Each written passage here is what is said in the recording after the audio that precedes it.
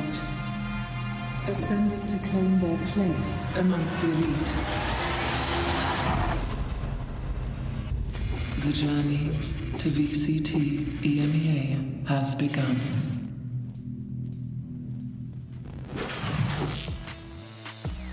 Hello everyone and welcome back to the penultimate day of VCT Ascension EMEA playoff stage. We're coming to you live from Messe Berlin. I am your host Yingsu, and as you guys can see, we've got two analysts here with me today. Two new analysts who you haven't seen yet here at playoffs. It is Mitchman and Kakuka. Guys, welcome. Very happy to be here. I saw that you were having a lot of fun. I thought I'd join the party, and if you need a party buddy, I would pick Mitch. Yeah, we got matching bags today as well. We did. Mitch and we I synced definitely. up. We synced up. We couldn't get Beta to wear it. I don't know what was happening there. We tried our best. When you You look great. You look great. The heels look great as well. I love it. I love it.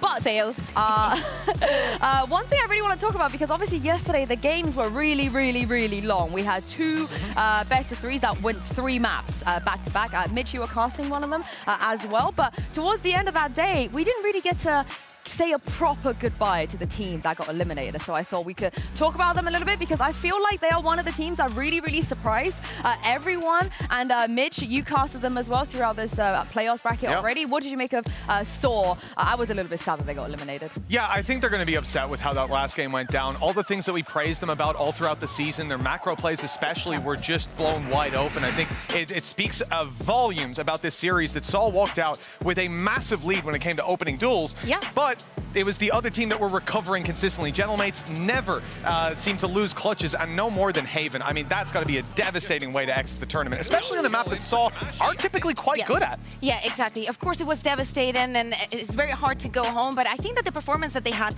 also through the group stage, I think they're surprising a lot of people, having a lot of those longer matches. Yesterday, they weren't able to close it out, but I'm still very happy with the performance, knowing that it's a team with 5 Portuguese guys that made it this far, such a small country, but such a big region at the same time. Yeah, I think they proved a lot of people wrong, because people didn't think that they were going to, like you said, make it this far. So I think it bodes really well for the scene in general next year. And hear me out, so many teams will be probably making changes for next year. The way that they showcase Thomas E, Fizzy, Buddy, I think that there's so much potential and so many faces that even if they didn't make it through this spot, we could possibly see in VCT next year nonetheless. All I'm going to say is every single one of them speak fluent English and Portuguese and Spanish as well.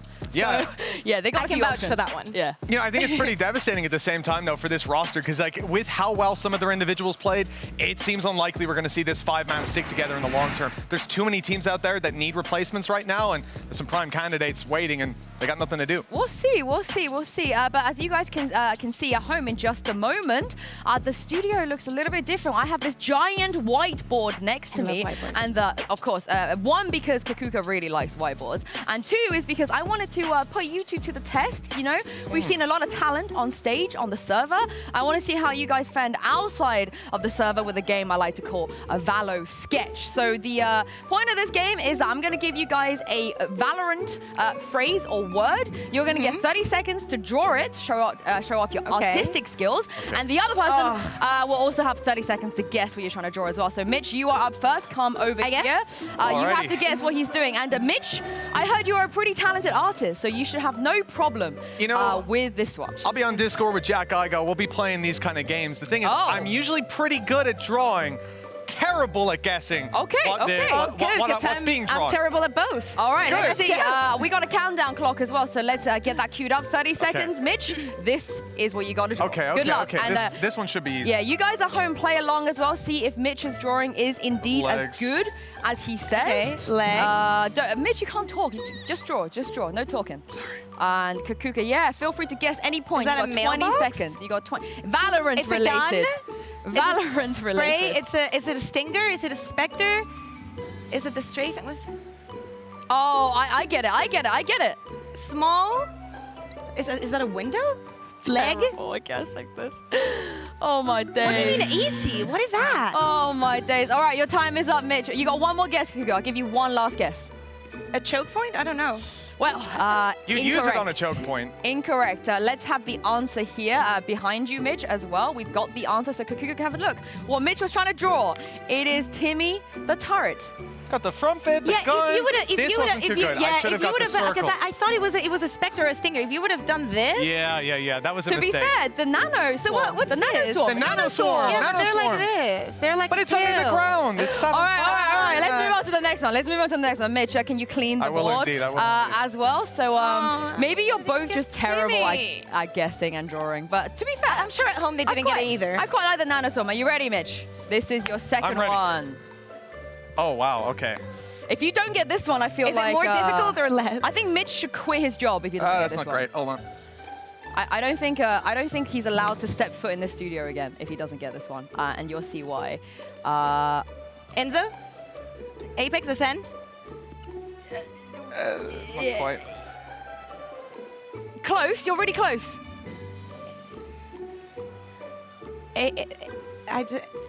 Yeah. Go where you got. Go where you got. Apex Ascent? Choose one. They're different things. I don't know. Just choose one. Choose one. Ascent? No. Why would you choose this? So I'll give you the lesson at home. The key between them. It's actually, you were really close, Mitch. That was good. The key difference But I did between say them. it. Can I Wait, just Is say that it? Apex Ascent? You can't No, name I every said because team. wait, I can guess until I get it right. Yeah, That's how yeah. the game goes. Yeah, but you can't say Apex and Ascend. Like, What do you gotta mean? I choose said Apex. one. It's either Apex or Ascent. If I guess it right, it's right. So All right. the key difference is that Apex has a comma and Ascend have a dot. There we go. That's because I'm Apex so are going to go on in this sorry. tournament. All right, Ascend are gonna Kakuka, stop your them. turn to draw now. Oh Let's my god, this is gonna be clean bad. the whiteboard. I Whoop, mean, whoop. I will say... That's my bad. I will say that Mitch's... Yeah, I'm the one in the heels, but I go down. Mitch's drawings are quite good. So, Thank Kakuka, I you. think that was kind of on you. So let's see if we can turn the tables here with your word. Are you ready? Okay. Go. I'm so bad at guessing. So already I know I'm not going to get this one. That's a person. They seem to be looking somewhere. Line of sight.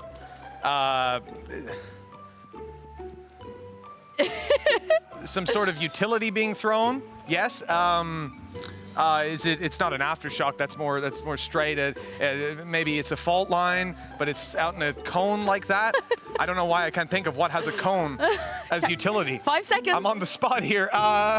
It's that they're doing a flat. No. Well, okay, one last guess. One last guess. Your final answer. I'm blanking. I can't think of Just what kinda it like is. this, but... All right, well, let's see what Kakuka was trying to draw here. I'm not gonna lie, that was Oh no! No! I'm sure at home they got it. I'm sure Yeah. they got it. They did. I had the found- right agent. I did too coney. I had the right agent. Yeah. I should have just You listed did, all you as did. utility. That's Yeah. my bad. That's my bad. You did. That was a Mitch, tough one. listen, we Yeah. need to communicate here. That was a tough one. Bea, I'm just trying to make sure it's a tie. I don't want, you know? I'm being Okay, well, friendly. you got one more go. One more go, okay? This is it. This is it. You two can do it. You two can do it. I'm gonna guess this one. I Are can you feel ready, it. Kakuka? Are you ready? This whiteboard. Here you go. I don't think I know it. Unlucky. I don't It think I do know be it. like that. It do be I like that. don't Just think I know it. Just try your best. Oh my god, I was literally just looking Try at your it. best. Try your best. I know it's It's when you're on the spot. Try your best. You got this. I had this. I can't. I You got this. couldn't even think of Apex logo. I mean, I can just say... No, that's not a drawing. oh, That's not that's a drawing. just- I'm sorry. Hold on. It's SAUL. You cheated. You cheated. You I know cheated. it's a... Oh, I didn't know this one. I mean, it looks basically exactly the same as The Battle of the other Triangles two. here. Yeah. A change of a time? Yeah. I mean, you love I think so. triangles, so I'm a bit sad about that. And speaking of my bad. Sorry, the teams here, let's take a look at the bracket, just so you can take a look at what the logos, Jeez, how I'm so similar they pissed now. really are. Because as almost you can happened to see me. here, the Ascent logo, the SAUL logo, and the Apex logo are pretty much the same thing, right? That's why I kind of I wanted to throw you guys off a little bit by putting them in there and see if you can actually guess it. And who knew that Mitch was so familiar? Let me, you know, it is would've basically guessed? cheating because I already had thought about the Ascend Apex, you know, the full stop versus the comma, but I would not have gotten SAUL. If you Yeah, drew it, right? I'd know it, but I would not have been able to draw that from memory. I'll tell you that. I would have just drawn a pyramid and went Portuguese flag. That's what I can do. I I mean, actually, I think that would have been a good shout. But yeah, maybe I remember it differently. let's try this again next time, you guys. You can redeem yourselves next time. But for now, we Next have time you play. a very Actually, I'm very good at guessing. I'm not good at drawing, but I'm a good guesser. Okay. She would have gotten Timmy the turret. Oh, 100%. Would have got Rolling Thunder as well. But this is it, you guys. We've got 2 matches left to close out this VCT Ascension here in EMEA, and it's going to start with this lower bracket final between Ascent and Gentlemates.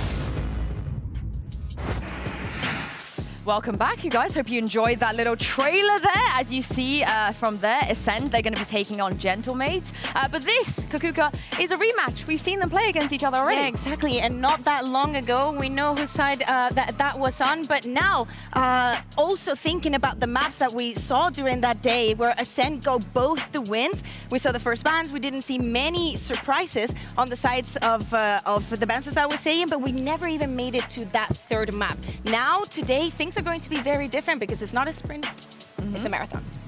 Absolutely. And I think there's going to be some challenges here. You know, last time we were talking about that rematch, it was Alive that was dominating. Kind of got shut down in this last game, but it's expected when you're up against a team like Apex. Yeah, and it was I would say that it was a pretty easy day for Ascent. They didn't even have to show that much in the end of it. But today, as you said, it is going to be a marathon because this is going to be a best of 5. Now, both teams actually do have some experiences in best of 5s on their current roster. As you guys can see, Mates have played 4 of them, but Ascent have only ever 3-0. They haven't even been able to drop a map in a best of 5. Exactly, and I think that especially after what happened yesterday, I think that they might have learned the lesson. I think that maybe today is not going to be as easy because the LAN experience is definitely different. But even though Gentlemates has more experience, for Ascent, this should be a comfortable one for them. Yeah, I mean, look, they were able to get some serious value out of Enterprise, but the reality is Enterprise were not really in a position to challenge them in quite the same way as their opponents across the stage here, and I think that BO5 record might be tarnished today. If they don't drop a map, look, I think the reality is Gentlemates should take at least a map here. I think we might have a closer series if Gentlemates turn up on their A game, but going home as a 3-0, that's not something I see in their future. I think especially after the experience that we lived here today, how long the day was, but also how the crowd was affecting the teams and everybody because of the energy that they had. Now Gentlemates are in that situation of, okay, we know that everything is going to be do or die. Yesterday, we pulled up a great performance. We just need to do it again. I just wonder if the games going so late might have affected them a little bit, but we'll see as we get into the game. If it wasn't 2 a.m., we can... but speaking of experience, I want to point out to something that Coach Mini tweeted on Twitter. We did a bit of digging ourselves as well. I'm glad you mentioned Alive, Mitch, because when it comes to him, he is actually the player that has played the most Jet out of every single person in EMEA. 1,000 rounds almost, Mitch, more than CNED. That's unbelievable. And, you know, you would be forgiven if you were thinking, oh, Jet one tricks, man, look at this. It's like 2020 all over again. But he's anything but. The guy's got range for days. And I think it's not just the fact that he can play a bunch of agents, it's that he can play them goddamn well. Yeah, well, CNED, I only know him because of his Euro and his Omen. I don't know what you're talking about Jet here. No, but I think that Alive makes a very good point. We have seen so many players pinpoint off of, you know, different agents and actually swapping out to different roles. For example, CNED, as I was saying, with the Omen, and it definitely takes a toll on them. Alive is another of the proofs that hard work and actually keeping that consistency over time is going to take you far. So he's just on the grind. We know that hard work pays off. It paid off for Fnatic in the long run and maybe pays off for Alive as well. Yeah, he was really unfazed, I felt like. Not a single moment I felt like maybe he was a little bit nervous here. We didn't see any of that. And I'm glad you mentioned the fan buff because I don't know if the Gentlemate fans are going to be turning up today. I hope so. Because because yesterday, as you guys can see here, it was absolutely crazy. I think the only other fan group I could compare this to is the Golden Hornets for Team Vitality. But even though Alive, like I said, a player that is very stone cold, nothing phases him, surely, Mitch, if that is what you're going up against, you got to be a little bit nervous. Well, I mean, I saw a tweet from Musashi earlier on, and he was saying that he had a lot of nerves, and I think especially during the walkouts, every part of the day was stressing him like crazy. But then, when he sat down in that chair, put those headphones on, they all faded away. And I think a lot of players have had that, or you need that light up moment like Kiko had, that 4K to kick off a series that all of a sudden, you know, the nerves disappeared after that. But these guys, if you're not prepared to play up against something like that, if it's your first time, it's going to knock you down a peg right away. I hope that they keep this energy that they were bringing. I think that is also like, it was feeding back with the energy that they were seeing on both the sides. It's also like a battle, because I was sitting in the crowd watching the Ascent game when this match was happening, not this one, but against Gentlemen versus Ascent.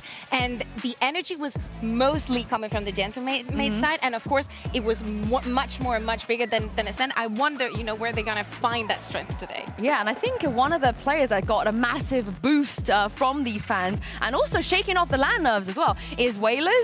If we take a look at his stats, the last time he faced Ascent compared to what happened yesterday, it is quite literally, Mitch, night and day. Yeah, absolutely. In that series, you know, there was even some conversation. Saint on Twitter's been doing a lot of coverage of this tournament. He was saying that Whalers was, you know, he's a big believer in the Call of Duty days, big COD fan. So he was like, Whalers, you're not ready for him. He's going to be unreal. Looks like he left his controller at home. But then he came in here and he learned how to use the mouse and keyboard again. But it is very much, like I say, some players, they had those nerves, they sat down, they had their 4K, or just putting the headset on, it all disappeared. But I don't think that happened for Whalers day one, but he's figured it out now.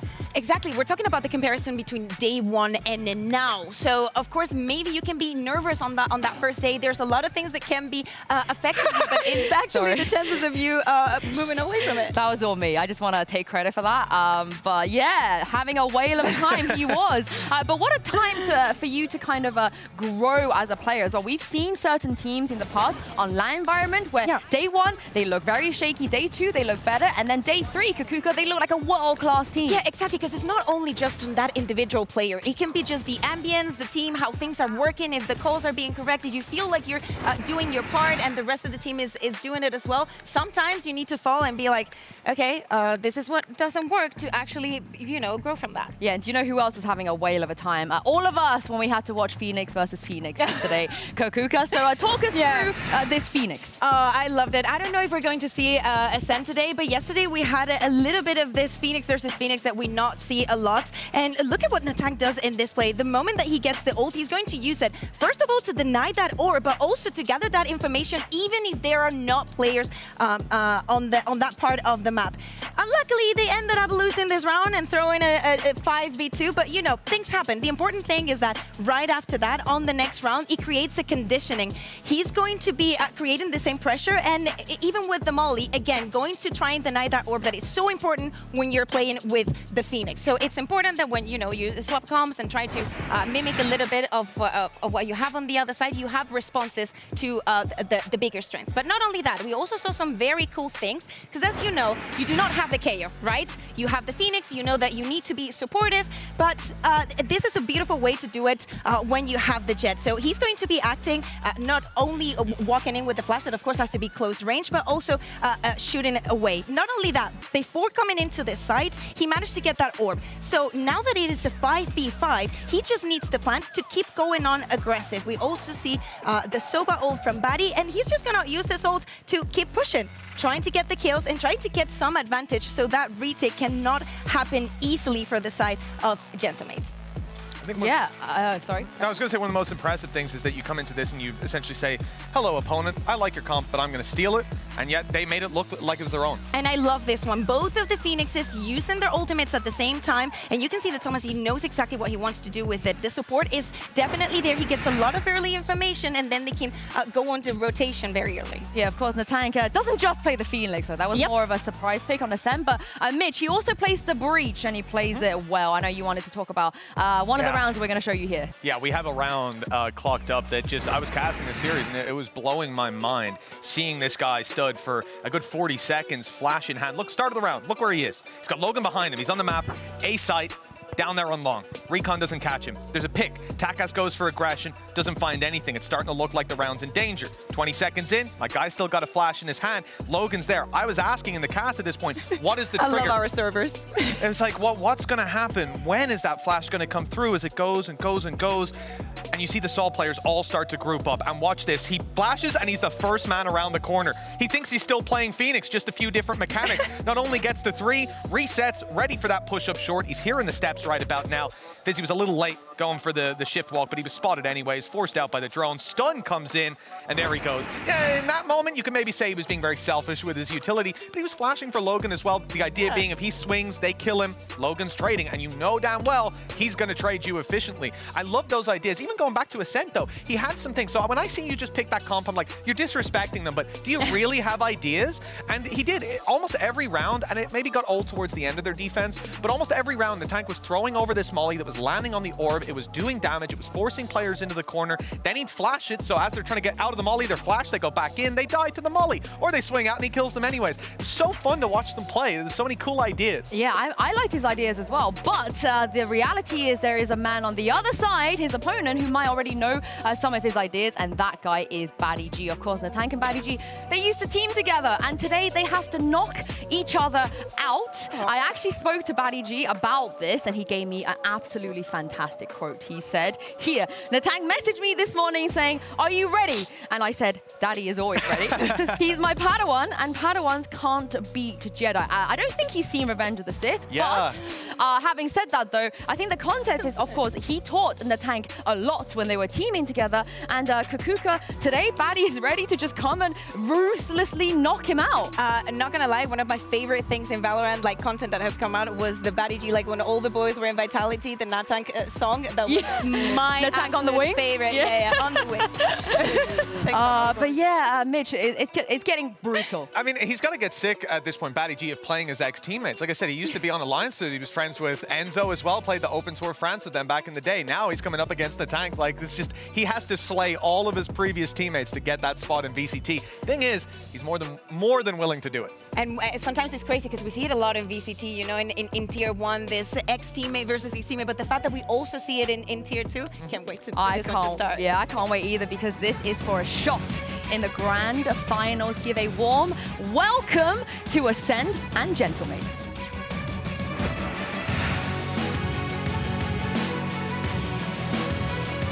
Ascend.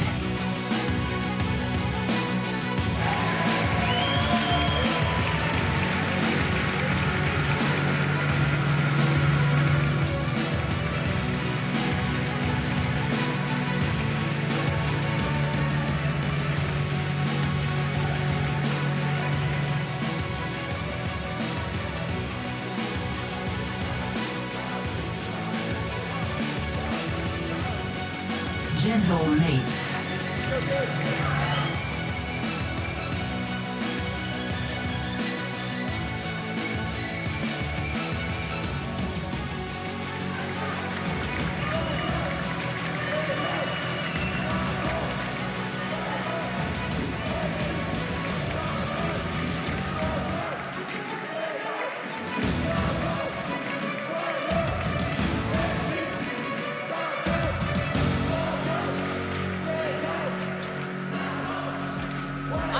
Questions existence, and it's not the ones you guys might think. I need to know what that was about, but more importantly, we talk about ex-teammates, we talk about storylines here. None of that really matters, because if you want to even get close to VCT next year as a team, you have to win today. You do not have a choice, Mitch.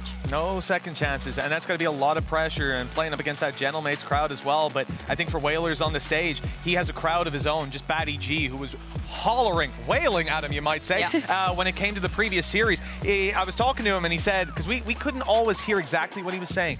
When Whalers was 0-10, he stood up and said, 0-10, man, what's going on? Then the next round, Whalers dies, no kill. He goes, maybe next time. Oh, bless Buddy G. Hopefully we catch some of that on camera. But let's talk about the maps, because this is a best of 5. And unlike the grand finals, Kakuka, both teams will get a ban. My question is, Gentlemates, do they ban the Lotus again, or they go back to banning Pearl? What do you think? Yeah, exactly. So yesterday they decided to swap things around and ban that Lotus. Maybe because of what they've seen from Ascent.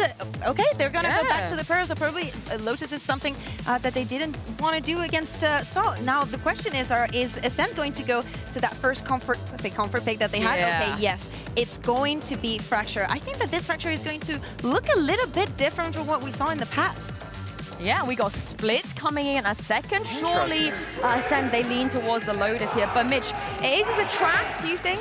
I think the reality is you lose 13-4 in a map, you have learned every single thing that you do wrong on that half. And maybe even an element of it comes down to, boys, if we buy ourselves that little bit more runway, we'll be able to get it half too. I think this is look, it speaks with confidence in your team if you're willing to repeat it, but it could be a big mistake. Yeah, I think that Split, I was thinking that maybe they would go for the Haven pick, Gentlemates, that is as their first map pick. They decided to go for Split. I think that has to do with the read that they might have in the way that Ascent plays it, because it's I would say easy to read, you know, within time. I don't think that we've seen that progress that we probably have seen in other different maps. Well, both teams, they've not had a lot of time to prepare for this, but again, it's a rematch. So maybe some of the preparation you have already done is going to be pretty useful here. And we're going to go into Agent Select straight away here for Fracture. You said that it might be something different here, but surely in terms of the comps, we're not going to change. Who knows? Who knows? Maybe Natank is not feeling the breach. Maybe he's feeling something else. The Phoenix? Yeah. I don't know. Maybe a Silva. I think that, I don't want it. You know, coming into this tournament, I thought that some teams might change the comps because of what we were seeing in international events. But hey, they want to play to the comp. I understand that the time restriction is not the same. But yeah, I don't expect surprises. I really want to see how Alive is going to remain consistent in the surprises that he was given with this ultimate, with his movement. That is something that 100% Ascent needs today. And Dakas is going on the Jet as well. Okay, Mitch. Okay, so there are some changes. Mitch, what do you make of this Jet versus Jet on Fracture? I think this is very much a statement. One of the things that Gentlemates are going to be thinking the entire lead up to this game is how are we going to shut down Alive, because he was the #1 problem in most series for Ascent's opponents, and picking out the Jet, it's going to be a bit of a brawl. Yeah, exactly. Very interesting for Takas to go on this. Maybe a little bit more on the freedom with the operator. Maybe, you know, they liked some of the things that Alive was doing. Maybe they thought, hey, the combos are actually going to work pretty well for us as well. We can set him up for success.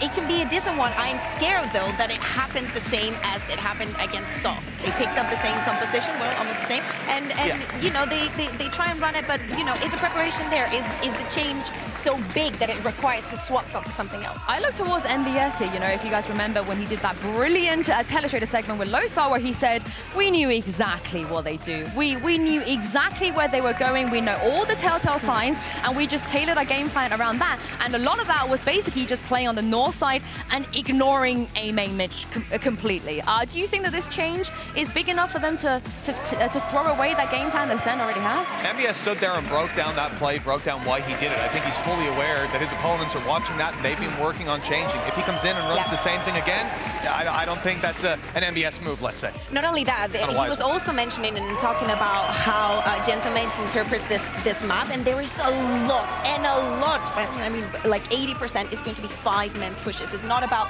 map control or even waiting for your opponent to do something else, because actually Ascent is very good on those early duels, on those early, not only gathering of information, but actually looking for the fight. So looking forward to what Gentlemates wants to do about it if they want to be a little bit more surprising and you know, bring the surprise to Ascent. I very much rate as well the fact that Takas is taking this agent starting on defensive side.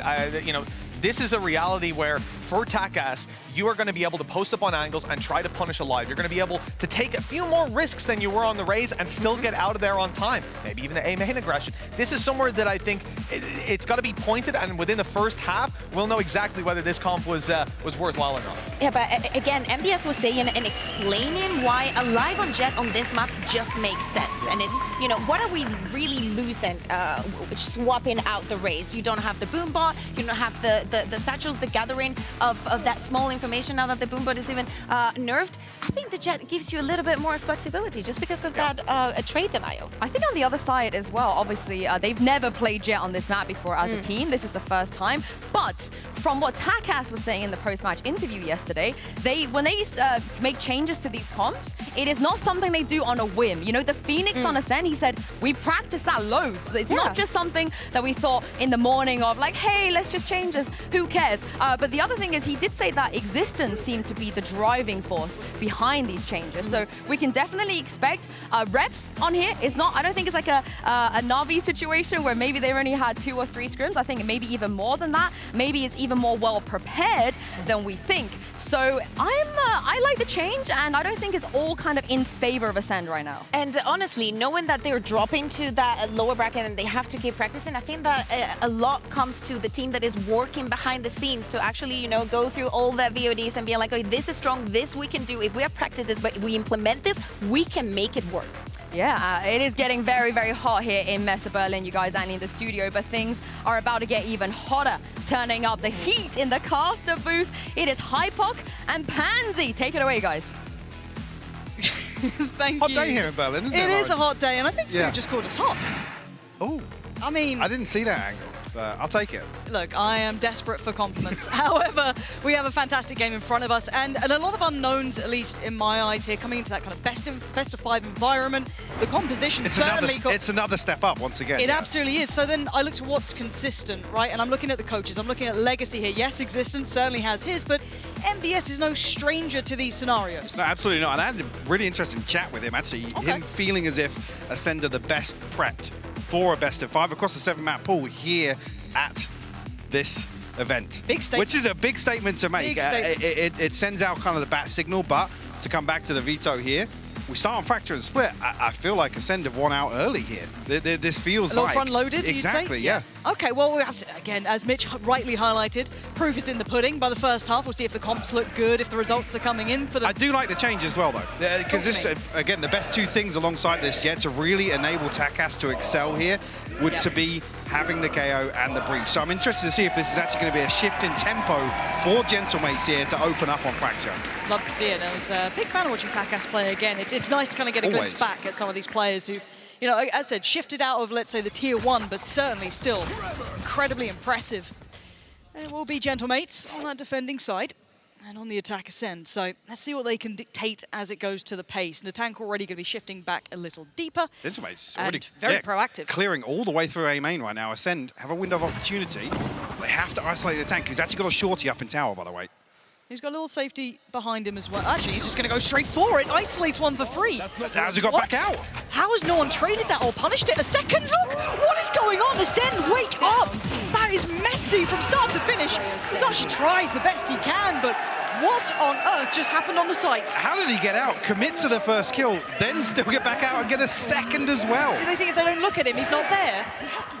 That's shocking behavior. I mean, there's a couple of players still tucked back into main. There's only one committed to site here. It's alive, he falls. But this here, the second kill onto Brody, I'm not sure if they're just conscious they have to try and get the plant from this first wave execute onto site, but fairly sloppy start from Ascend, I've got to be honest. Looked a little bit out of sorts. They're not really able to adapt on the fly and keep up to that tempo set. Beautiful work from the tank just to kind of play himself out so perfectly, but again, given that opportunity to play it out, not punished by any means. Now we look at what's coming back in for Ascend. Very little. A little Sheriff or 2, but that's about it. And like Musashi and Monster, the ones to be able to maybe bring a little more to the front here. But Gentlemates, I like how proactive they're being. This is something that I really want to highlight. This is absolutely gorgeous. Seeing them last round just taking over A main, this time pushing out towards Dish, taking away that utility, taking away the turret. No comfort now coming in for Ascend, even in this round. We'll be able to retrieve the orb at least. Musashi already decent progress here, considering first round didn't go their way. So maybe looking towards getting that Nightfall as something to work into their buy round. Theirs will be called upon here. I think actually, yeah, the tag coming through onto him, so we'll respect it for the time being. A little bit of a gap here, but the tank already making his way across, and we'll have some utility to slow things down. It's a little unfortunate. Only finds the KJ there, but gonna know there's more. The one bonus to this as well is that Takash should be safe and should be able to make this feel quite comfortable, but taking away one on the site is massive. That should allow for a plant. Looking towards that going down now. Yep, there's Takash though. There's that position over towards main, that taking that proactive stance is gonna just bode perfect rewards. Now, any more danger? Yes, and I have to make more of it. It was actually though, nice attempt. I'll take down 2, but a plant, and working their way back in. I mean, so far so good here for Gentlemates. Being rewarded for their proactive approaches, kind of playing this out very well. I mean, there's a chance there where Alive actually gets onto site, finds the kill here, but it's a beautiful combo of the fault line and the fragment to do a load of chip damage onto the players of Ascend as they funnel through. Dropping out onto site. An easy cleanup there for Takas with a Marshall as well. It's such a treat seeing him again. Really.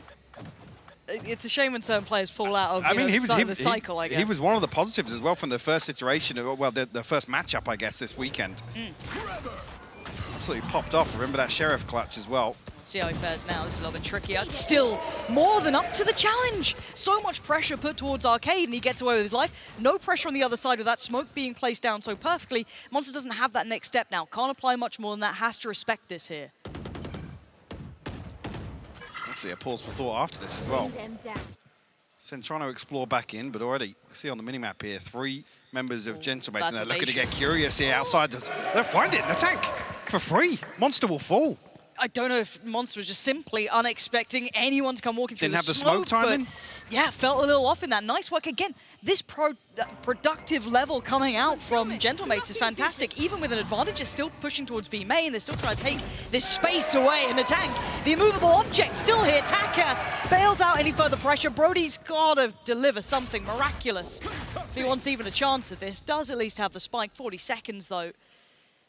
This is a tough task, and Takas already going to turn attention. Might have spotted him. He has. Gentlemates, they are playing a brilliant game. This is going to, I'd say, a timeout needs to hit now. Yeah, absolutely. I mean, Gentlemates are basically dipping their toes, finding contact, finding a kill time and time again, and then capitalizing on this pause time, this freeze time behind that, where Ascend are trying to regroup, stack up behind smokes, but Gentlemates keep on pressuring. See, and that's curious because traditionally when you're down to that kind of 4-on-5, you pause, you wait for maybe further aggression because you're going to punish it, right? You look for that. And actually, the reward coming in for Gentlemates is very surprising. I really thought that, I think it was Monster on the other side, would have been more than ready for anyone trying to stand that smoke. Like I said, with Brody peeling back this way, the fault line 7 or 8 seconds away, I feel like they're waiting for that smoke to drop, but Monster's ever so slightly off with the timing of when that was going to drop. Oh, just caught off guard, but again, another proactive round here, even on the anti-eco here. Gentlemates will clear all the way through Dish. Monster has to be conscious that he's marking his backside. Actually, Takas does get traded out.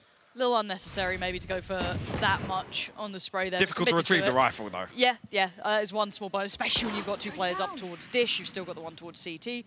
But I would still say there should be an air of caution when you're playing against, you know, sheriffs, marshals, odds and ends, and you're getting proactive, you're giving possibility, right? There's a chance. You're playing against the Lives Marshal. We've seen what he's done this weekend already. Yeah, I like to compliment him as there, but this is why I get a little nervous about it, as there's another chance. Now Natank going to handle that threat well, but still causing blood to be drawn. But again, identifying that actually there's going to be a big gap over towards A, and a possibility to maybe retrieve that rifle and set up on site here. Gentlemates showing their hand very early on. Badgie's going to do just that. There we go. Rifle in hand, 60 HP to use it. Could drop it off to Alive potentially if they want to, but for now, they'll be keeping control of that. Couldn't even punish Brody on the side, so there is now a very big opportunity. Should only catch one of the players here in the post plant, the other 2 sitting towards main. Brody should be very dead here, and he is. Down to the last 2. Badgie with that rifle could be critical to the outcome of this. Alive as well. Is Badgie going to re-thread towards the site here, try and play behind that smoke and readjust? Needs to be more than a one and done here. Needs Alive to be present in this. Otherwise he's in danger. Taken down to 20 HP. The spray's more than enough, and Alive now being forced away further. This is difficult.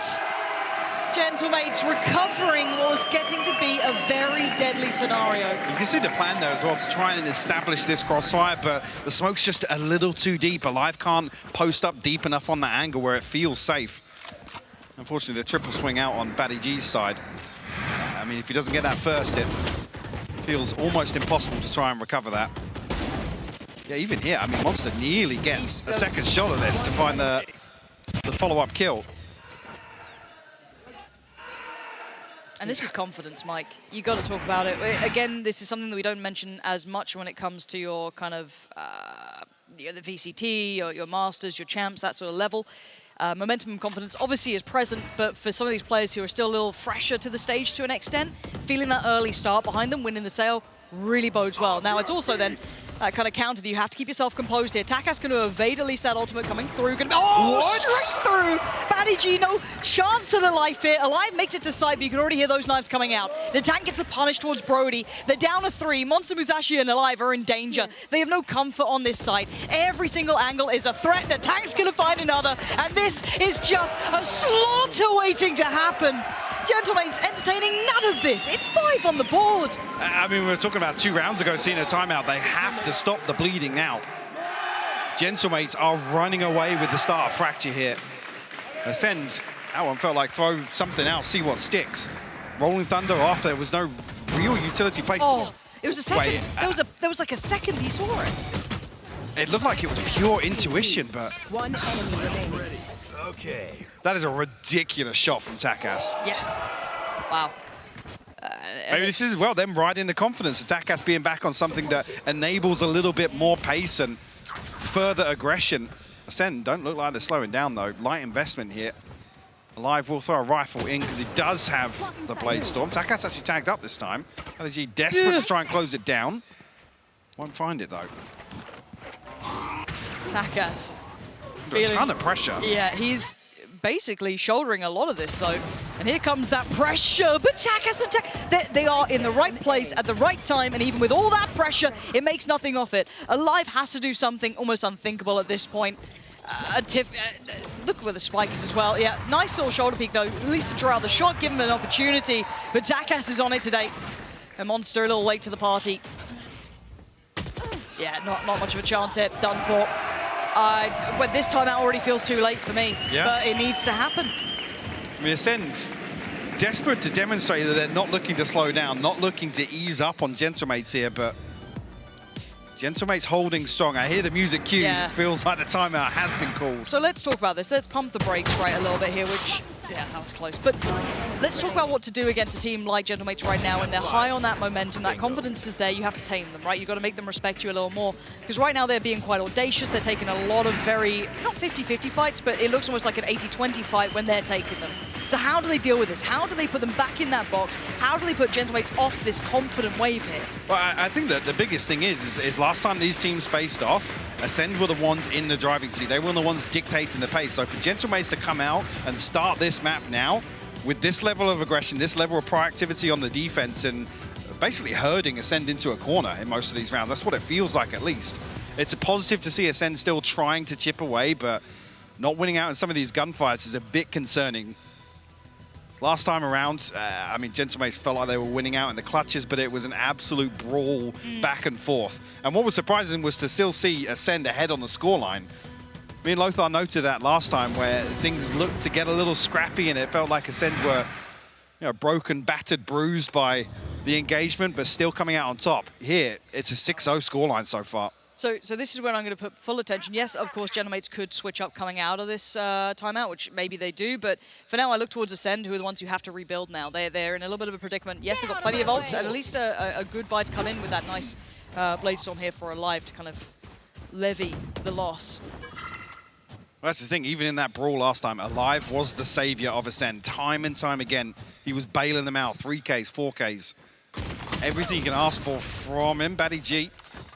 Stunned up, but able to actually break line of sight here. Very fortunate at that point. I mean, Ascend have to drift back into a bit of a default here. Gentlemates are getting so much early information by playing proactively outside dish, and we've talked about this previously with, I guess, the reluctance to commit to an A main engagement, but Gentlemates definitely winning out in terms of map control and information here, and that's big info actually. Natank spotting that. This timing of them kind of re-looking towards B, they're trying to sell a lot here. It does look like an eventual A piece. Now drawing out the ult, but Musashi, the timing! he's absolutely dropped the ball on this. He could have been that late presence towards A main. I actually think that's a great read from Gentlemates, knowing is. exactly how Ascend are going to set up for this. If they were fully cognizant of that, that is incredible work from them, because this was a nice idea from Ascend. Go for that pinch towards A, have that late presence. We've noted Takas kind of pushing out through A main, which once again, of course, he has done. Beaz is there too. They're now stalled out. They have no next layer to go to. Ascend are being read here. The book's open on the table. The diary's being read. And now Brody and Alive, you can make a good go at it, but it feels, you know, irrelevant outcome. Takas again. This readdress, this look back towards A main, that re-clear you noted, was absolutely heaven sent. So this is game-by-game preparation. You see they've gone away, noted a few weaknesses here, and I can't even really attribute this to the comp change. Takas obviously landing shots as best he can, but it's reads like this at the perfect time. As soon as that lockdown comes in, it's dealt with by the orbital strike regardless, but Gentlemates are proactive on both sides of the map, Lauren. And it's the timing in which they're doing it, right? That re-clear over towards, let's say, B main, when we saw a little bit of pressure there. It prevents the backside of that, which is to capitalize on the rotation comes through to B, Gentlemates panicking that the lockdown's invested there. It doesn't happen. Nope. This is a very competent look here on Fracture. Not surprising if you're looking at the scoreboard, but again, look at the minutiae, look at the detail here. Alive this time will isolate Whalers. There's the follow-up as well. Takas goes down. Now, this is on completely different sides of the map, but continuing on their path. Natank still good for it, gonna slow the roll a little, but he's got a lot of weight on his shoulders here. And he's got some support though. Bears from above, gonna fight too. Ascent with their first glimpse at what could have been a round, might have just been squandered. And now down to two, it's Musashi and Monster. And the spike down on the site, they know where the eventual goal was gonna be. The flash is perfect, Musashi has nowhere to go. And Monster a little late to the party. And Gentlemates again, flawless. Beautifully executed, knowing as well they can apply so much pressure. It's actually a detriment that Monster finds a kill in that lurk, because it leaves a neon light above Musashi's head. Played to perfection here by Gentlemates. Beautiful bait as well, the Prowler to play Beaz in up on the a little ledge outside ropes. Beautiful little stuff here from Gentlemates, and an 8-0 scoreline. That is outrageous. It is. And it's the way it's been happening. Ascend look very much like a passenger in this game currently, unable to really determine much pace. That start was probably the best start they'd had, right? That opening pick, they had pressure on the other side of the map. Everything was looking like, you know, tick in the box, but not to be. Well, bear in mind, they only got 9 last time. Wow. Wow. Night and day difference. And pressure again, they are playing. Lovely game. Takas going to try and re-clear this. Take back that space that was looking like it was going to be Ascend's. They now have to reuse that utility. They have to once again go through this protocol list for Ascend. And if they don't, this man should have a punish. Okay, Alive, fair enough. That's how you clear it, I guess. 0 utility, a dry peek out, and you just batter them. But Attack's getting a little curious. And with that divide in place, it goes somewhat unnoted. No one on the other side. He gets to rein in havoc from behind. Only good for 1. Could have had so much more. But now they should be aware there's a possibility of more players behind that divide. Planted. But they haven't He's getting spotted, baited in. Does Monster's giving it a look. Yeah, nicely done by Monster. At least keep that diligence there to make sure he clears the corner. Come through. Monster nearly finding the third. Logan take just a tag down to 87 HP, but thinking better of this. Doesn't want to feed across. Maybe some progress towards that Rolling Thunder or the Blade Storm once again. Ascend will get there first on the board. After what was an absolute drought of rounds. What's interesting is actually the way this has played out, it's forcing Ascend to try and take A main. There are so few options, so few other scenarios where they're winning out in the early round that it's actually putting them in a position that they have to explore a part of the map that they've openly admitted they don't like doing. And even kind of rolling back to how this round really came to their favor. Alive hit an out of the world shot. You know what I mean? Him re-clearing, dry peeking, or just straight up peeking into Takas. Hey, if that's the catalyst, if Alive starts doing the things he's already done in the last few days, then sure, but I hate depending on that. There's a big gap. Yeah, it's terrifying that, okay, every round you have to deliver us that. And you know what, maybe he's the player who can. last time. Yeah, hey, some players are up to that challenge, right? Some are very capable of creating that much impact, and absolutely fair play. But for now, we can already see, in my mind, Takas is having a very good game. He's been playing very, very well. Now, whether or not there's changes to that, because by all rights, in that round, I actually love that re-clear towards main from Gentlemates. They kind of retook that space to them, put all that pressure back on Ascent. Now, that time around, Ascent were up to the challenge. They're able to work it out, but can they depend on it? Is that something they can really lean towards going forward? Alive can be a superstar, but to have to call him forward this early to even get you one round, you're not going to feel good about it as a collective. So, question marks with Ascent now as to what they do with this new look that's come out here. At this point, the best they can try and do is recover this half and make it doable in the second. Maybe just an opportunity to mentally reset in between here, but Gentlemates, I don't think there's any reason for them to ease up at all. It's looked fantastic so far here on Fracture. Another round where we don't see Gentlemates actually explore towards Dish, and slight adjustment here. Both initiators over with Takas on B site. Okay. You see the ping through. Oh, actually, Takas is going to deep explore here with the Blade Storm. Baddy better be careful. Look up and above. Baddy waiting just on the other side of that smoke. Gives nothing away so far. Gonna note all that. But does note it's not a pinch. No pressure on the other side. Prowler to clear under. You should run. The lockdown is there. Brody's got the spike here, though. I say Monster is drifting back this way, but there's three members players. of Gentlemates. Yeah, and as much as he could do, one's fine. Needed more. Oh my word, Bears! This is stunning work and a missed shot for Alive. Lockdown's irrelevant now. They push beyond it. That spike is deep within the control of Gentlemates here. They have to fight so hard to try and get back into it. And Alive gets traded out, and Musashi is the last one alive. Bears just buying time. Tucked in the corner. Oh, he's fantastic this round. What a round from the man. Beautiful work. I mean, I didn't even spot Alive's positioning there, but with an operator, I'm not sure if he's anticipating that Dish push once again. But it's a lot for Brody to handle. He's got a spike in hand, so he can't overcommit to that first engagement. No. You don't feel the pressure outside towards Tree. You know this push is coming back to Arcade. Sure, maybe not 3 people, but...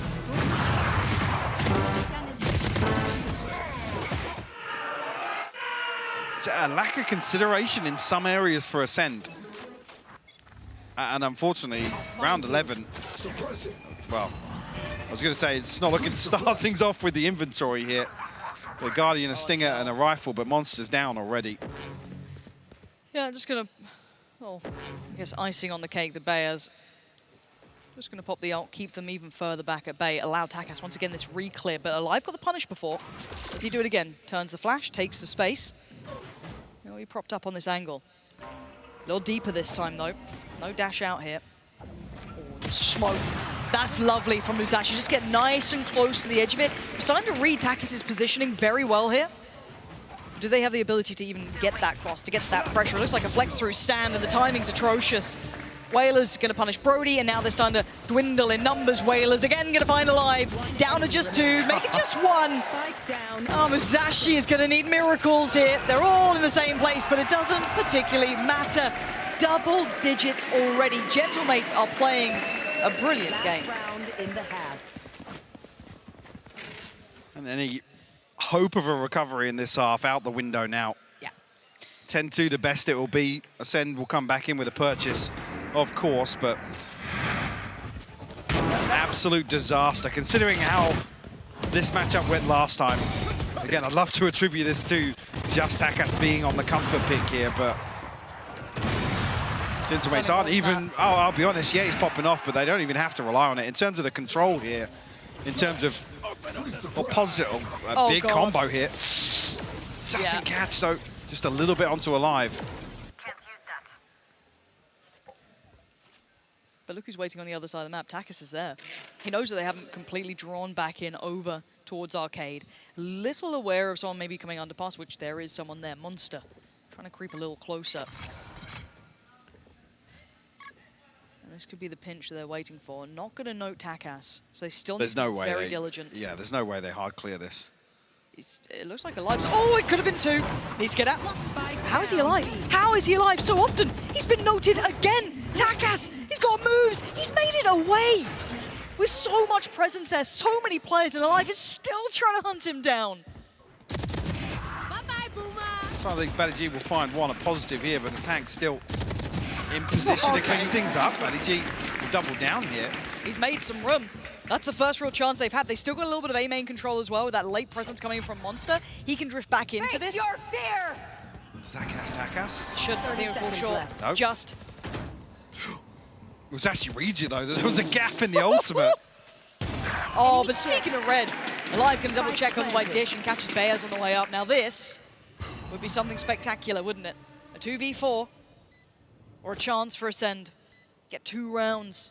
Make something out of nothing. This half was a disaster, to say the least. Shot. Not gonna land. And the trade's there. Alive so ready for it as well. As soon as that first shot rattled on through, you can only do so much. So, Ascend get 2. They walk away with, it's not a lot, but 2 rounds. Yeah. Not much to work with at all. No. I can't imagine Gentlemates are going to slip back into playing a little more passively in the second half here. He opened chat by Takas accident. actually opened chat. I was wondering why he wasn't going. Him with... He hit him with an ooh. First pick. Oh, that's brilliant. That is fantastic. Can we get that replay again, please? Can we zoom in on the chat just the box? chat. Like, can I get his face and the chat window up at the same time? That would be incredible. Obviously, they're going to do the full replay here of the first half. But again, coming into this, I kind of had different expectations, right? I think my mind was set, you know, when you're looking at best of 5, when you come into that first map, it's normally quite a strong favoured map to come against that first pick, which was Ascent here. But this half has been something totally Well, I mean, unexpected. especially considering, like I said, we go back to the previous matchup and how it went down. Obviously, there's a comp change here. I can't really attribute much of this performance to just that comp change alone, but Takas has definitely come alive. But it's Natank, Bayaz, it's the second and third layers of this team that have stepped up in comparison to last time. Yeah, absolutely, like, backbone to the team sort of work, right? You always see in that... Is this it? Yeah. Ooh! What's crazy is he actually stays alive. He gets tagged up, revealed inside the smoke, and they still can't close the gap. It's devastating, isn't it? Oh, wow. It's been so difficult for Ascent to really pin him down. Yeah. And actually commit to an engagement, because the other thing is they've been so flexible, so versatile, constantly switching up the setups. I mean, Ascent haven't really even had a good grasp on where the Killjoy setup is and whether or not it's a contact play, a trap play, what. Because last time what was working for Ascend, particularly on the defense, which obviously we're going to see in the second half here for them, is them capitalizing in some of those chaotic exchanges where there was a little bit of a utility trade-off, but then Ascend were able to drift back into a trap play off Brody and Alive actually primarily, and that was where Alive was popping off. I mean, there was one round that 2K with a Ghost off the fault line, picks up a Vandal, things kind of spiraled out of control. I actually think the follow-up round from that was him finding either a 4K or a 3K with the Blade Storm. Oh. Okay. But again, you give me a tantalizing prospect here. A massive gap to fill. Yeah, this would need, when we talk about these sort of comebacks, they are always possible, right? They can and have happened, but it has to start with a pistol for one, because Buffer alone in this matchup, if you're looking at having the Takas all having big performances, you can't allow them the chance to even have that round to pop off in. So if there is to be a matchup here, got to look towards what Ascend can do to contain the threat. Gentlemates this time now on the attack, right? After having an astounding defensive half. Posting up 10 rounds already. Slowly making their way back over towards the northern side. Now, again, if they head towards Dish, you're going to have Musashi on one side. No one actively playing over towards Arcade. But they always have Brody in this sort of position, so you can find a fault line somewhere. Did he see? No. No. Okay. This could be horrible timing for him. Looks like they will peel away towards a more retake-oriented setup.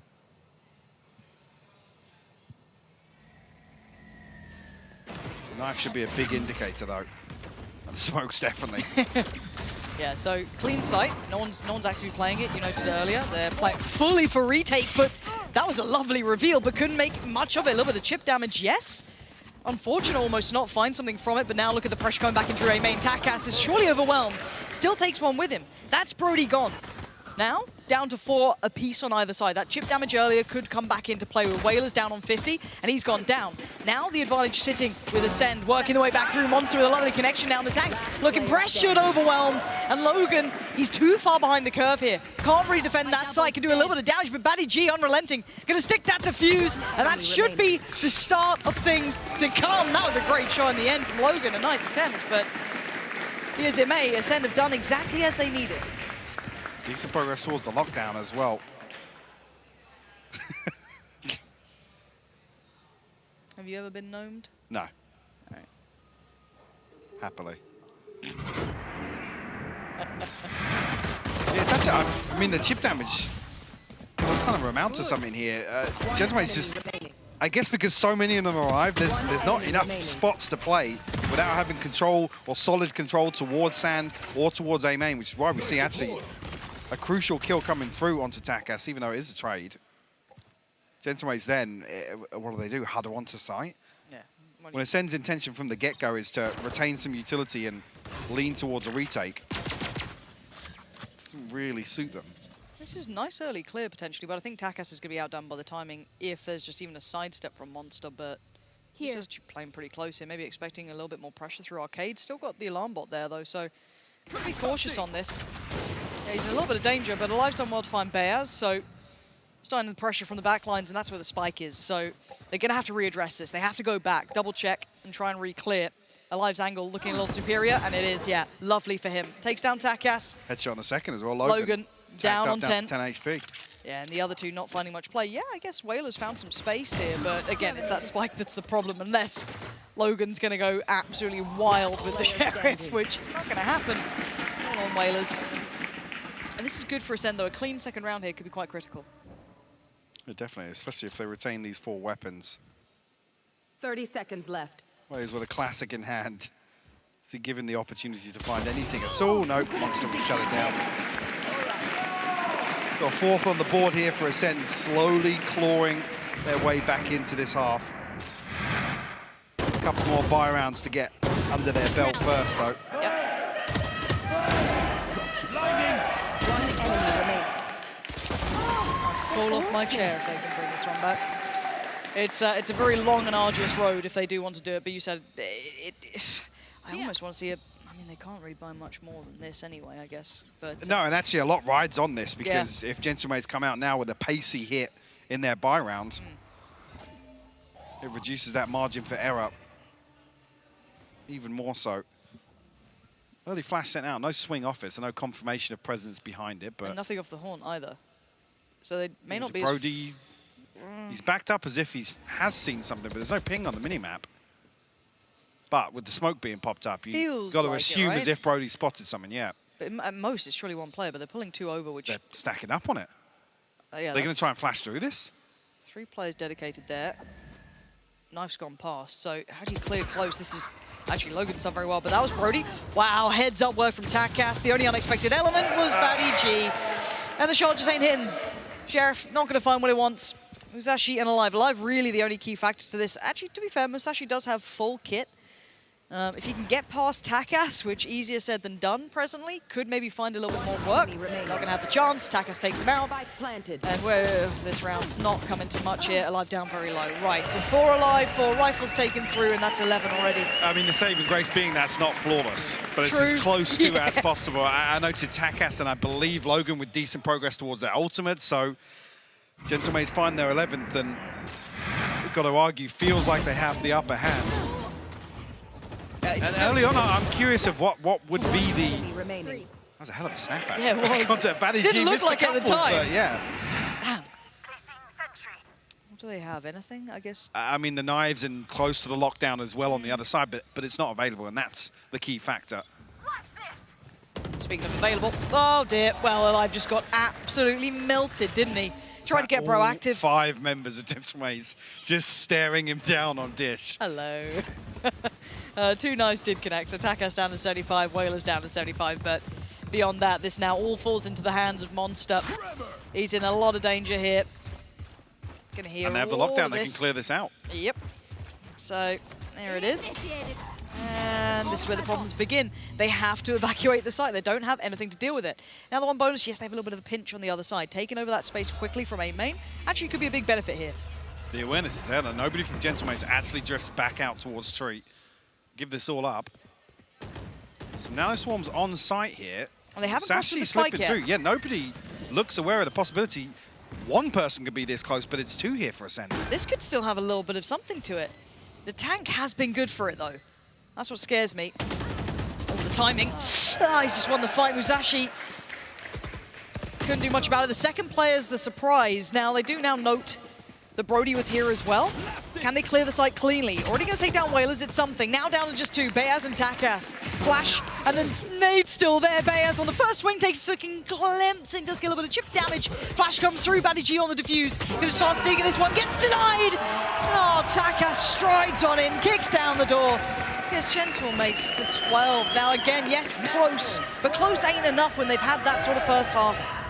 It's too big a gap. Like I said, you almost need Ascent to convert that bonus, get themselves a huge cushion to start things off. I'm not even sure actually what Natank even saw inside that smoke. Didn't seem like anything even on the replay, but... So Musashi looked completely caught off guard by it. You see the muzzle flash inside it.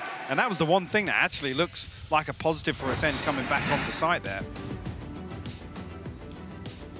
I will say though we are in a timeout actually, so I'm going to pump the brakes a little towards the end here, but I say end, who knows, but this is a different sort of game. We are in marathon territory, not a sprint, so we have to kind of put that where it's at. We're in best of 5, so there is that aspect to be said of losing quickly rather than having an extended Rip game. the Band-Aid off, literally, yeah. just get it out of the way. But I mean, I come back to the point where it feels like this bigger picture. This Veto, especially to start Fracture Split, it must feel like a confidence booster for Ascent. So to start out here, potentially staring down the barrel of a 13-4, does that knock them down a peg or two?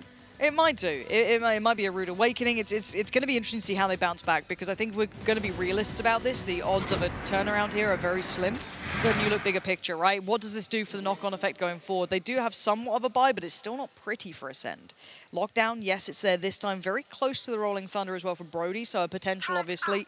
Not a million miles away from the divide either for Batty G, but the operator's out for alive. I want to see if he can have some impact here. Knives in the back pocket for Takas if he fancies as well. Well, he's not in the right place nor the right time for this, so the contact's going to be probably had by the turret more than anyone. Nice pacing. Gets a shot at it. Doesn't find anything just yet, but slowed down by the fault line. Batty G will go 1-for-1 here, but Logan stands tall. Gentlemates will find themselves comfortably onto the A site here, and the plant comes through nice and early. And look at Takas, so audacious already, and he's probably going to be fed to the... What? Brody's made an absolute meal of it. Drops the ball. Unforgivable moment for him. You can see the pressure. The tank going to send it as well. Should at least catch one, potentially two. Allows space to be given. Logan going to backfill that as well. But Musashi on the ropes alive can be the only one to save him now. And he can't do it. The tank takes him down. And he's still standing, still buying time, still taking bodies away. As Beaz can sit, watch, and wait and deliver. Gentlemates with 13 rounds here. Incredible work on map 1. And what a turnaround from that first series as well. I mean, some of the positives that worked so well for Ascent just were completely absent here. And that's due to Gentlemate's complete overhaul of the pacing, the tempo in which they brought to this matchup. Gentlemates. Wow. I feel like a big upset here to kick off this best of 5. You got to feel like Fracture has been a little bit of a stronghold for Ascent, and that just wasn't it, Lauren. No, it certainly wasn't, and that's a little scary, right? Map 1, that you want to start off feeling stronger, you have a competitive start to things, but that was far from competitive. That was completely one-sided. And it wasn't just the Takas show, even though he did have a great performance. I think you highlighted it was Beaz really coming up with the goods, and the tank as well. Fabulous impact throughout that. Yeah, absolutely. I'd love to think that actually that's just pure preparation in a couple of days to turn that round and completely catch Ascent off guard. Well, it's caught us off guard as well as you at home, I'm sure. So we're going to take a second here, pause for thought, because we have a best of 5, of course, so a marathon series coming up.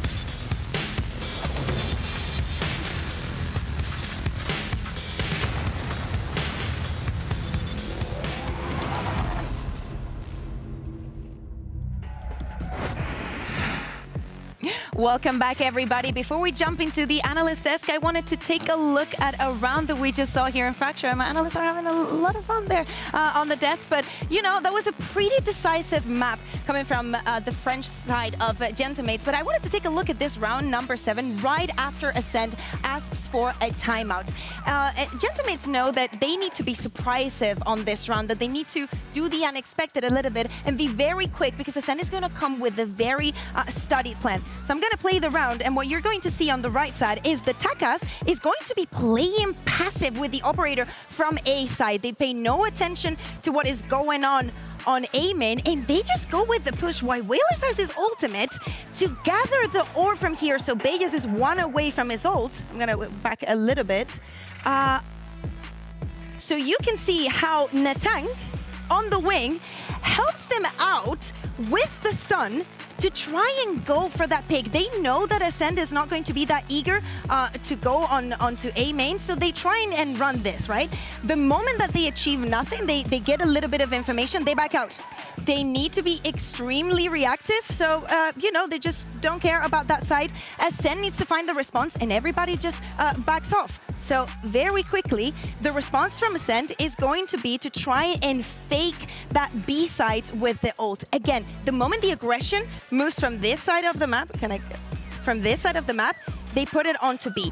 They gather nothing, no problem. We go back. And again, the pressure is always coming from a different part. Now is Bejas getting his ult. And now not only they've lost all the tempo with for the fake, they've also enabled his ultimate to be used on this moment. Also, the positions that they're going to have on the side are so strong that Ascent, once again, are just going to be left without a response on another round. And it's just a very good adaptation, and, you know, trying to swap things around from round to round that we saw from Gentamates. They're very happy with that. Honestly, that was a masterclass from them. As we showed you guys in the pre-show, Ascend have never dropped a map in a best of 5. They have always 3-0'd their opponents, and this is a rematch, Mitch, on the exact same map they played 2 days ago. This is absolute night and day performance from Gentamates. Well, this is really what we talk about when it comes to Tier 1 teams, top-level teams, and most importantly, top-level coaches. If you lose a map, especially if it's a dominant loss, you have to go right back to that drawing board, change up how you're approaching every aspect of the game, and I think they've done an excellent job of it here. Also, just bringing back that revenge from the Lotus last time where they lost 13-4. Now, they've got the answer back, giving them a taste of how it feels. Yeah, and one of those changes, I think the most obvious one, is the comp change. Takas moving on to the Jet. We showed how much Jet Alive has played. I know Takas is not quite up there in the top 5 or whatever all-time Jet most played, but Kukuka, he's been owning on this agent for the last 3 years as well. Yeah, exactly. And not only that, the performance that we saw today, we talk a lot about momentum and, you know, getting warm into the games and actually having the impact on the first rounds. It was all about him. The thing is that not in every case he needed someone to support him. He was individually so brilliant, taking advantage of the smokes that he was using on the angles that he was taking. He was capital for Gentamates to actually gather up so many rounds at the beginning of this match. And I think we can see the benefit of the Jet, just the fact that he has that dash to get out of dodge and take a lot more of these aggressive fights. Can't be punished by things like we saw before. Batty G's stars, for example, could be so hard to deal with if you're on those angles, but that worry out of Takas's mind, and it looked like, well, there was no worries for him in this series, or this map rather. Unbelievable. I think it's also a statement of just looking at the scoreboard, 8-0 up, and Logan's 4-1. When Logan doesn't have to do anything for your squad, you know you're in good form. Yeah, he was just killjoy duties, right? That's the life of a killjoy map sometimes. Yeah, your Jet is just going out there doing everything. But I also will say though, it was very uncharacteristic of Ascent. We did not see the Ascent at their best on Fracture. It was not the case of you know, they tried their best and they just couldn't do anything. Because if we take a look at some of these rounds, Kukuka, it was one of the rounds you pointed out as well. They were often caught in just such weird times with their knives out, with their utilities out, just not ready. So I assume that this is, you know, they're just communicating. They're talking about going onto sides and just have a little bit of pressure. Maybe he was trying to shoulder pick in like a second or two, but they lost that so early in every single round. I think that Gentamates were very smart in coming in very strong on Fracture. We say that they decide to start on the defense. They decide to bring in the Jet. And if you want to break Ascent mentally, it has to be in the first map that they pick. A map that they have already won against you 2 days ago, and you can actually deliver a different performance, and very different, I have to say. Oh yeah, absolutely, and I think it doesn't get any better now. Like you say, they pick it, you move on to Gentlemate's pick up next, and they've looked very good there as well. We'll get into that, but I mean, the reality is, for a start to a series, especially when you talk about Batty G and Natank in the previous rivalry there, these guys, last time around, Batty G was having a field day on Fracture. Here, he was shut down so much more. I mean, Batty G was giving it in the pre-show. The quote, you know, Natank is his Padawan, and Padawan do not beat the Jedi Master, but I gotta say, maybe Batty G's got it wrong because Natank was actually the one with the high ground this time, and if Batty G don't improve, I think he's gonna be Qui-Gon after the series. I hope you enjoyed that one, Mitch. I did that just for you. I appreciate that. Yeah. You know, Batty G was giving off some Obi-Wan vibes at the end of that because he certainly quieted down, and now it's Obi-Wan 0 to his opponents. I mean, this is going to be pretty tough to recover from, and realistically, in my mind, if Ascent are going to do this, it has to be the reverse sweep. Yeah, or the Revenge of the Sith. Okay. You two need to be kept apart, so I'm just going to stay here in the middle. No, but I think that, again, the mental for Ascent could be very effective. Because remember, right, Gentlemates was already on that lower bracket. They got that win yesterday, but Ascent has just fallen. And maybe they didn't expect to win, to lose the way that they did against Apex. So now, if they were trying to recover that mental fortitude into, okay, we're going to be playing the first map. It's going to be our choice.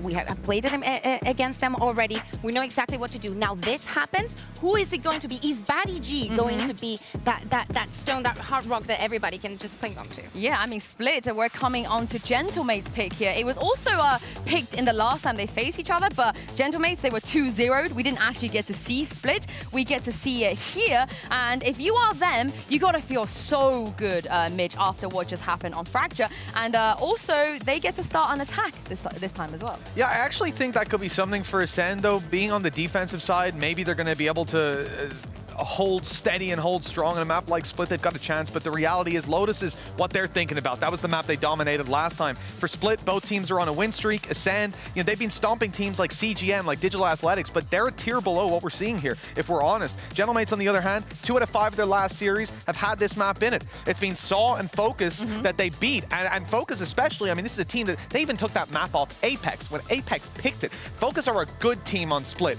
and with those records in mind, I find it very hard to believe that we're going to see Gentlemates drop this map of Split. So much required from Ascent. Well, Kukuka, are you in agreement? What do you think?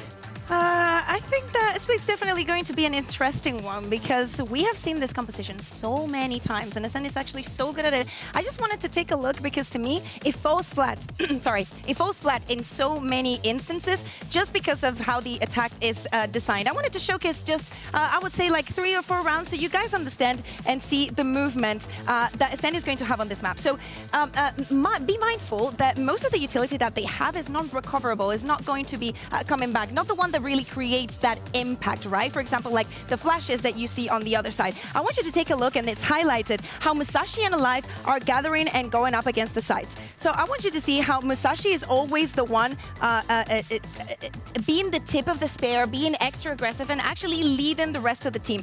The beginning of the rounds are going to be, you know, mostly waiting for the other team to actually try and use some of the utility, but then just wait back and let Musashi choose, and actually that's where the mid-rounding call comes in.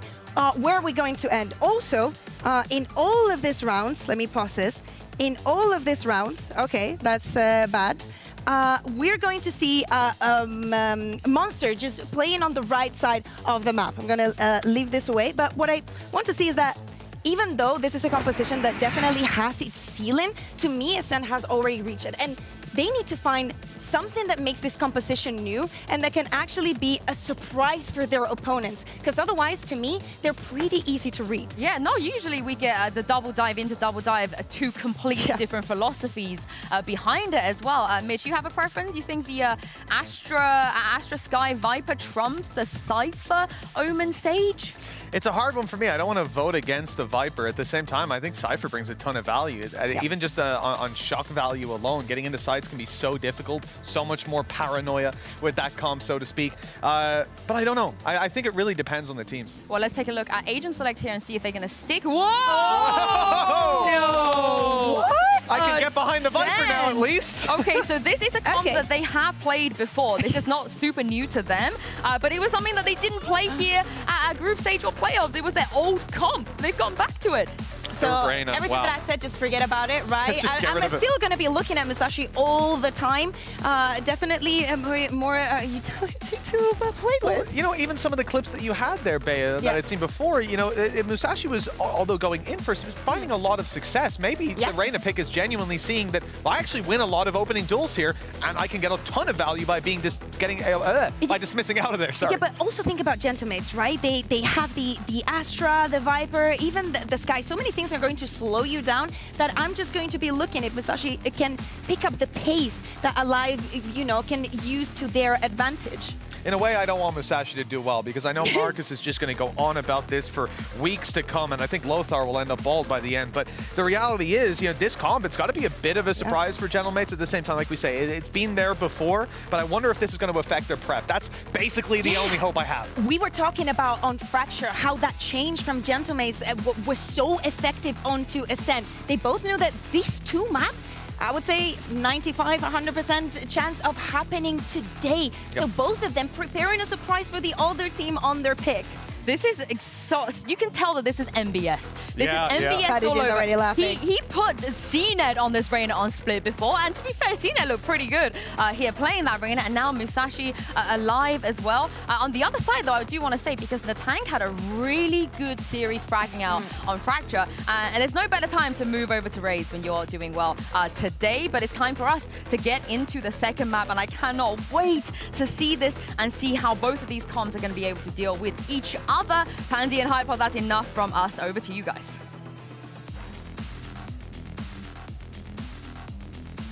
For, you know, maybe a week and a bit, watched a little bit, playing. Look, we take breaks when we get them. They're very few and far between. However, Reina, Michael, I don't know if I treat this as a welcome back or just, I don't know, a celebration of the diversity of the agents coming out here. What on earth do I make of the Reina? Yeah, I mean, Sue's kind of hit the nail on the head here. This isn't a new comp, right? Sure. But we're pulling it back out after we've already said, so is this to throw off the prep? Is this for, I mean, Gentlemate's going to be prepared for this as well. Again, we're testing the preparation factor. We noted on Fracture, it felt like even in a couple of days, they've turned around, completely overhauled their approach to Fracture, and we saw some success there. So Ascent now trying to capitalize on pulling something out of the bag. Yeah. And maybe blindsided Gentlemates on split here. It's a bit weird and wonderful, isn't it? I guess you could say. But does it, I want to see how much it changes the dynamic. Obviously, there will be changes. It will look different. How much can that Reina do to truly throw off the game plan here? Gentlemates and Ascent now diving into map 2. Map 1, Gentlemates got it with relative ease, it felt like. So map 2, I do want to see more coming out from Ascent. Heavy emphasis towards B main here initially. Both duelists for Ascent stacked up in mid. Well, actually spot someone out. Taka's taking a ton of damage. Actually, Musashi able to dismiss away, but down to 40 HP, so not going to be too keen to re-dip into this mid contact. Bayaz will be able to heal up his teammates a little bit. There's bodies on the line here for Ascent, though. It's quite precarious that they're still committing to this to such a degree. Now, they are falling away through Vent as well, but Musashi is going to hear all this. Does rescind as well, falling slightly further back towards Rafters. So a little bit of a pendulum swing of middle control. Taking over towards the Vents. It looks like they do want to end towards A. Still going to have that deep split from Whalers. But the setup's going to note that Gentlemates are taking that space towards Heaven now. The Monster going to be played in here, at least not noted, and contact taken elsewhere. Well played by Brody, but down to 54 HP, has to respect this now. Can he get another note? Bayaz will deal with him. 30 seconds left. Will be the site controlled here by Gentlemates, at least initially. Alive already closed the gap, though. His two teammates towards Heaven. Key engagement here. Whalers actually doesn't fall. Able to dip away, but Alive catching him on the retreat. Logan getting just a little bit more HP to play with as well, though. Benefit of having Bayaz there on that Sky High flash to give him the angle. Doesn't even pop it, doesn't even need to. Logan at a situated double swing to catch that final player. First round in their hands. It's even initially here with the first blood going in favor of Ascent. And able to retreat away from that comfortably. No second layer on that. Logan's done really well actually to react to that. Like I said, Brody's done as much as he can to play Monster in that situation, but Didn't get things across the line here. Gentlemates off to a flying start here on split as well. If there's any investment on the side of Ascent to try and get something rolling in round 2. Master in the hands of Alive, no surprises there. And you can already see who's actually trying to walk middle here. Brody, there's a whole lot of players on the other side of this. Oh, yeah, and just off the audio cue alone, G going to step up close towards that Viper wall. As it drops, unable to make much of it. Chip damage, yes, towards the tank. Bear in mind, Bears can get that heal. He feels he's got the timing to do so, which he has now. Cross should be able to be made alive. Can he punish? Yes, beautiful connection towards Logan. Has to slip away for a second, give up that angle, allow the plant to come through. They can't really contest that. He's so good with this weapon. Spike planted. Time and time again finding picks in rounds like this, but Musashi with a Sheriff here, actually spotted out by the Trailblazer, tries to do a little bit of damage with the wall bang, but nothing comes through. And if Alive wants any more with that Marshall, he has to get played in a little. There's not going to be many opportunities given. There's a tank already going to take away Monsu. Maybe could have made some space. Musashi unable to make much more happen for himself there. Only going to find Bears. Lovely from Alive. Another one. Down to 2 now. They're making something out of this. Gets another. That would be wondrous, wouldn't it? Very close, but not to be. 2 rifles going to be kept in hand. Whaler's going to upgrade his and get himself out. I mean, was that 2 rifles lost, though? I didn't see the full was at least purchase. a I was more Bulldog. focused on what Ascend were bringing into that. It looked fairly invested on the side of Gentlemates, so at least forcing out some repurchases here. Got the throat sweets on the side as well. Just, you know, they've been cheering a whole lot, apparently. Yeah, I can't quite remember. I'm pretty sure there was at least a Bulldog that got replaced by the rifle in the end. Regardless, it's, yeah, they're able to purchase back in here. Logan with 3K behind this, Takas as well, so no harm, no foul in that regard.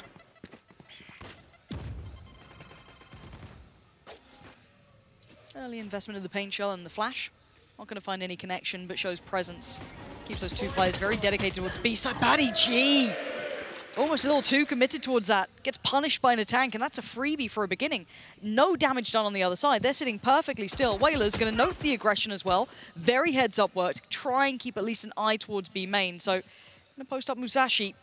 And Brody needs to fall away and keep control over towards Heaven, but it may be a little too late for that. But now they're actually split up here. Brody in a position where he has to go huge solo. 2 members above him finally in the tank checks underneath. Musashi already noted here, so Gentlemates with all the information they need, but Musashi still finds one. Last second we'll get the dismiss as well. It's lovely. Find a second. Really beautiful work from Musashi, showing the moves. Logan as well, not expecting the second. Gives Ascend a chance here. But there is the showstopper. Good enough for one, and bears the safe pair of hands to find the final player. And yeah, chaotic, but another round's theirs. The Ascent fans going to need something to cheer about soon. It's been a quiet start for them. This is such a crazy commitment to the Trailblazer as well. For Valo to start this off, because there's nobody in Heaven here. So it's purely denial of information. I can't even really argue there's going to be a massive amount of value. I mean, the Poison Orb was placed on steps in mid as well, so Valo would have been able to slow down any progress behind that Trailblazer. Very bizarre. Oh, this seems too far cooked. Trying to get in their face, and you could already see Gentlemates so aware of that. We saw this on map 1 as well, on Fracture, where Ascend were happy to show that they weren't willing to give up or ease up at all and continue to play at this sort of pace.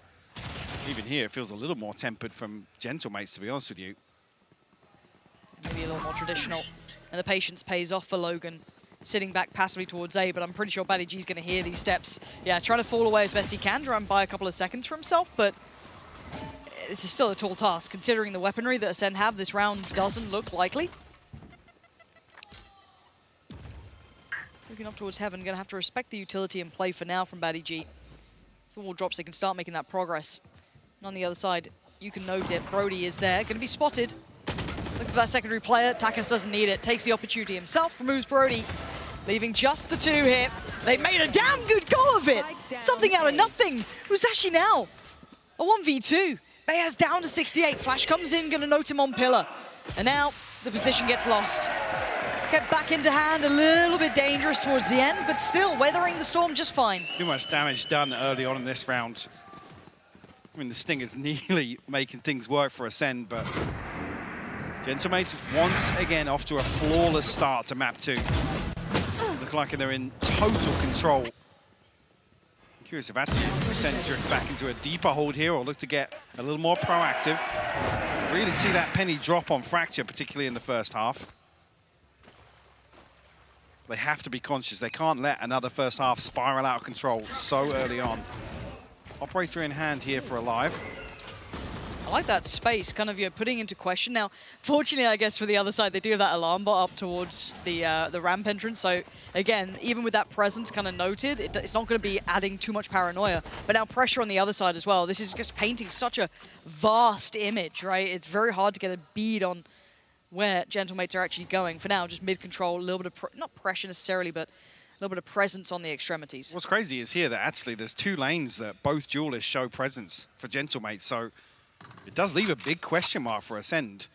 You're almost wanting a response from that, but like I was just saying, Ascend have actually slipped back into a deeper hold here. The Seekers will paint a bit of a picture. With 2 heading towards site, that's a ton of information at the disposal of Gentlemates. Musashi wins out on the other side of the map, though. That's big from Musashi, but the 3 players on A still have to try and hold this together. There's going to be 1 pillar, 1 towards maybe screens, maybe tucked in that back corner, but it should have been cleared by now. So Monster's position should have been red, but it's not. Gets away with it, and gets away with it again. 2 big kills found, make it a 3rd. Monster desperate to hold on to this site and leaving just Whalers to fall. Ascend stemming the bleeding finally. I feel like Gentlemates, like I said, had the information they needed to make a decision there, but it just didn't come. There was such a big gap between that 3rd player, the 2 players committed towards site. The Seekers told them exactly what they needed to know. And it looks like the collapse onto site was the initial intention, but it almost seemed half-hearted. Yeah, it did feel like they missed that little window that came through for them, and then when they did do it, it felt, yeah, as I said, just missing some pieces.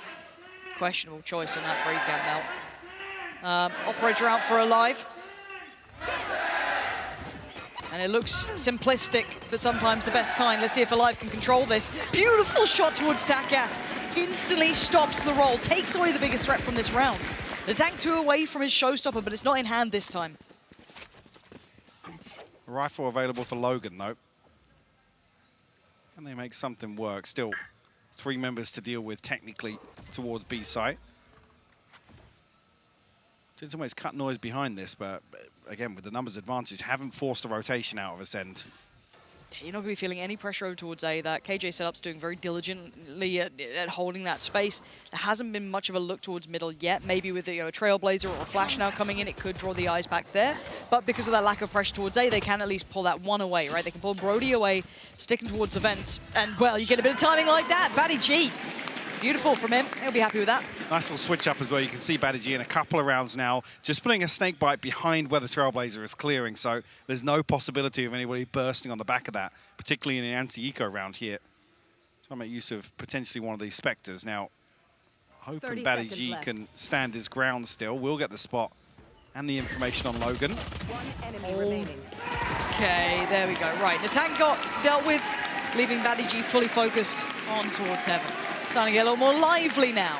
That wasn't anti-eco, so let's just keep that in context here. Dealing with the Takas so early, though, was essential, it felt like to me. Taking him away from this, perfect. You'll be happy with that one. Now they need to start building into these buy rounds. So I want to see what they look like now they're going to be coming up against rifles. I do wonder if we're going to start seeing potentially Gentlemates address that setup over towards that A site, maybe start pressuring it a little bit further. Well, I feel like Ascent now actually have the upper hand in terms of this first ult cycle.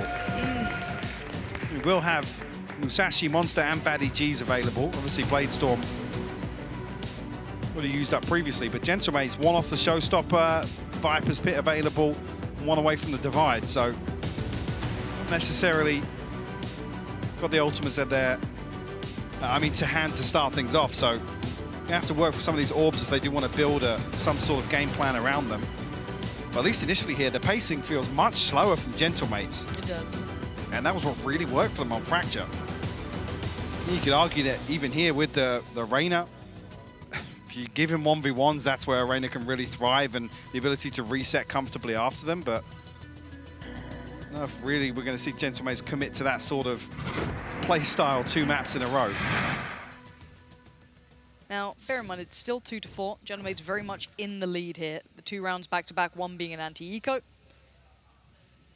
So we have to look towards it now. This could be very telling. If they're able to turn the third, things start, you know, as said, going a little out of hand, and you're absolutely right. Ascent do very much have the upper hand in that ult cycle. Still have that operator in play, a little bit of money starting to build behind.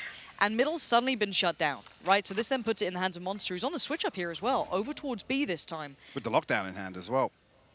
But in a fairly committed position here. Yeah. I mean, with the double duelist, you can get caught off on the retreat.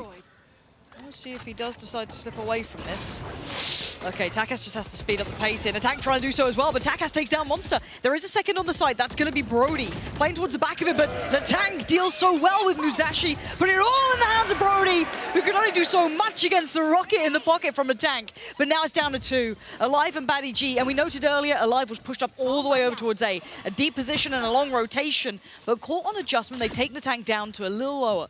26 HP. Heal's going to come in, get them back to more of a fighting standard. Now, where's that opportunity going to happen? Alive's got the operator, though, and no possibility of retrieving a weapon. Nope. Picking up a rifle here, so he has to almost be given a freebie on the way back in. Batty G will slip down the rope. Last player Nothing standing. comes through, yeah. Natank holding on to that angle. Batty G spammed up, finished off by Bayaz. Great response here. Like I said, Monster, I don't know if the switch up here is to potentially play in towards a late usage of that lockdown, but with this double duelist composition, you can swarm Pillar so quickly. You even see the blender that was set up here with the gravity well and the nano swarm to try and slow that down. Takas still slips through and finds the backstab. And not just Takas, Natank was there as well, just one satchel, then he's over it. So you're absolutely right to point it out, that collapse on towards Pillar was instantaneous. And yeah, obviously, yeah, I mean, who was it? The tank took some damage, but not a great deal. Anyway, quickly towards ramp. The tank's seen a fair amount. Perfect work. Alive is dead and buried. That aggressive stance from him this time gets punished, but the setup's still here. They're addressing it deeper this time, and the pace change is coming in. 125, and they're already up towards Heaven. They're already chasing him down towards Vents. Brody is on the move. Set up in Sushi, though. They're here to pinch mid. And surely Brody has no idea. No, none. Still going to take one with him, which is quite fortunate, if anything, but still. Player advantage strongly in the hands of Gentlemates here. And the patience paying off. The tank waiting so readily, aware that maybe Musashi wanted to get that backstab. But it's not going to happen. We have seen the switch up, and we talked about pace change, Mike, and were Gentlemates going to be able to keep that pace up potentially? Would they be able to approach this map with that sort of tempo? And it looks like they've shifted gear. This is so well structured as well. To have that pinch set up from bottom mid. As I said, Brody's done more than enough in that situation to even find one. Batty G, after retrieving the orb, we'll just look to hold on to this rifle. We're not going to look like a full purchase behind this either. Monster and Musashi struggling a little bit in terms of the funds. That'll be a big boom for Gentlemates, actually, if you look at this. Logan's fallen, yes, but at 1,800, Takas got the operator in hand as well. It's going to be a very nice cushion, actually, as Gentlemates take their 6th. And I'm wondering if Ascent pump the brakes pretty soon. I feel like maybe they're starting to get... Maybe they don't feel this round's the one to do it, but now seeing that they've flexed into that A-take that was feeling like a bit of a stronghold for Ascent, it might be time to address it. Have to wait and see what they decide here.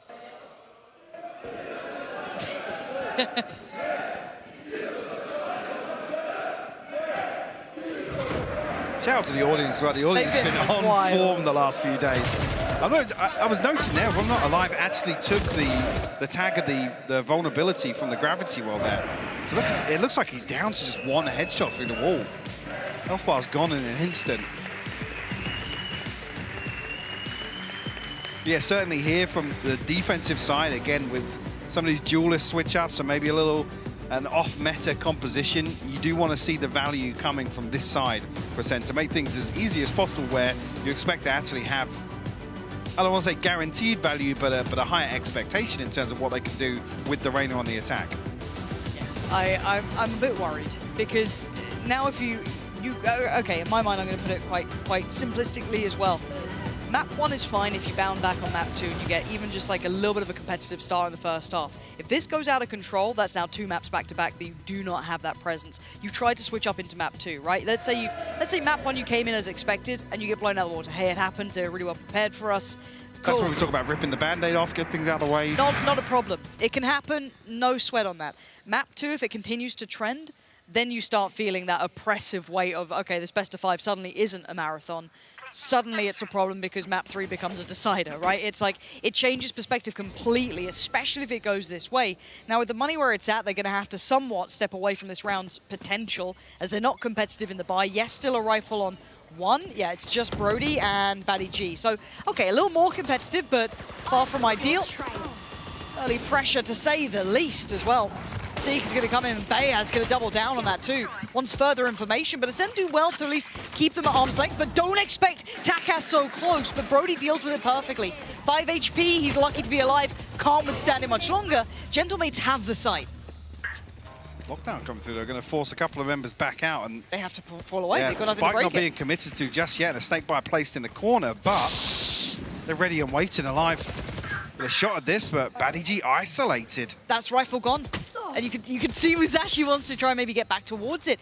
There's still one in the hands of Monster, but he's actually just going to stick on the SMG he's got right now. And Gentlemates can hit a pause because look at the pace they've been coming in with. We're still at 45 seconds. It's still fine to double dip towards this.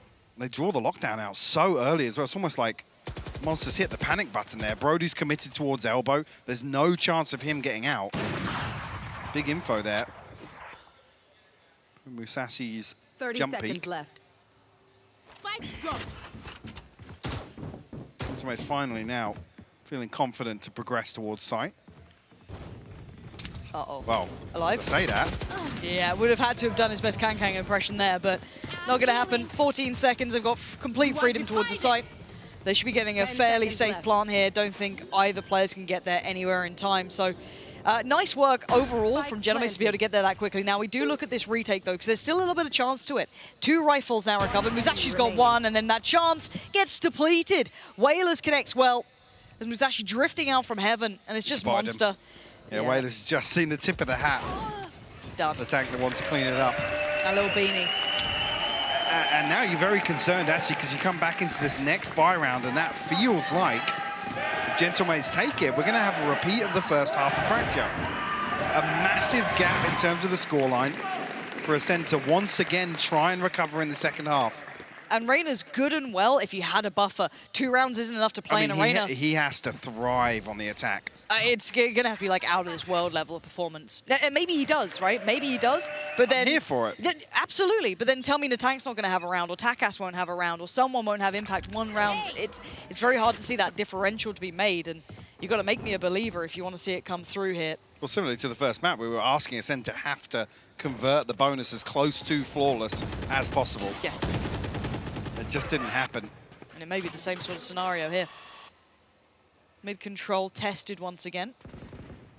This time, though, not much follow-up behind it.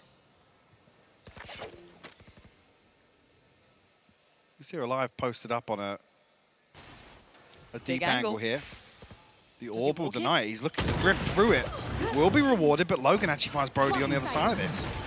Yeah, Brody going down opens up an avenue towards the site, which instantly Natank's going to take, right? That's a plant. So at least the time on their side, yes, they lose out on 1, but that's fine because they've got the Viper's Pin as well. Great work from Alive. Punishing that backline, Whalers goes down. And now they're somewhat locked to the site, a little less comfortable. Alive still looking, but not going to find many more targets. They now have to commit towards clearing the site themselves. And you've actually already seen the slip through. Bayaz has got himself deeper down towards A main. Musashi with a great clear towards the tank, and now there's problems. It's all down to Logan. Trying the best he can, that's 3. Needs nothing short of perfection, he can't do it. A valiant attempt, but Alive was keeping them in this round with that presence over towards ramp. Making the operator work for him. And there's a chance there with the Viper's Pit set up. He's able to shut that down, but I mean, makes the right decision in my eyes. Gets 2 inside, has to swing out and deny that drop down from heaven coming through. Here, because I don't even think, I mean, Alive's watching for it, sure, but they definitely weren't both posted up on that. So a lifeline here for Ascent to try and recover this first half. Going to round 11 though, Brody down on a judge. Bladestorm available, Cosmic Divide in hand for Ascent. Nothing else here for Gentlemates. Can the operator be the difference maker once again here in the hands of Alive? Flash didn't catch, and you might have Musashi to deal with the Trailblazer. Yeah, but smoked off. Alive's willing to walk it, though. Yeah, he's very bold, but going to back away from this with really just the exchange of utility, but it forces them closer towards this judge, which is viable here. I mean, they pull the dash out of Alive at least. Has to burn that up. Problem being, Gentlemates have been happy to take Heaven control. Brody not played in here, though. Spike. The tank's got Spike. He's got to be so careful to not go too far there. If he fell in Heaven, then you got Raps on this round. Look at Ascent's control of ramp, but it's not to be the case, so it's fine. We spin on, right? Post plant now, 5v5. It feels like Brody's almost played out of this now. Yeah, Nobody's going to be drifting back in towards ramp. Very hard to bring that in towards like a usable position. The Divide going to add some paranoia there, if anything, towards that corner. But look at the stack towards the back of Pillar. So many players here, stacked up perfectly. Green them with a smile, and the trades are great from Takas as well. Making sure he was always going to go in their favor as Alive. Desperate to wait out the players. Desperate to do what he can, but he knows his time's up. He's got to make a run for it. Gentle, mates. Again, this side take is very diligent, kind of navigating around all of that threat. Natank just about keeping himself in it too. This could be heartbreaking as well if he catches him. He does. Baez removing the operator from the hands of Alive. Insult to injury. They've lost so much now. I mean, that's 3 members of Ascent broke. I think maybe even only a half fire. Bulldog, maybe a Guardian available. But at the sacrifice of utility coming into this last round. Gentlemate's just looking so good in terms of some of these engagements, and the gunfight's just not going Ascend's way at all. I mean, yeah, look at the purchase. Wow. The rifle from Musashi, Bladestorm, the saving grace, but Alive has to go huge just to turn this into an 8-4 half. And if they pick up the pace, if they try and flex towards B early, it's Monster, right? He's got 3 players coming his way, already towards the site. Flash is good, turns it, but can't turn back in time. The tank has taken the site. It's diligent, it's heads up, and it's squeaky clean. Plant to go down, and we, again, look towards Alive, right? He is the only real player in this who can make big damage. Musashi may be able to do something with a rifle here, but even with that in mind, difficult. Just about going to get towards Heaven now. How do they clear this through? What do they have to bring into play? Not a great deal. Batty G going to connect towards the tank, so first step taken. It goes up, but Takas still happy to operate perfectly. It's all on Alive, and maybe, just maybe, he's got something to do about this. Musashi by his side. Hold on. It's all on Whalers. Gonna start sticking the defuse and Ascend, clutching onto this half. With the finest of margin, the 2 heavy hitters bringing it together. 2 big kills from the Bladestorm there. Alive and Musashi, the only real weaponry to bring into this round, make things work. After another round where this double duelist just overwhelms the 1 player on site here. Takas have looked basically into the skybox there to even locate Alive. But it's an 8-4 half here. Wow. You've got to see some magic from this Reyna on the attack. Well, there it is. The gauntlet's set, isn't it? You're going to pick a comp like this. Doesn't feel great on the defensive side. You know it. Yeah, that's what you're coming into. You're going to have your work cut out on that second half. Now, you've got to be ready. Now, it's got to look good. Musashi has got the weight of the world on his shoulders. You don't want to go 0-2 down in this sort of best-of-5 territory. And you've got an uphill struggle now. Lost out massively in 2 first-half performances as well. I mean, even with that scoreline, it feels like a miracle Ascend are able to string together 4 out of that half. Gentlemate's in total control, making this, like I said, double duelist composition work in so many different ways. I mean, we saw the overwhelm towards site. We saw heavy presence shown on 2 extremities or 2 different lanes of the map here. Felt like Ascend were constantly on the back foot in terms of being forced into playing reactively. And then even in the other rounds, completely caught off guard by some of the aggression that Gentlemates were happy to employ. Yeah, this is a little touch and go now for Ascend. Starting to get a little more lively though. You can start seeing the players trying to get a bit riled up there. But this is a big half for them, it's to say the very least. A very difficult scenario to come against. Now, let's say Musashi has that half, right? Maybe he's able to keep up to this.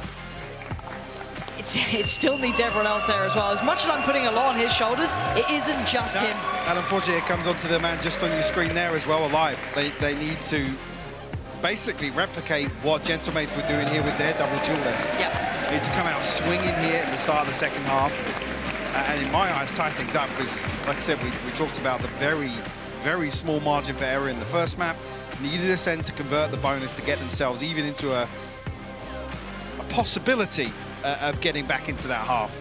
Yeah, 4 rounds, much more to play with, though, than the first map. It does feel like a totally different scenario. Unless Gentlemates come out and take the pistol. Correct. And the round 2. Yeah, and then we're right back in the same situation. Yes. So this is what it really comes down to. This pistol is critical. Ghosts galore, that's all we're seeing. So Takass up in that corner, and it's only him on this site. Yes, he's got a little support from Heaven, from Whalers, but that's Somebody about made a step it. there, though. I'm not sure if that would have been noted. It doesn't look as if the smoke is popped reactively. Oh dear. Oh dear. How much more? Only able to get one. But Whalers is there, and Whalers is still standing. Alive is very low HP, and he's done some serious damage. Now look at what we have remaining. Bayer sitting pretty, still flash to hand. Logan still alive. Now on the other side, Alive down on 18, and Baddy G sitting pretty. What can they do in this post plant?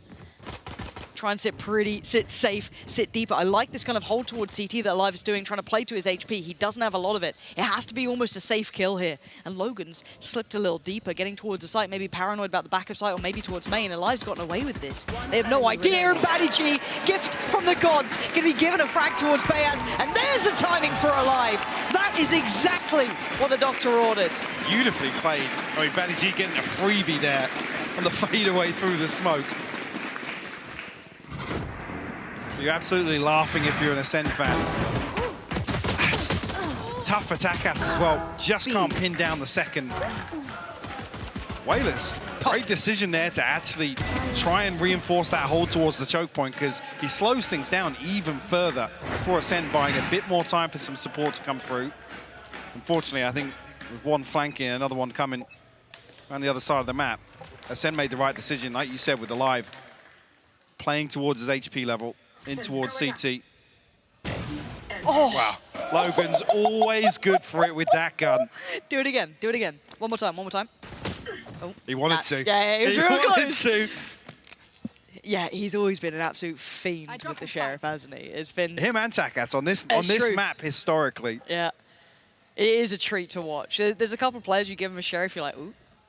Suddenly I'm paying a bit more mind. It used to be, you know, like Bone Cold back in the day as well as one of them where it's like, oh, he can make that thing actually look way more viable than it should be. And the scary factor is that getting that pick kind of funnels them maybe into considering other options. Now, fortunately for Ascent, they haven't completely explored leaning over towards a stack, right? Because it's a 4-man play towards A for Gentlemates. And it's a gamble stack. You're trying to, you know, hope for the best, but also drawing blood over towards B kind of tries to encourage it. I kind of like that they went for that, but Ascend, look, bullish in approach. Now, Baddy G probably dead here, and he is. Now we're down to 3. I actually don't like that, because if Logan's in a position to find one more, looks like he's going to be caught off guard here, though. Does he get caught off guard? He got a headshot, though. I mean, he's done enough, right? He has done enough here. He's bought time, he took down 1, and he's taken down Monster. Man advantage, 2 Sheriffs and a Ghost to come back into this as well. You wanted to see if Musashi's up to the task. This is his round to prove it, right? This has to be huge, and he's dead! Takass takes him down, and they're smothering the site. Overwhelmed! Monster's fallen! Gentlemates had no right to do it. That is a heartbreak round to lose. Like I said, the damage done by Logan, even with the first blood, but the follow-up damage as well, made things doable. That's so crispy. Yeah, Alive's like GG. Like I said, if Baddy G's in no man's land, this scenario, I mean, Logan shows he has a Sheriff first.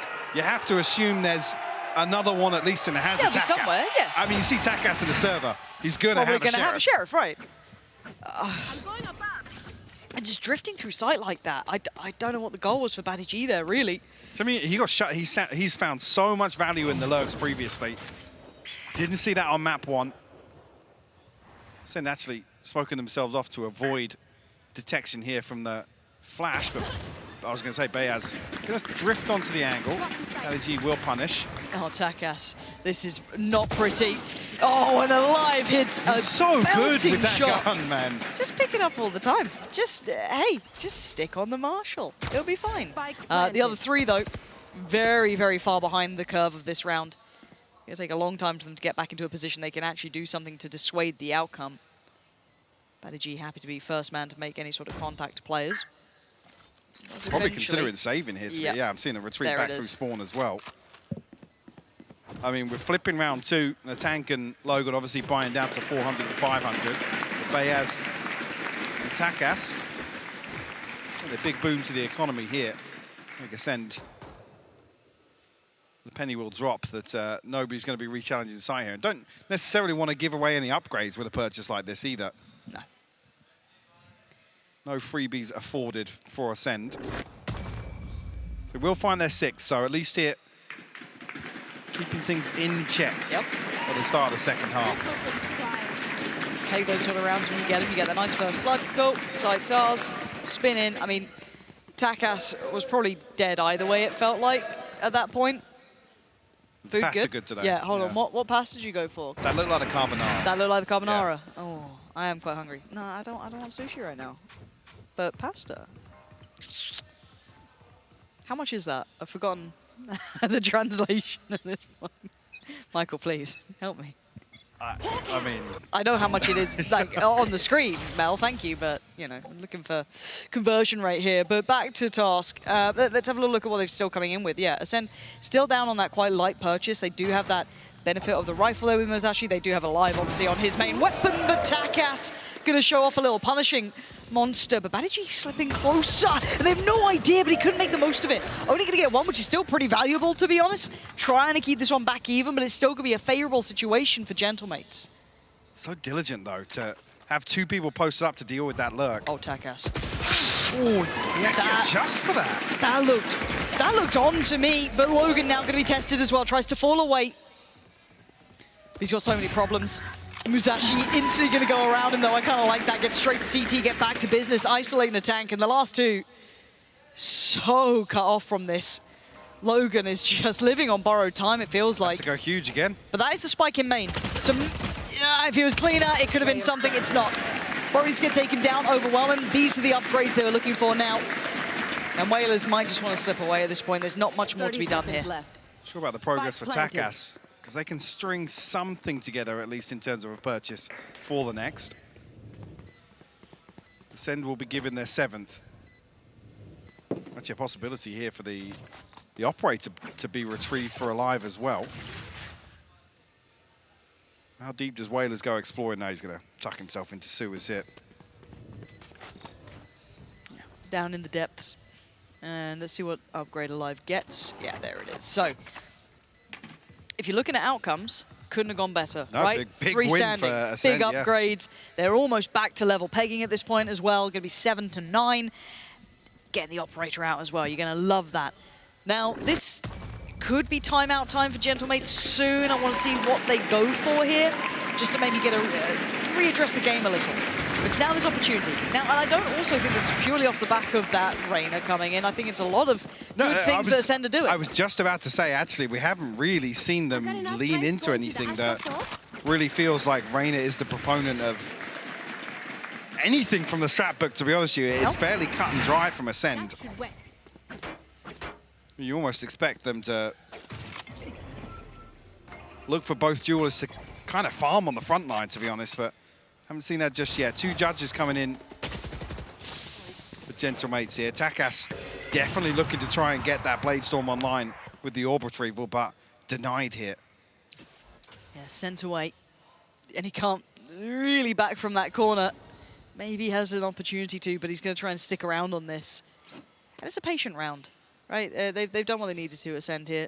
Denying that early interest coming out from Takas. They can start filtering through the map. Need to be very aware that someone could have pushed up, that you do need to check these kind of like deeper corners now, which is... I mean, the tank's close enough to hit his turret as well, so he will remain posted here, and it's fairly deep control as well with Logan's position towards Mail. As Ascend start creeping back this direction. It's both judges, right? Logan, Natank, Natank, this is very key. Couldn't do it. Couldn't do it. Monster is mental. How does he clear that so well? Monster catches a huge amount of damage, but it's only down to 48 HP, and Ascent run the gauntlet here. Find themselves onto B side. Badiji posted up, going to try and catch the rotation of Bayaz, but the chip damage now will force Bayaz into a deeper position. Whaler's still with a rifle in hand, the only one for Gentlemates. Just forced back into a save, isn't he, really? I mean, hopefully not, because Logan and Bayaz need to try and make something happen here. Yeah, we'll see if they can do any of that. Whalers is dipping on out. These two trying to get a bit closer.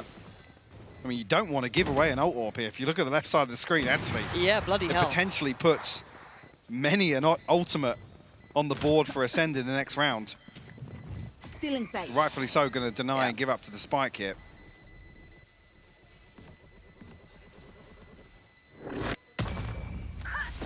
There we go. Whalers will once again survive with that singular rifle. Take it on through, left down. Scoreline getting closer now. Ascent getting a grip on the game, starting to get that read into it, starting to feel a little bit warmer as well. We have seen a couple of broken buys coming out though. Now we have to wait for that full purchase to come through. But the ults as well, they're starting to come knocking, right? Yeah, they're going to have that big snowball round in hand here. I do want to see Gentlemates kind of reset a little bit here, because you see, you know, 2 rounds back to back where people are saving. It's like, okay, yeah, the game plans. They've not had a chance to really employ anything. Now you do want to see Whalers kind of get back in line. Maybe we'll see that coming out of the timeout here from Gentlemates.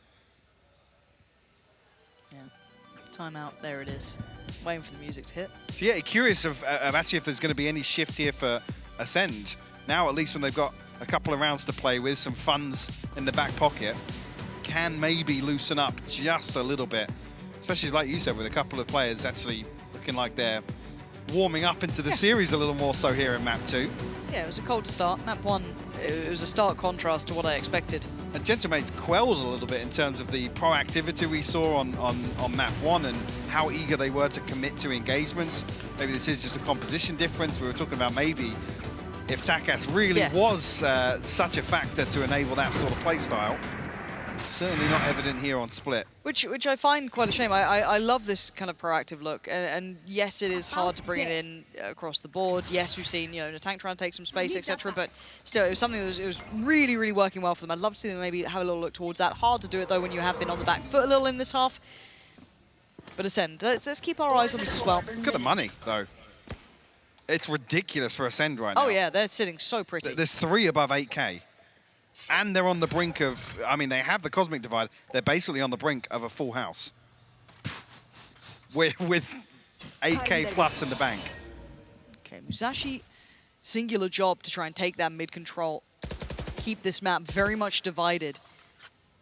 On the other side, though, Takas, for example, can hear the turret. He's going to note that there is still a player very nearby, so he's not leaving this position. Badiji has been around recently. He has been trying to pressure that, but he knows it's not going to be him.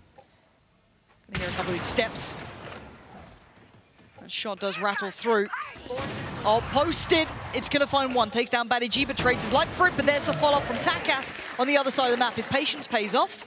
And now with the man advantage, they can sit back a little deeper here, but still have to be very cognizant. Musashi's presence in middle never got addressed.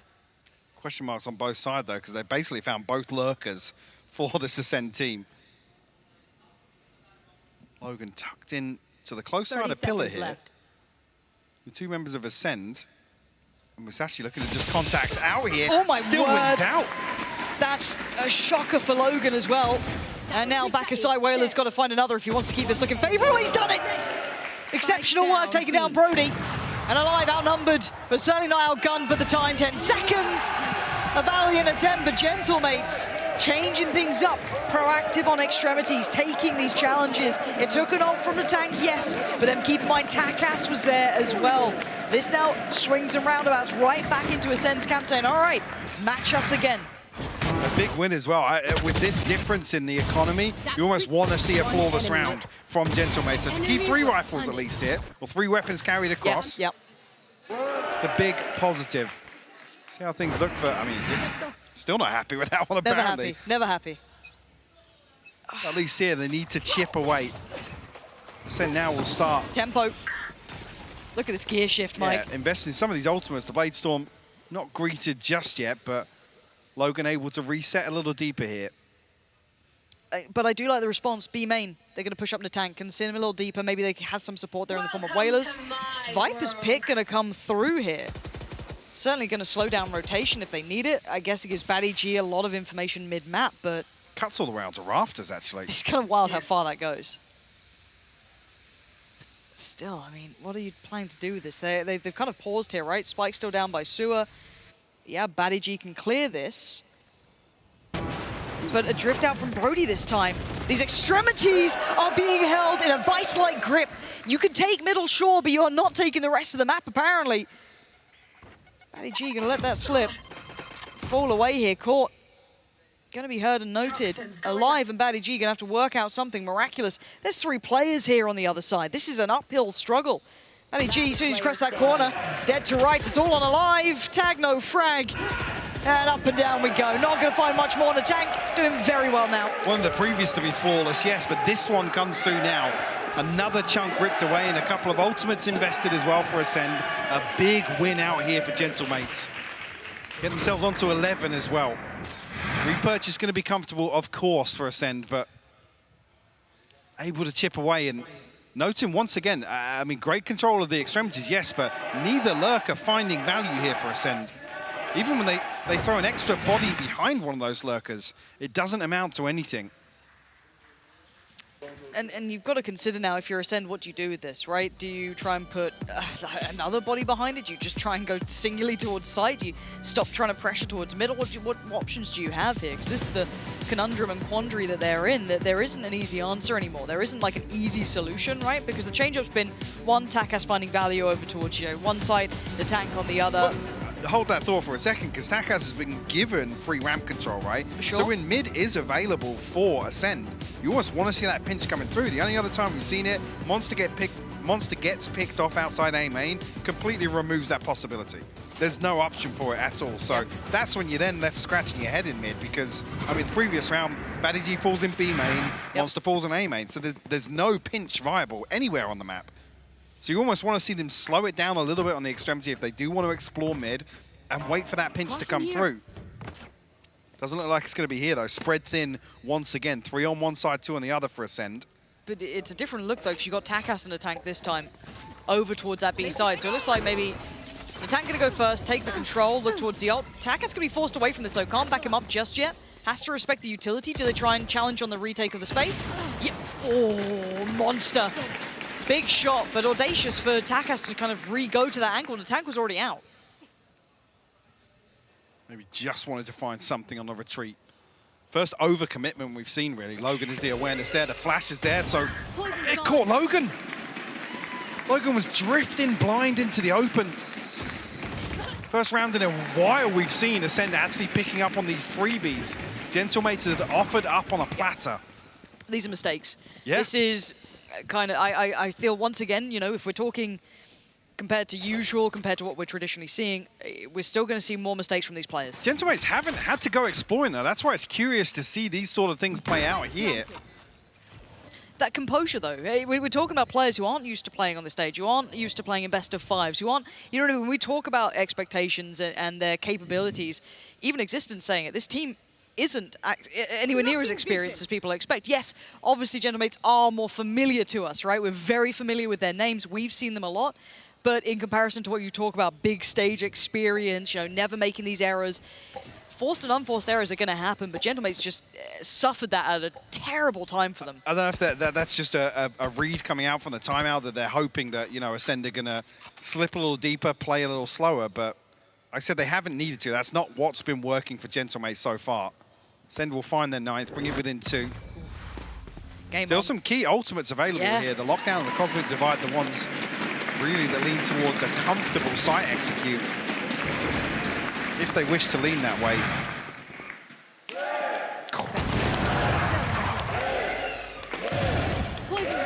And that's one as well. It's just, and we haven't seen mistakes like, you can see Logan just like, well, it's just a pure miscommunication, or neither player really knowing what the other's about to do. But the money's looking thinner and thinner for Gentlemates, right? Still able to fashion a purchase here, good enough. Ult pretty close by-ish for Natank. Bayer's not a million miles away, Logan one off. But speaking of ults, Ascend have a whole lot of them, and they want to instantly invest towards A. No lurk this time, so Gentlemates will have space to work with. Like I said, that clean execute available with the divide and the lockdown will come through. So a full 5v5 now. I actually quite like the concept of maybe pressuring through from sewer there, but they didn't continue on that train of thought. Going to go back up towards heaven, trying to play out towards ramp, but it's a lot to clear. They do have a lot of utility, as this was a quick sort of plant and pressure. Musashi is up to the challenge this time. Keeps control of ramp, slips away, doesn't fall, doesn't get traded. And now there's further problems for Gentlemates. They've got 2 players in a very nice crossfire, hard to isolate. Baddy takes contact, not needing the swing, not needing the support. Doesn't need the crossfire. He's got it himself. Everything burnt up though in terms of the ultimate. Musashi just doesn't want to use the Empress apparently. And holding on to it here, but definitely not needed. 2 freebies on that double swing up towards ramp, and Baddy stands his ground. Ascend have clawed their way back into this now. 1 round separating them. Gentlemates feels like these key ultimates now online. The Viper's Pit, divide and the showstopper available for them. Need to make something happen here though. Ascend lean heavily back towards A main once again. Toxin screen down. Yeah, they've got complete green light access towards A. There's no one on site. Alive's even challenging his own teammate, it's so free. So they're gonna have the plant. I'm looking, oh, Monster's gonna hear this. This is beautiful for him. Planted. Doesn't get what he wants in the end of someone drifting that much deeper, but he's got a lovely backstab. I was going to say, even though he's not spotted, I think still considered. But the turret can Gentlemates get far enough ahead of this? They've got such a challenge to get past. Finally, they're going to play. But look at the timing on this one. What is going on here? Natank's going to dive down, take down Musashi. Logan looking to isolate maybe Baddy here, who's drifting away on his own. Monster's going to be... Oh, no. Oh, he's got the second as well. I thought he made it a little bit, but he hasn't. Kept control in the end. Now down to Takas, and Logan's trying to gate towards the site, but it's Brody. Holds him back, and that all felt a little off of timing, and it didn't quite feel as clean as I expected there in the end. So with the plant being for heaven as well, Monster's played in towards the later side of this post plant. And just like that, Ascend back in a position where financially they are looking very, very comfortable. It's taken a lot to get back here, though. This has been still a very testing half. It hasn't been clean, I feel, for either side, particularly this map, and it just got so chaotic on the side.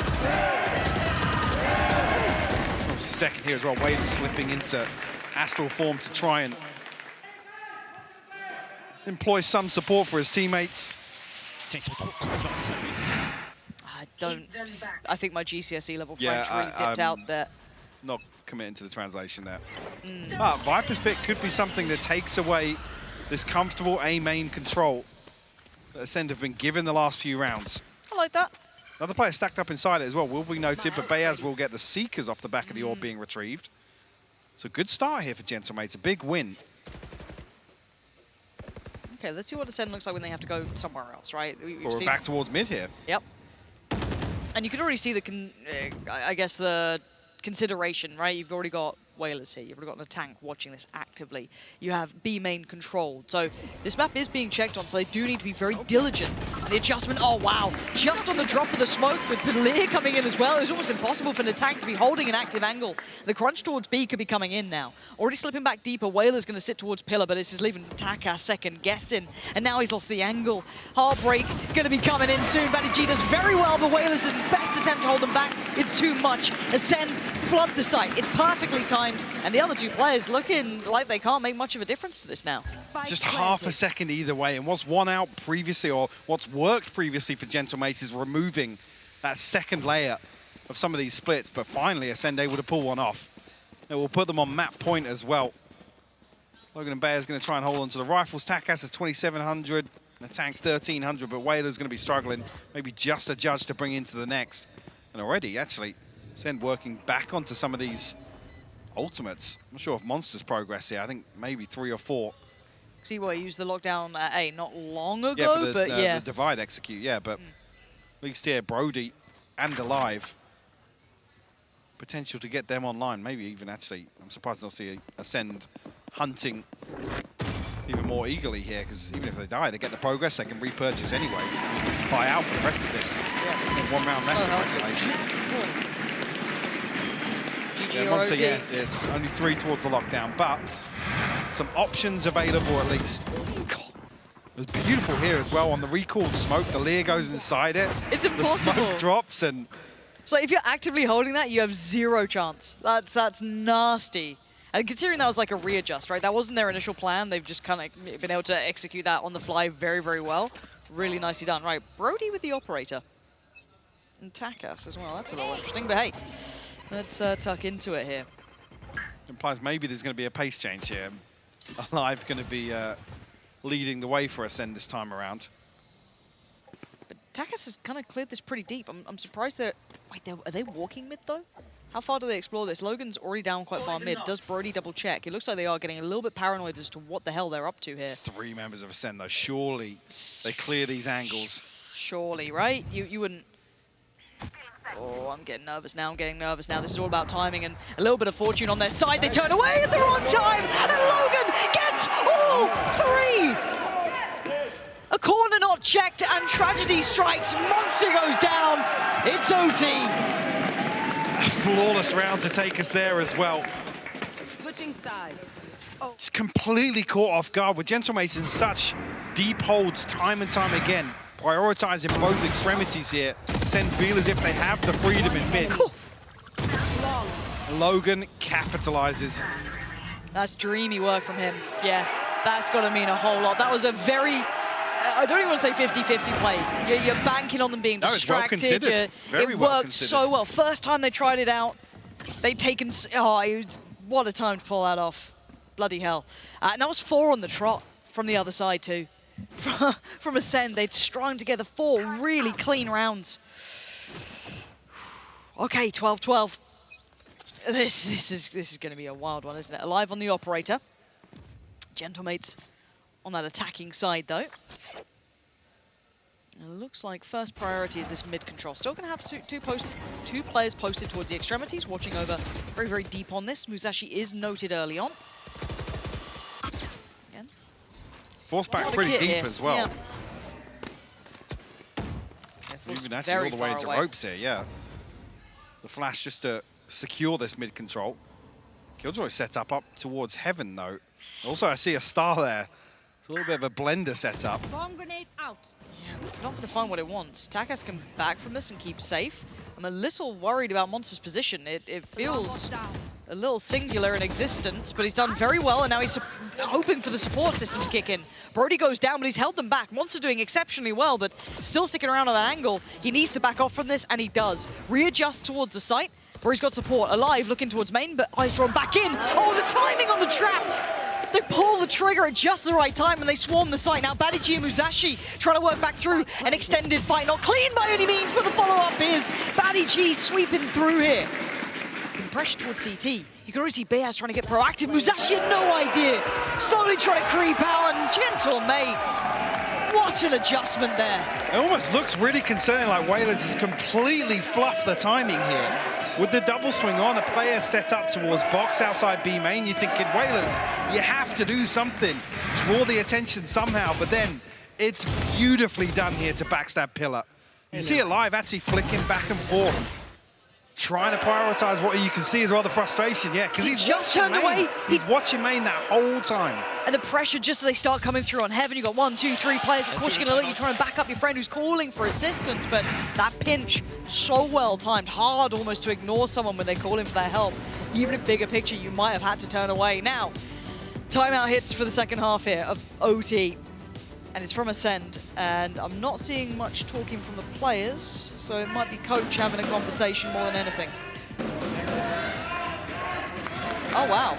So we actually have a back-to-back timeout, if I'm not mistaken. Both teams hitting the brakes a little, want to get ready for this other side, which was the tough one for Gentlemates, and maybe a mental kind of adjustment coming in for Ascend after having to struggle through that first one here. Yeah, because if I'm not mistaken, again, the Gentlemates timeout came quite early in the second half of regulation, I believe. So maybe this is just existence identifying something that was working for them, making sure that the players are aware, the IGL's aware, There it is, yeah. Maybe that's what they will employ here. Is it actually the mid presence? It could Well, be. pull that out once again. Whether or not the awareness is going to be there from Ascend, actually, on the flip side of that. Oh, this will be interesting. But I feel like, obviously, maybe some more options available here for Gentlemates. Potentially. Pressure's on now for Ascend. Have to force the double overtime if they want to keep this hope alive of not going down 2-0 in this best of 5. And the check-in here from Existence could be everything, right? Because suddenly you're feeling like, okay, well, have they read something into us? Can we run what we just did? Is that even a possibility anymore? So many more questions. Do we see the proactivity now? We see a little bit of Right. aggression coming out from Gentlemates, because I said they've won out a number of times towards the 2 lurkers of Ascent, and able to actually create so many early advantages in the regulation rounds, at least. Okay, let's have a look. What do we see? Anything early? Any indication as to what's going on here?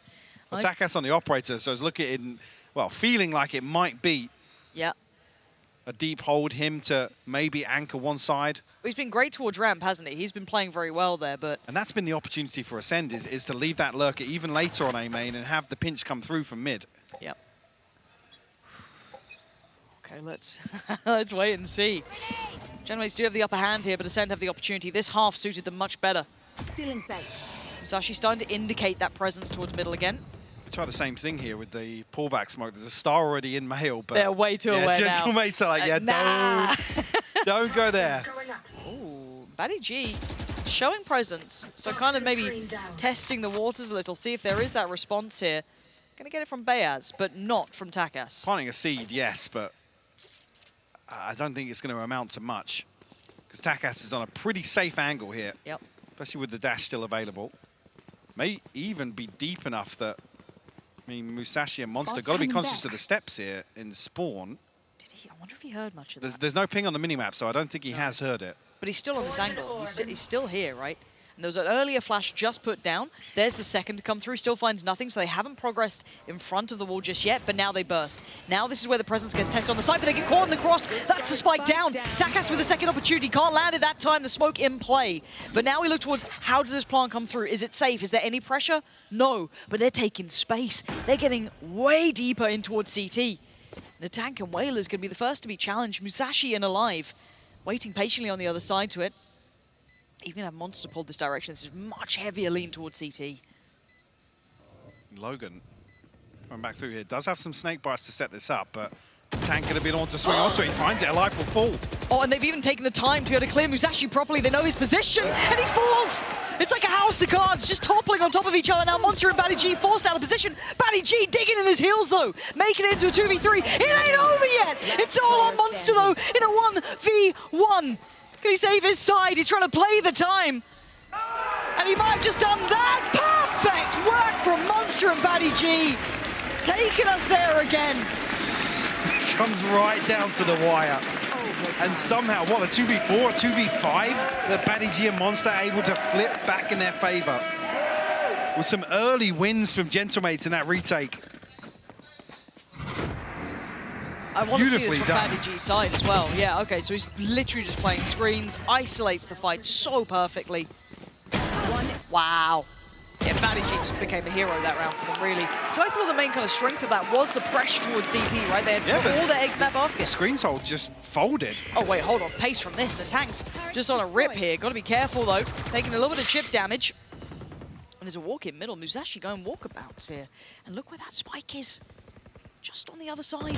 Logan, completely unawares, gives away so much from that. And Brody's success doubles down on it, compounds the problems. And he can call in support if he feels it. He still has that player over towards Brody didn't spot Rafters. Takas, though. Takas has gone into ropes. He's behind Alive. Wait, he's got no idea. Goes back in. He didn't know what he had. Brody actually going towards that paint shell. Monster gonna save him a little from this one. And it's all getting messy. It's on Takas to create safety, right? He has to create this path. Brody is extremely low HP. Has to respect it enough to fall away, but this cross is not necessarily safe. Takas doesn't know how close he came to actually blowing this round open. Okay, still doing work. Look at Alive's positioning, though. Does he get the timing right here? No, he's just missed that window, but he's going to chase it. And look at the bodyguard coming on through. Takas willing to challenge. And he's got the timing right! Takas takes the cape off of Batty G and puts it on himself, bringing it down to a 2v2. He's got the knives as well. This is massive. Musashi and Batty G now working their way back in. One pillar and one almost on a one and done here, just behind the cubby. Takas waiting for Musashi. They start to clear through. The dash is already popped. He's waiting. Batty G's position will be noted now. Watching the cross. Musashi clears and now it's all on Whalers. Noted. Can't do it this time. Batty G and Musashi give themselves the advantage. Ascent going to go up here. The finest of margins once again, though. Takas with a chance to swing on to Batty G and screens, but Musashi's drift through main is perfect. All credit to Musashi. These are the sort of situations where the Reina does shine. Yeah. Dip his toes a little bit, gets that kill, able to dismiss out. Completely mitigating the risk. A second either way, though. Yeah. A second either way. Takas turns back, looks towards ramp. Maybe it's that timing. Maybe he was so desperate to help out that cross, but still, oh, what a game we have here. 14-13 now, upper hand to Ascend. They take the lead in this one. Logan going to be posted up to just on top of the boxes. An early flash to confirm attendance, but not much more than that, and patience to be shown by Ascend. Actually, Takas not on the operator this time around. Opting for a Jump rifle scare. instead, yeah. Not sure what he saw. That door is really scary. Yeah, just pre-fire. Just, Pre-fire the door. yeah. But with all that said, and whatever that was, they are drifting back towards A. So this once again puts the pressure into the hands of Takas, in towards Bayaz. Now, the flash earlier on, yes, found purchase, but it really doesn't give you much of a bigger picture. So this then comes down to that late presence. How much do they read into this? When does that flash come back through? Bears just got his online. Taking that back. And now you start seeing that utility being invested. They start getting that early warning. A very shallow flash from Bayaz once again, though. I mean, the sound cue will be given away. Sen looking to explode off the back of this. Have been caught a couple of times behind this poison orb on ramp. This time around, doesn't happen. Batty G posted up now. Musashi there with him to clear back through. And Brody drifting a little deeper to try and find a challenge. This is quite dangerous, but he gets to keep himself standing, falls away from it. Now, keep in mind the late mid backstab. Monster's back on the way here, right? They kind of negate any presence towards that heaven side, and they get a nice backstab late coming in from Monster. This could be good. Musashi, oh my word. Oh, he made... Spotted. How? He must have just been a pixel out of place there, and Bears just found one. There's that late lurk, though. Monster can be coming up through those vents, so they have to take towards the side, and they are. It's all on Monster. Just one little bit of kit, that's all he's got. Can he maybe deny this? Can he do anything? No! We go again! Exactly the same situation once again, but Gentlemates this time win out time and time again on this site hold. Even here, a perfect placement of the paint shell to cut off any swing coming through from Monster. It's a back and forth exchange here. Oh, he just saw him as spotted winning. inside it. Musashi looking to get a little cheeky inside the poison orb. Just doesn't pay off for him. And a response made here by Gentlemates. Again, fired up again. Alive back on the operator, though. This looks quite all in from Gentlemates. Aside from that one position from Logan, but... He's just throwing the poison orb over, Yep. I believe. No, actually, he's still got it. Still got it. They're out so far. Natank's already towards the site. Batty G has to drift away, but Natank just going to take on through. This guy's entry work is exceptional. Natank is just built different. This guy is an absolute gift to this team. Yeah, he can only back away so far. 20 HP left. Natank one away from ult as well. Devastating impact. Can't make much more of it, but already did wondrous work. But they have to keep their composure now. Monster and Brody and Alive still looking deadly. Not given many opportunities here now. Brody's down to 33 HP as well, though. Yeah, trying to just get past Takas is a bit of a tough task, to say the least. He's happy to commit to it, but he does go down. Monster there for a trade comes in. Whalers doubles down, and the site gets retained as theirs. This is brutal for Monster. Feels a little too late, and it is. Whalers swings around, but this round, from start to end, in my mind, was all about Natank's entry work. I think Logan just throws a snake bite, and at exactly the same time, Gentlemates explode through B main. Yeah. Like I said, with this double duelist setup, they're able to get through the choke point. This is actually after Baddy G puts a one-way up, very deep in this choke point. Gentlemates showing no respect to this composition that's got the capability to slow down a double duelist comp. That'll work. And it looked quite clean, it looked quite easy, but now this is the challenging side again. Gentlemates with the upper hand, but Ascent, they have had their responses. They've had their solutions. Ascent have to once again do it.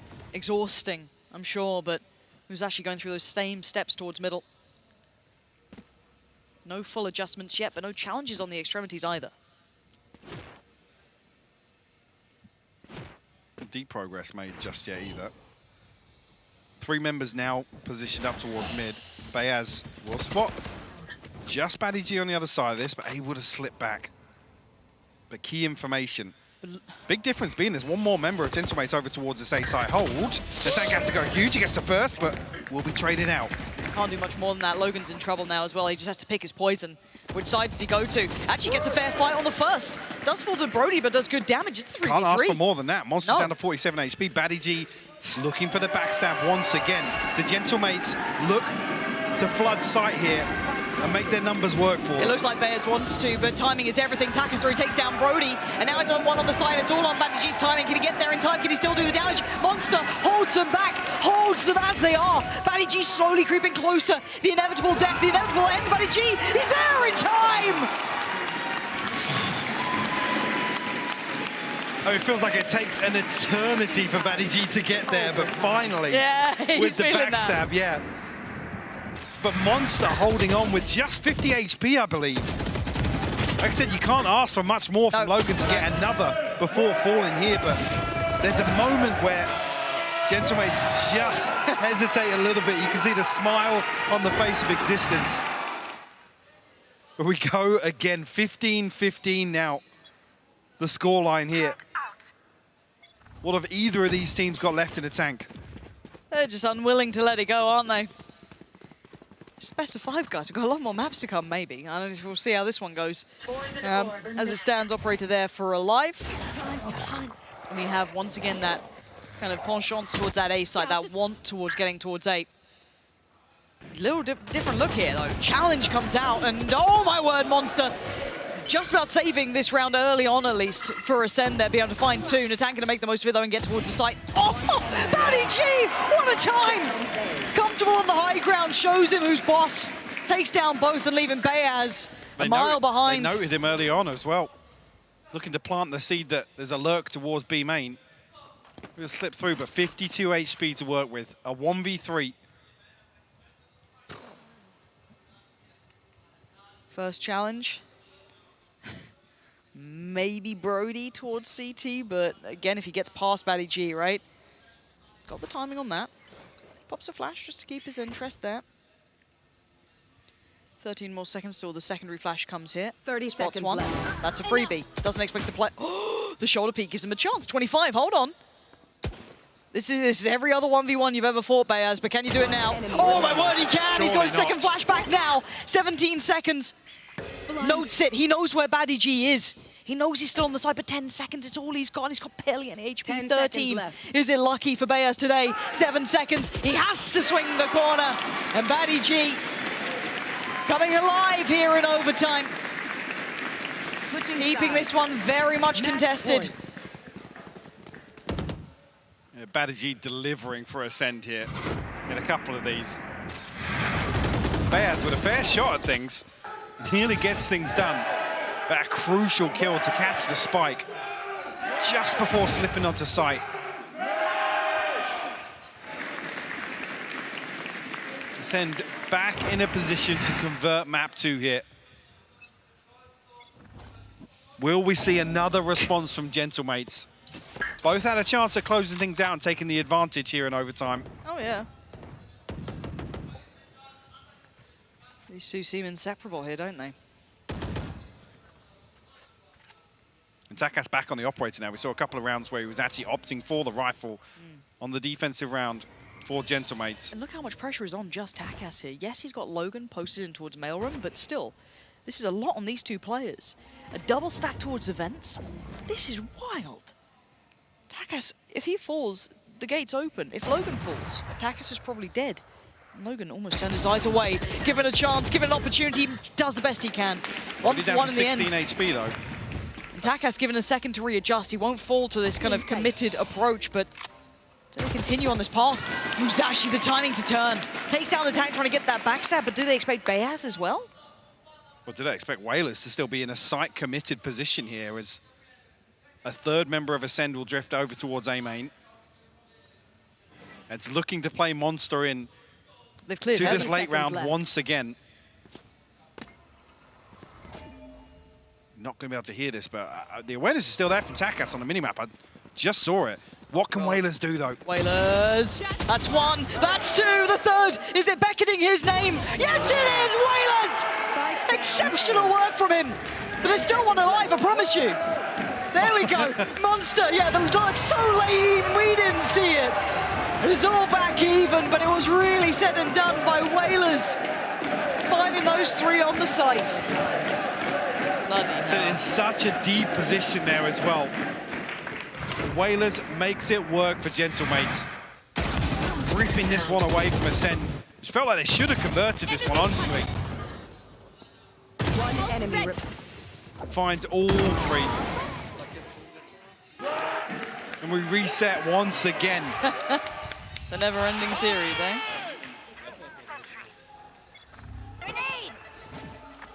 Well,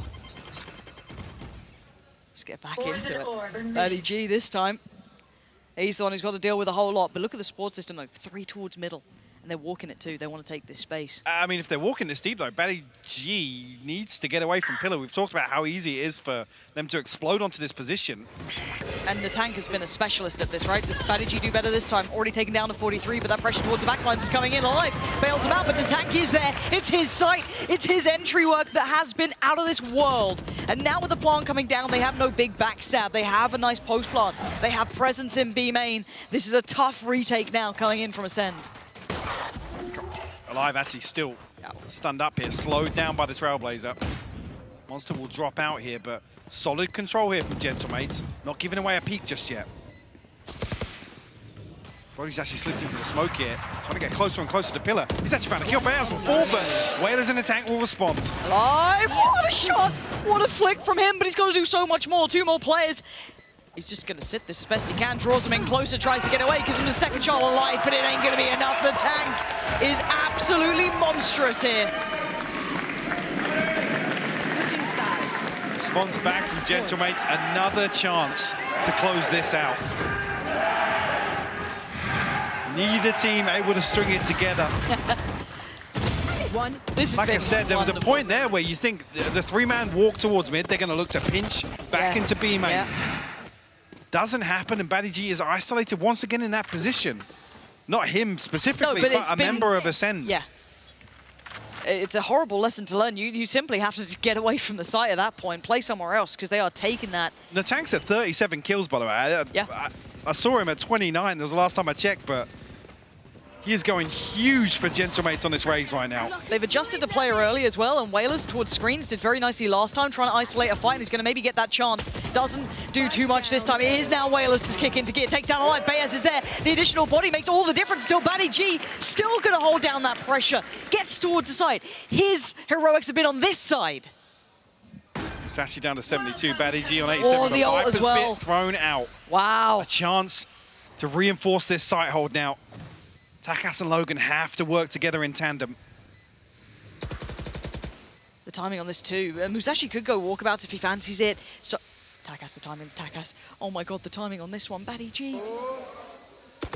It just comes through. Batty G adjusts in time, and Logan now. Oh, that's huge. That's the drop. That's drop. He didn't think it was the play. I think he was just a little lost in it there. Couldn't get back in time. Maybe expecting the walk around Pillar. Mike, you got something else to do this evening, because this might be a long one. Hopefully, someone can close this out now. I mean, it's becoming so scrappy as well. Yeah. the pace just keeps increasing once we get towards these side hits as well. Baddy G going huge, Whaler's going huge, Natank all stepping up here. This is so wild to watch. Oh, the stack! The stack! Alive just got read like a book. Didn't even get a leg tag on somebody. They had 3 of them posted towards that.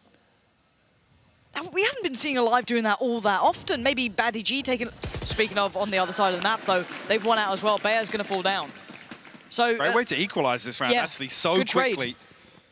Great work from Ascent, but Baddy G staying committed to this now. Is that too far? Yes, it is. Yeah, it's... The tank's just so sharp right now. Look, there's something to be said about some of these players on these entries. I mean, classic work from him here. Who's actually sitting deeper this time, but actually tries to fade away, gets spotted on it, and it looks like rinse and repeat, right? How many times are we seeing this scene again? This take towards B is just so well crafted. The tank's almost on a 40. It's not something I'd expect to be saying, but here we are. Getting towards OT even by CS standards at this point. Brody's cross is precarious to say the least. Monster wants to go exploring. It's not going to happen. And oh dear, bye-bye. Has to fall away from that Brody. I think he knows that ain't happening. Gentle mates back with the lead, but once again, can they close here? How many times is the tank going to do this on this side? And then how many times is someone like Baddy G going to answer back on the second go of things? I'm curious now. Like I said, things keep increasing in terms of the tempo here, especially when some of these side hits come through. Who's going to be the one to look to slow things down? Well, it doesn't look like Ascent here. Stacked up heavily outside B main. Baddy G posts up in the lurk, but Musashi here to apply a little bit of pressure in mid as well. Wow. The follow-up doggo still going to reveal the intent. Now, I think somebody's shooting from behind there. Yeah, it's a big indication to Gentlemates that it wasn't just Monster positioned in the lurk. So she's still working middle. Do they wait for Baddy G? Again, they've had a really good feel for the timing. And it looks like the awareness is there once again. Yeah, and the tank will note him with the boom bot. But well, that's info on 3 members of Ascent here, and it hasn't forced much of an adjustment. I mean, Takas looked like he was toying with the idea of rotating there, but Ascent might just find themselves a 5v2, a favorable engagement. And the flash actually not catching anything. Logan goes for an info swing and punished for it. Albayaz is screwed. There's no way he comes out of that living. He's not. Ascent have taken the site just as cleanly as we've been giving the tank credit for, but Taka's going to pick back up on where he left off. Going to take down Musashi pretty quickly. Alive down on 58. He's still got 3 players standing quite pretty here, but they're so cognizant of a late lurk because of this man. Baddy G has been a problem. How deep does Takas go? No, he's got a time limit. Past Mail. He's not going to go that far, but he's getting paranoid about this. The double check, that's good. He knows Baddy G's there now, but still, his presence alone is a problem. They have to get towards the site, and they are running out of time towards it. Paint Shell goes in. That's big, actually. Monster's caught. Oh, no! They're taking it back, but Baddy G, he's adjusted. He's on the move. The diffuser started, and ain't gonna stop it. Can he deny this now? He can't do anything. He has to sit back and watch. Gentle mates. How? Whoa. How does it end like that? Come on. Come on. Takas baits out Baddy G to show his hand at the perfect time, and then Gentlemates just steamroll onto site. The gravity well, the pain shell combo, the perfect opener. I didn't think they had time to clear back like that. It felt like it was done, it was dusted. I really didn't think they had time at all, but that pain shell, that combo was just nuts. That was nuts. That's heartbreaking to be blown out on map 1 as well, and to lose out in that fashion. In what was it, quad OT, the 5th OT? No clue. There was a lot of OT there. I'm actually stunned that it ended like that, but it felt like it was so dangerous, right? It was just, you know, the final straw that broke the camel's back, Both teams getting a chance, though, to close things out. There was a number of times that Ascend were taking the lead in overtime as well, but just couldn't close it out. Gentlemates capitalized. That's 2-0. In a ridiculous retake. That is 2-0 now. Things are heating up here. Do not go anywhere. Lotus coming up next. Could it be redemption or could it be over?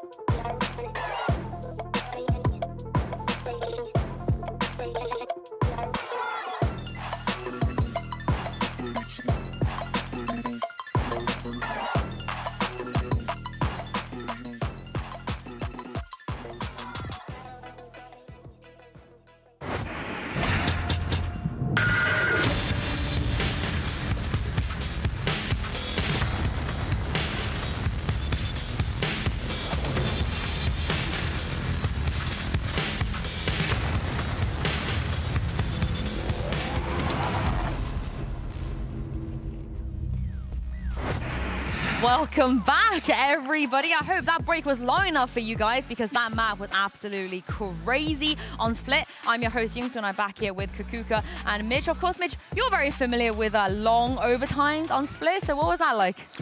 Yeah, I've seen a few in the past. Yeah. Got to cast a few. I can say that was certainly quite the difficult one for Pansy and Hypok up there, especially because it wasn't just back and forth. A lot of the time when you reach these really long overtimes, it's like your attacks are winning again and again and again. It's the same thing for each team. But that wasn't the case here. This was a constant battle to out-adapt your opponents round in, round out. Just exhausting gameplay for these guys on stage. Totally, and in so many occasions we see teams running out of ideas, and we cannot blame them actually after such a long game. But as you're saying, Mitch, I completely agree. So many things were different from round to round, but in the end, Ultimates is able to close this one out, and what a performance from Natank.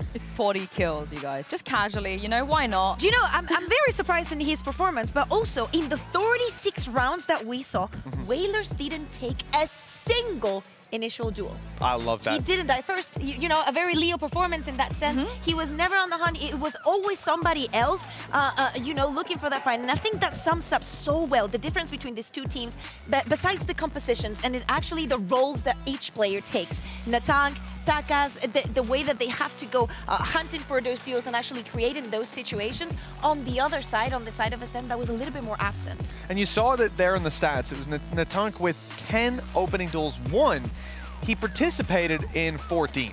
So an insanely successful game for him. And when you see the way that this guy was going into the site, I mean, it was blast packing in. He was way up in the air. A lot of the time, those flashes weren't even connecting. This guy was just able to deliver with raw aim. And I honestly, I don't think he's going to be able to hit that level again for a long time. This is going to be the performance that he dreams about.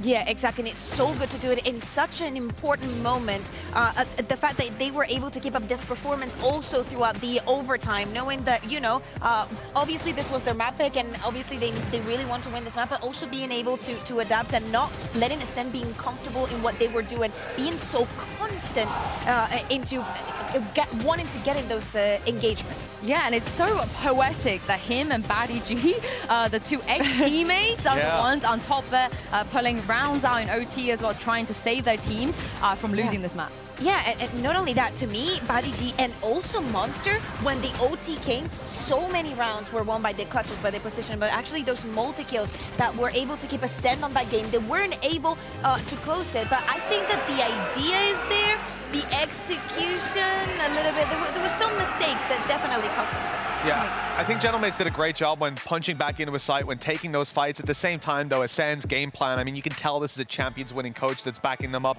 Batty G's flanks were unbelievable. Monster, how many times that guy come up through vents? He just kept doing it again and again and again, and they weren't expecting it. As you guys can see here, this is Natank's agent pool. He can start a team by himself, just like play smokes one time, it'll be fine. But that raise is actually 5-0, so 100% win rate 5 times to 0. This is obscene.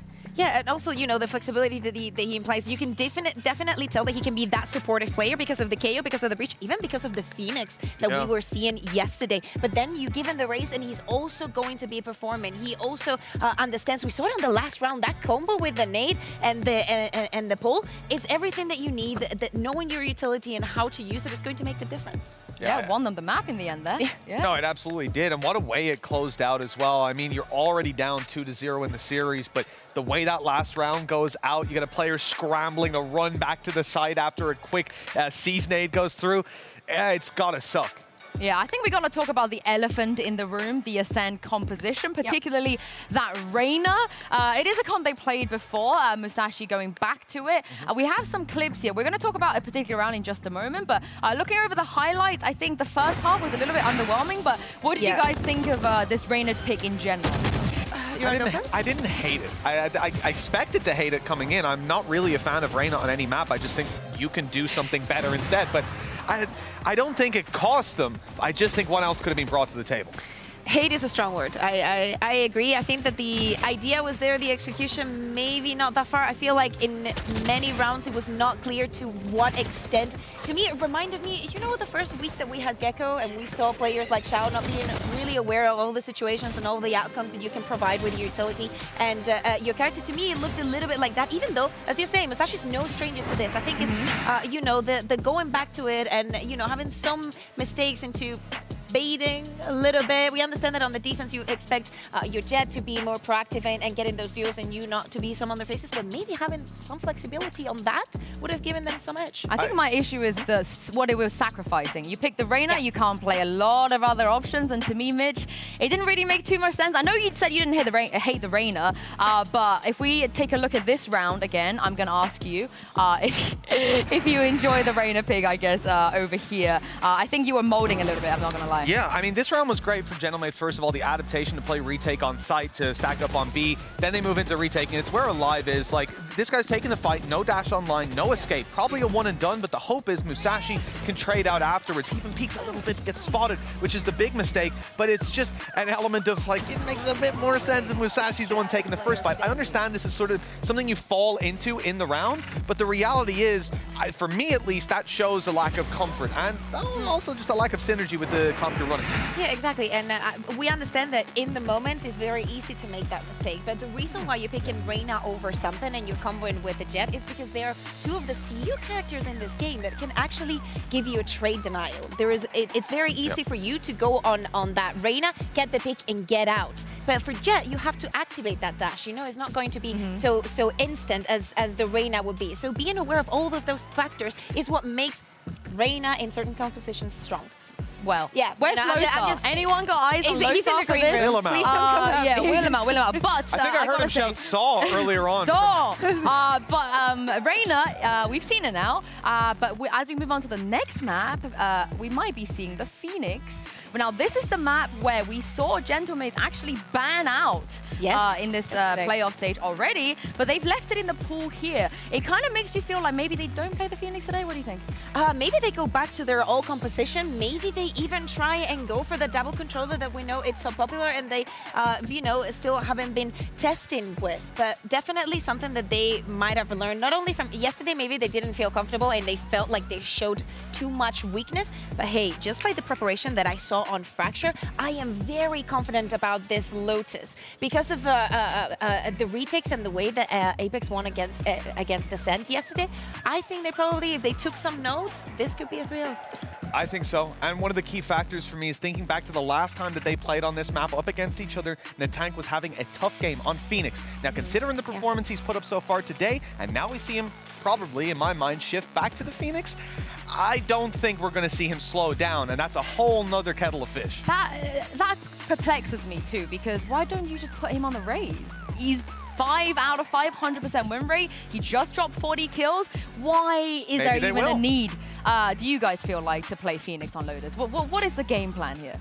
I mean, I guess that you want the kind of edge is just being aggressive, being very active on the info gathering. I think it's something that we saw yesterday on Ascent. You can also use that ultimate to get that info, and if you get a kill, nice, and if you're not losing that much. But, you know, I hope to, I expect just by the changes that we saw on the first map, I expect to see it here too. Well, let's take a look at the other side of this, because Ascent, they did win Lotus the last time they played against each other, and Alive was really alive on this map. Yep. Am I wrong though? No. So yeah, talk me through this, you guys.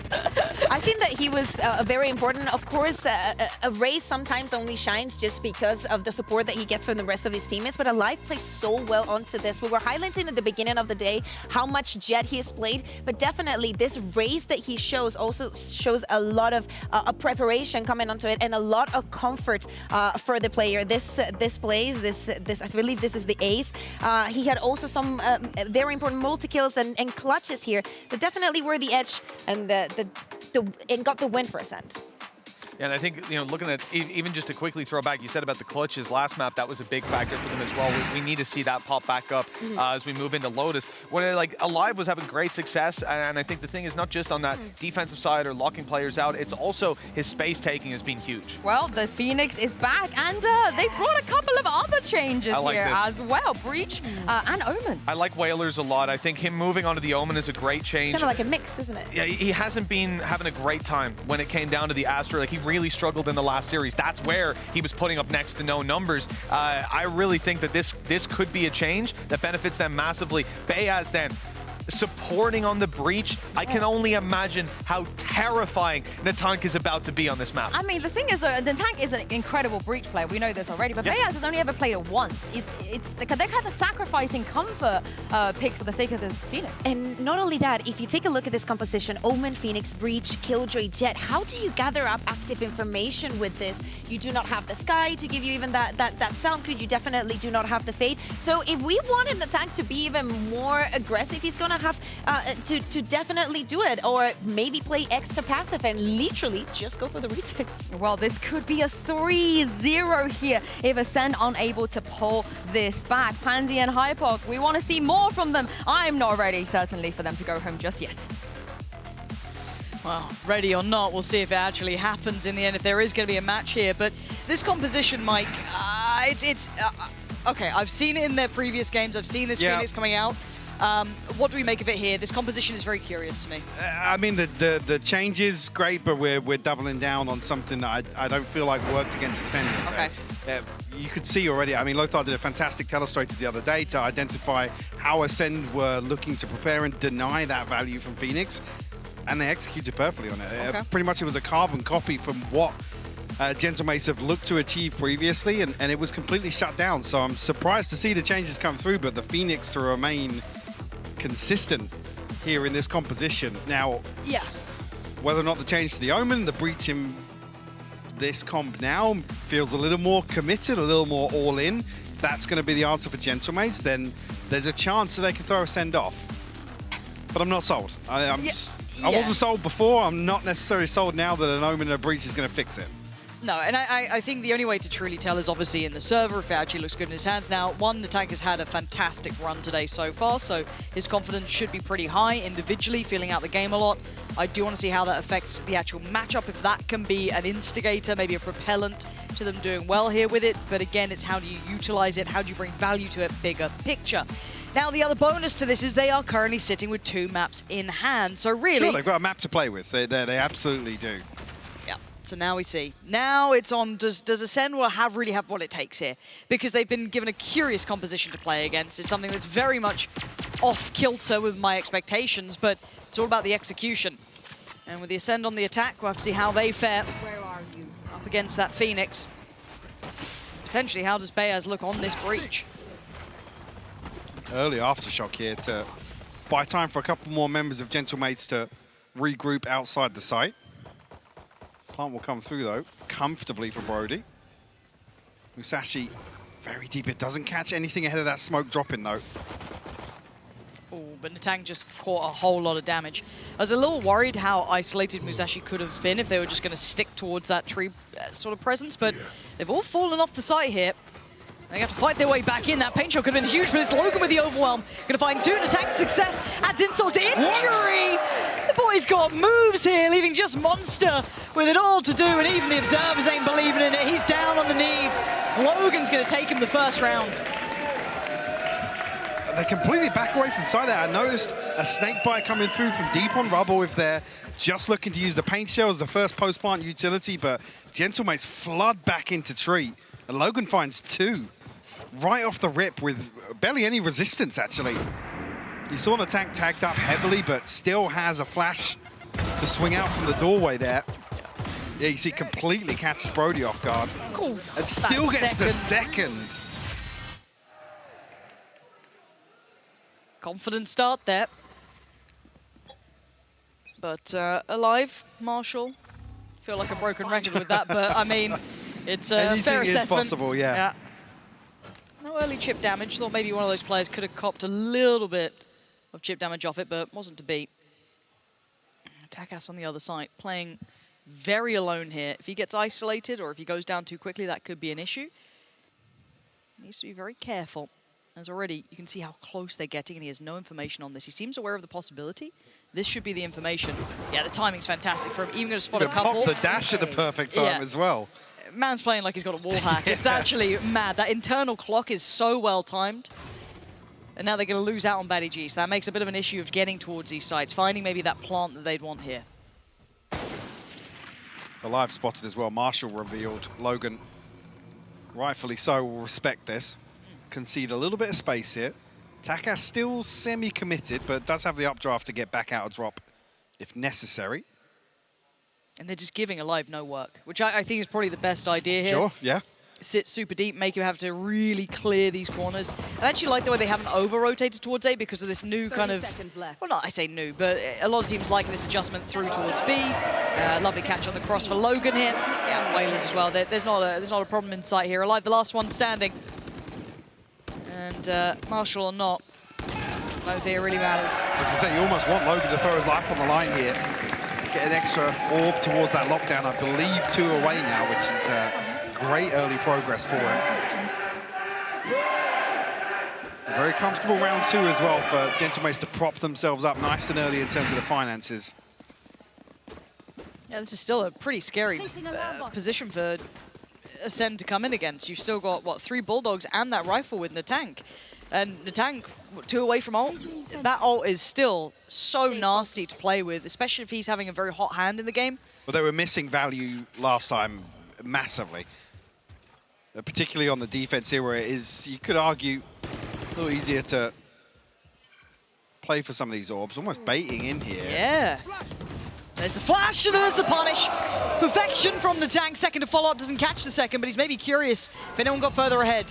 And now, does he outlive them? Does he manage any more? With Takas by his side, maybe he can. Taken down alive, the first man forward. Monster going to be noted as well. Natank trying to slip away, doesn't get away with his life. Gets caught eventually. A ton of support put towards getting Natank back out of that position, though. But regardless, Ascend down to 2. In a round where, inventory-wise, they had a massive advantage. Can Musashi and Brody recover anything here? It's really throwing me off. Every time I see Musashi, he looks like Nefly. Like, every time. Any Nafas in the chat. Like, can you see it? At least an indication here. No, I can't. I was breezing on past there, but... Breezy, nice, good. He's trying to draw the players in, which he has done, but I'm still worried about Brody, who's kind of... Yeah, I guess he secured his cross, but they now know there's a little bit of timing to this. They are very much separated. He's actually done very well to create space on this site, but with 13 seconds, this has to be a stick of the plant here, and with the position behind, there's no safe plant. He's made it as possible as he can.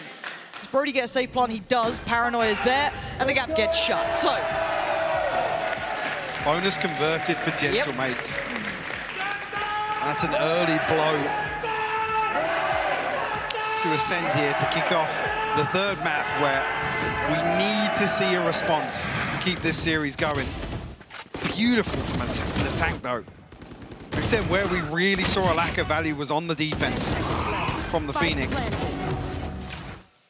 It should just about be on the brink of that first ultimate as well. Oh, absolutely. Now, yeah, he's there. Available, yeah. Lockdown as well, which, again, unless things get really dicey in this round.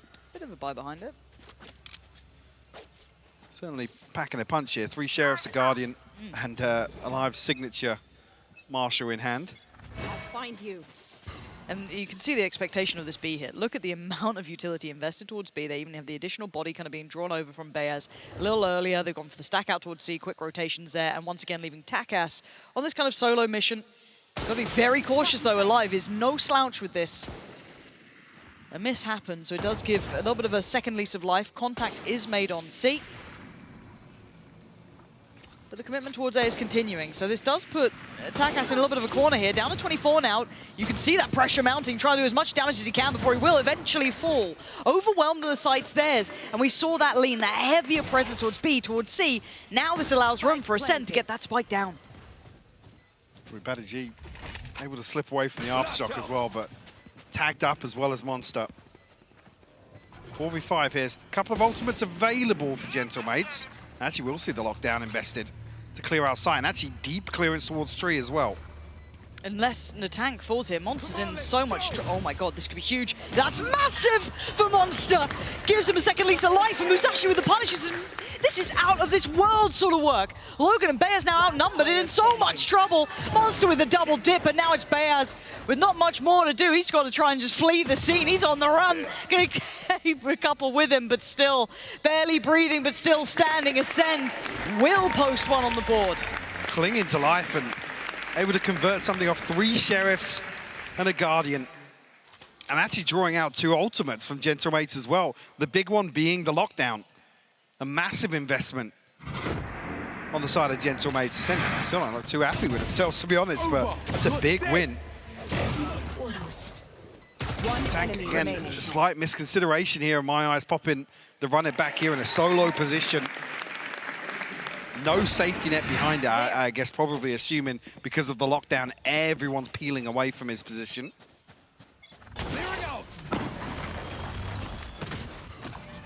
Space garnered off the rip here from Gentlemates. Deep rubble control, actually. Natank previously in this position. Now, Takas over here. Still comfortable other than Whalers in terms of the finances, so Gentlemates still with the upper hand in terms of this early round lead. But Ascent now, a couple of their ultimates, a couple of their key ultimates starting to come online. Brody's being the first. Poison's off. We can see it, but with that ult, if they invest it, they'll know that the sea is completely clear. Logan drifting through middle. They have to quicken the pace here, though. Now, that ult was kind of tilted that it clears all of sight, yes, but they don't know that no one was near this. This is all pressure from the backlines and a late positioning coming out from Takas to go CT. That's 3 towards door. Natank, the only one really able to do much to deny. But that turret's going to be a problem. Musashi is on the other side here. Gets to slip a little closer. With the turret dealt with, they have no idea, because I'm pretty sure that was Whalers who did it. Beautiful work from Ascend. Lovely work from Brody there. Takes down Bears and Logan, leaving Whalers barely alive on 2. And I think he notes that this one's done. Time to back away from this. Ascend getting a grip on this round. Yeah, Whalers being the one to struggle financially, alive down at 700 as well. Going to try and hold on to these weapons, I assume. Well, Takas looking like he wants a second puncher there. We'll find Brody. No charges left.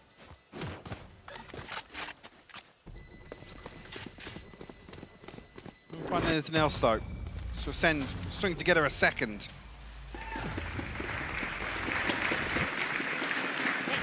I'm curious now of Gentlemates' approach, because they haven't necessarily been rewarded other than Natank coming forward and finding a kill outside rubble, but that's been the focus area for them, at least in the early round.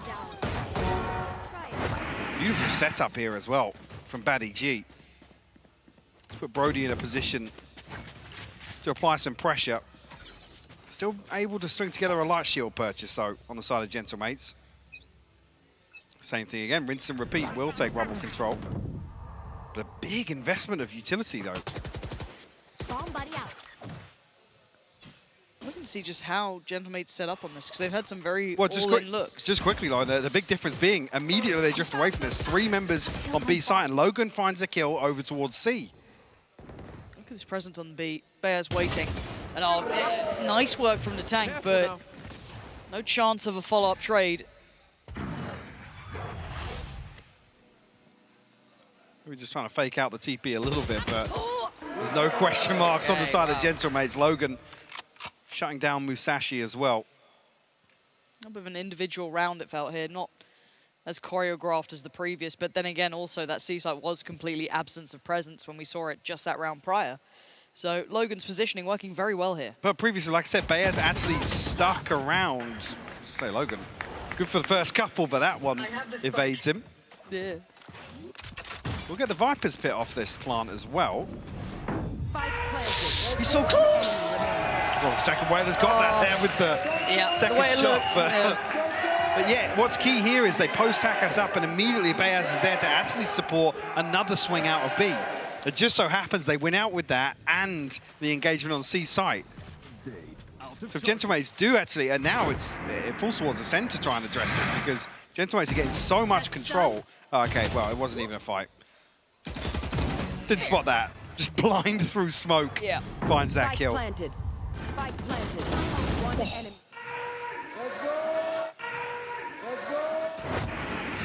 So yeah, maybe that's what the intention is from Ascent here, is to maybe spread a little more thin and get some sort of information on either side of the map, but they actually don't obtain it at all.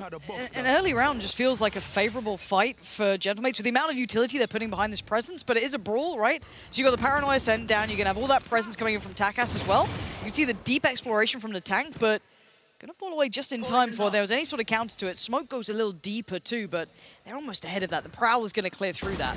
So Takas getting a little bit of contact, he's gonna note the player falling back, but there's three ready for this. Lockdown invested as well. They're going. They're looking to get aggressive here. Yeah, they are. That is a lovely time, Prowler. Now they need to back away. They got to respect this. Beautiful counter to that. They actually stemmed any sort of pressure coming out from Gentlemates. Beautiful. Now towards the site. A little bit more of a contest on this. It looks like Gentlemates actually want to find a challenge. And they do just that. All going to be sent, but you're going to have the Viper Spit to deal with as well. This is now just an absolute bloodbath of a battle, and you can see him scrambling to try and get out of there. But yeah, Brody falls and leaves a spike in a very bad position. Logan posted up on it as well. Alive, drifting through into spawn, but My ultimate is ready. Logan holds it down, still got firm control of the spike.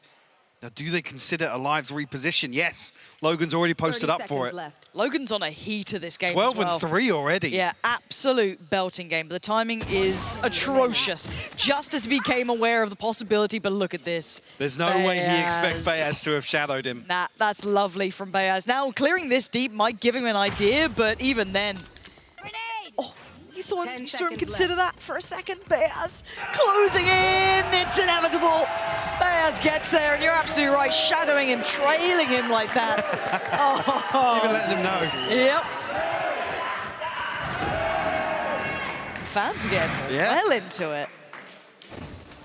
It's kind of sick to see this for like Ascension teams, right? Like if we're talking the crowd have been going nuts the last few days. Because I was watching on stream, and you kind of hear it, but seeing it in the venue is actually amazing. The fans have turned up for this. Great to see the passion there. Look now, at this position from Gentlemates, though. Yep. Back on the lockdown once again. That's due to Logan's success so early on here. Bladestorm available as well. Same thing once again towards Rubble. This time around, Ascend want to try and address this early control as best they can. Takas gives himself a little bit of safety, just a pocket to play in. And he gets to keep his life, and he gets to keep the map control as well. That's the one thing, yeah. Whether or not they will note his deep position still, but does peel away from it. At least an early win here to draw out the combo between Brody and Alive. And a switch up here, actually, with Logan set up towards B now. Brody will have his ultimate for the next round. Musashi has slipped the net, but this is space given up by Gentlemates. You can see by Natank's position. They're happy to concede this, probably because of the lockdown. Doesn't seem like a bad idea. Brody's going to get his.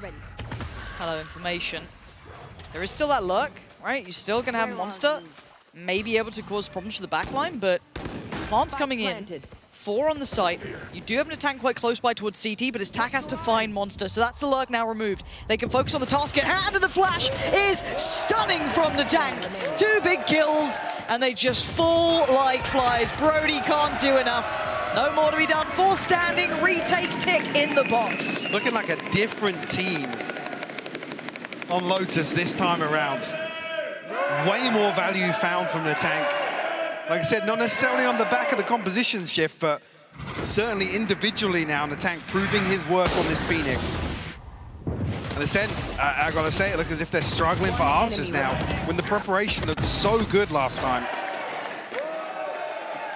So I'm going to be honest, I was a little bit nervous seeing that kind of everyone playing super deep for potentially retake on C, which is fine, but it's again, it puts a little bit more pressure on making sure you catch that lurk, which they did. Now, making sure no one slips the net towards B. Again, it's all there, right? Like, everything is going right for them to be doing this, but it still makes me so nervous to see C-Site completely open. No util down, sitting passive by kind of Waterfall, sitting passive by CT, but they need to get brought in line here, Ascend, because we saw such a brilliant matchup on map 2. But here, once again, they're being pushed aside. I mean, it's the 3rd time we've seen them trailing by this sort of gap already, halfway through or past the halfway mark of this opening for Lotus.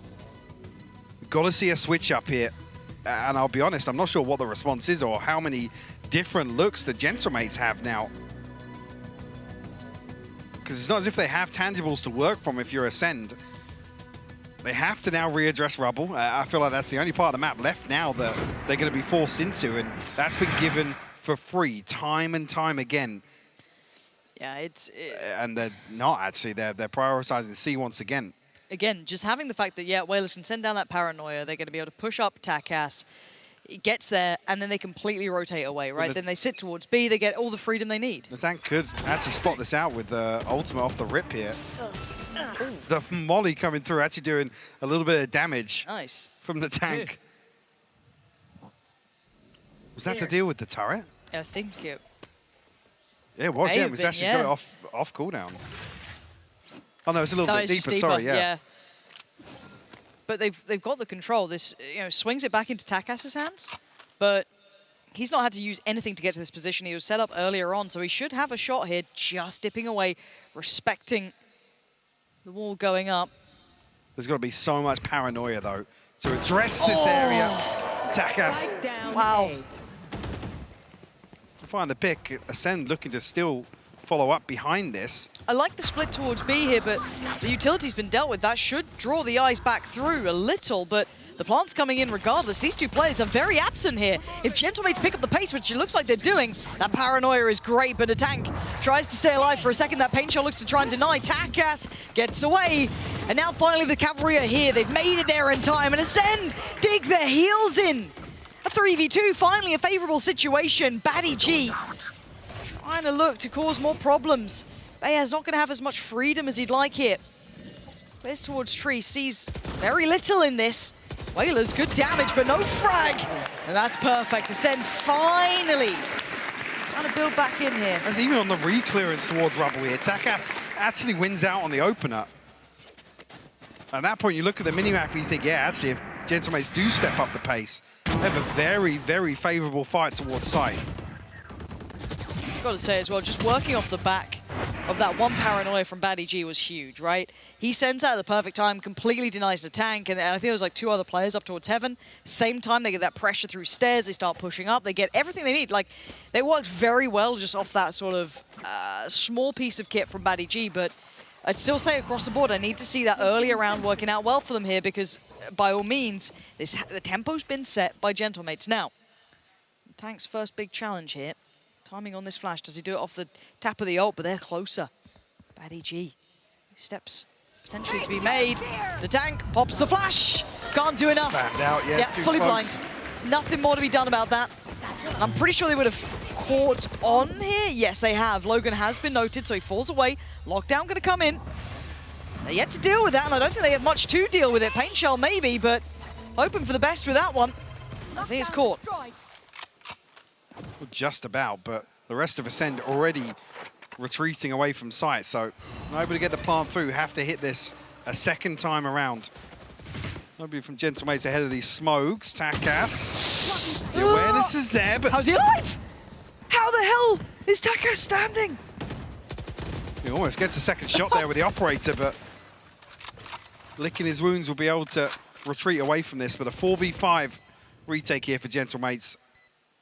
Not much utility on the side of Ascend, to be honest with you. Okay. Let's look at this. 3 from CT, 1 from Waterfall. Brody on the site. Gonna get the first alive with the second. This is lovely, keeping this very clean for themselves. 5 still standing. And Whalers and Takas with that operator in play, drifting away from this now. Ooh. Whalers actually tagged on the retreat, but nobody from Ascend looking to chase this down. Killed it. Desperately want to hold on to this operator as well. It's a good, Monster. Close. Actually way further ahead than maybe Gentlemates were assuming as well. Takas will find a consolation at least, but... You know, from the front. Good swing back out of this timeout from Ascend. 2 much needed rounds. We're just actually catching a glimpse of the tank ahead of the flash popping. Like I said, even there's 2 or 3 players so close on that angle that the tank would need a miracle to make that flash work. Okay, well that's 2 rounds now consecutively brought back through for Ascent, starting to maybe get their footing here, right? Starting to maybe build into this game. It does feel as though they've been working from kind of behind the curve a little bit, especially in the last 2 maps as well. When have they had that lead? So I'm looking to see if they can potentially chip away enough to kind of close this gap. But timeout coming in. Gentlemates deciding now's the time. Existence there. Having a little chat through. What has he noted so far? What more do they have? How many looks do they have to go to? Is there variety to what we're going to see coming out from potentially that Phoenix? How much can they achieve with this? Again, Logan was having an absolutely belting performance. Huge numbers initially. Not sure if they've dwindled now, but what can they adjust this time?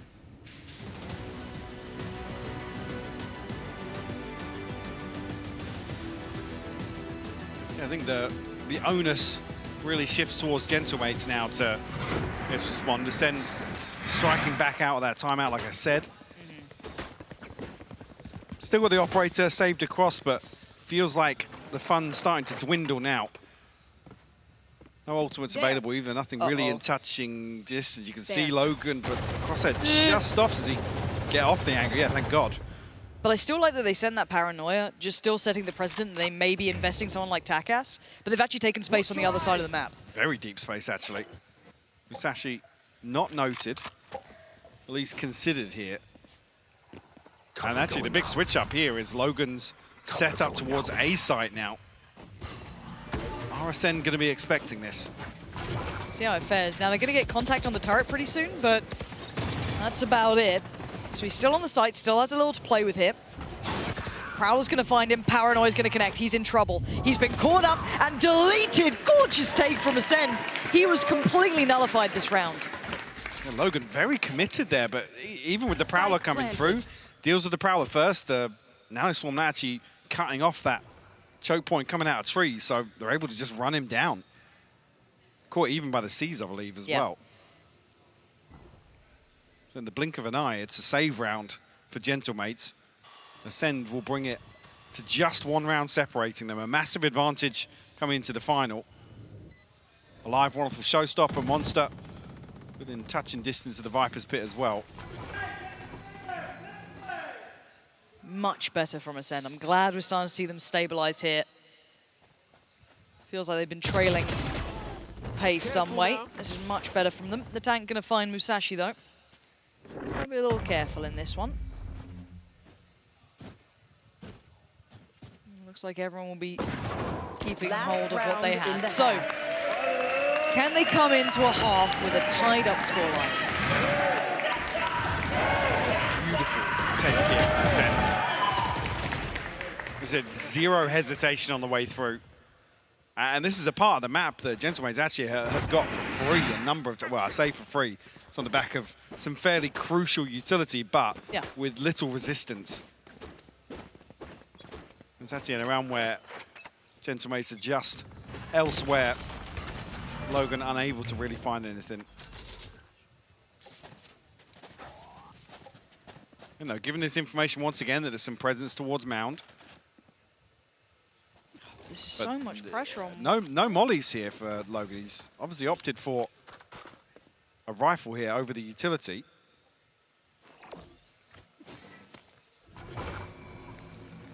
See if it's got any value. He's been checked on so early. This is really impressive work. They've just absolutely targeted him down. Overwhelmed. Too much utility, and that should also be Whalers down. Takas dead in a second, alive. Really showing us what he's got here. Natank and Bayaz. And this is so much better from Ascent. These site takes have been clear-cut. They have been precise.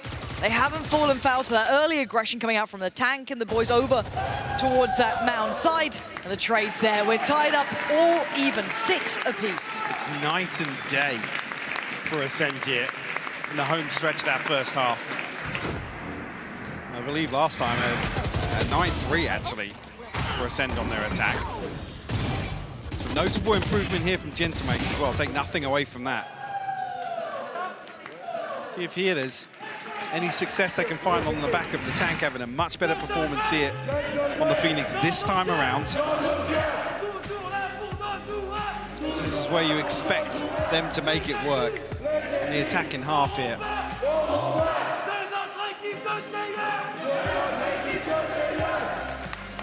Hands definitely still behind him. Oh, yeah. A chance here still to close things out. Oh, by all Very rights. early on in this best of 5. This really gets a little scary when you've got that Phoenix running at you. You're going to have that ult coming through a fair amount. You could potentially see that having some impact, but it's yet to fully come through, right? We're still waiting to see that impact alone.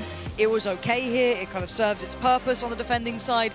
Like to see if it had a little bit more value here now on the attack, but first time we're really seeing that 6-6 tied up score here between these two, so a little bit more pressure to be put onto the likes of Gentlemates, because again, Ascend finally slipping back into what felt more routine, right? Those side takes were very well crafted, navigating all that early threat, not being caught off early by any of it, and Existence is having a chat and a half. Very animated. Yeah. I swear he never looked that animated even back in CS. No? Very serious man. Yeah. You normally just like trot out MBK or someone if you want something funny, you know what I mean? But we'll see how he fares in this one. It was quite interesting. Obviously, big Sliggy fan. Just sat back. Yeah, I never Yeah, subtle, right, subtle. Yeah, you never mentioned it. No. Sliggy and everyone else. Just like Strong Gas and everyone else. You know what I mean? Right. Same sort of thing. But it was quite interesting seeing when people discuss who Existence is. So it's like some people are like, oh, I remember him from Titan. Oh, I remember him from even playing in Valorant. And it's like 1 out of maybe 3 or 4 like very games in source. Yeah. Was anybody calling him a Kukos I in don't chat? think so. I was still livid. I really when that wanted to change call happened. him a Kukos on the desk. But I was talked out of it. Who told you? Was it Sue? I think it was Sue. Yeah, she's too good. You know what I mean? Although she did say we were very attractive at the start of the day, so I'm not going to flame. Yeah, You know, she was she's been nice to us today. She's had to put up with me. I was about to say, if you softened her after that time, just worn her down. But tied all even. This is the half here. If you are wondering why we're waffling absolute nonsense, really, I am. Michael's trying to be professional, bless him. But second half leaves us with a lot of questions, right? It's the validity of that Phoenix coming in. How does Bayaz suit on that breach? How does that fare on this side? And does Ascend keep up to this? Can they take a lead in one of these maps? As Takas chomping at the bit and gets deleted. Alive draws the first blood in the second half, and now all mayhem kicks off. Yeah, Natank looks to backstab there from the door, but completely negated. Some chip damage, yes, Brody and Alive tagged down to 40 HP roughly. But a 3v5 now in this pistol for Gentlemates. Massive early advantage here for Ascend. Logan looking to get up close and personal. Yeah, might find the first cleanly. Well, at least able to get back out of things cleanly. Shadows traveling. Presence shown on the other side of the map as well, though. Bayaz making no secrets about this one on the way in. See a couple of big wins here in terms of utility drawn out. I got the spike. No progress towards sight, at least, just yet. So much kit just to keep them noted. We'll take down the door. That actually unlocks a little bit of pressure, maybe from Alive here, but all players join back together by door. Heading in towards Tree. Bears does have full kit to play with, so he actually be able to facilitate the cross quite comfortably, but Brody's still hanging around. They haven't cleared him by any means, and he's going to find Bayaz. Yeah, the trade's there, but this is going to need more from Logan. The pistol round god once again. Hold on. Yeah, and Alive's low, so maybe there's still a bit of life in this. Whalers, desperate to try and do damage. This is possible. Look at the HP on Maddie G and Whalers. It's so low. Whalers isolates Maddie G, and he's got him back on track. No lead yet for Ascend. What a swing back in from Whalers. You think it's Logan in that situation that time and time again delivers the Gentlemates. Beautiful stuff. Last player standing. I mean, the second kill is just one enemy remaining. So well played by him. And a blow to the confidence of Ascend, who have just clawed their way back into this map. That's a really rough way to do it, too, because you feel like that round looked so good from the start, right? They got all the ticks in the box that they wanted. They did brilliantly early round. And it crumbles just at the end. And look at this bike coming out. 4 rifles for Gentlemates. Got to play this one safe. Just Marshall, well, Sheriff as well here from Musashi, actually. Already spotted on the jump spot. But yeah, they have to maintain here because there's not an awful lot left in terms of the next purchase if they concede some weapons. That's why it's a tentative approach here. Toxins going up. And you can see the pressure. But Not maybe wanting just to a commit. feign, yeah. I mean, they look a little bit cautious here, probably because of the purchase. Taka's going to try and find some space on the back of this contact on C. Already, Batty G looks wise to it.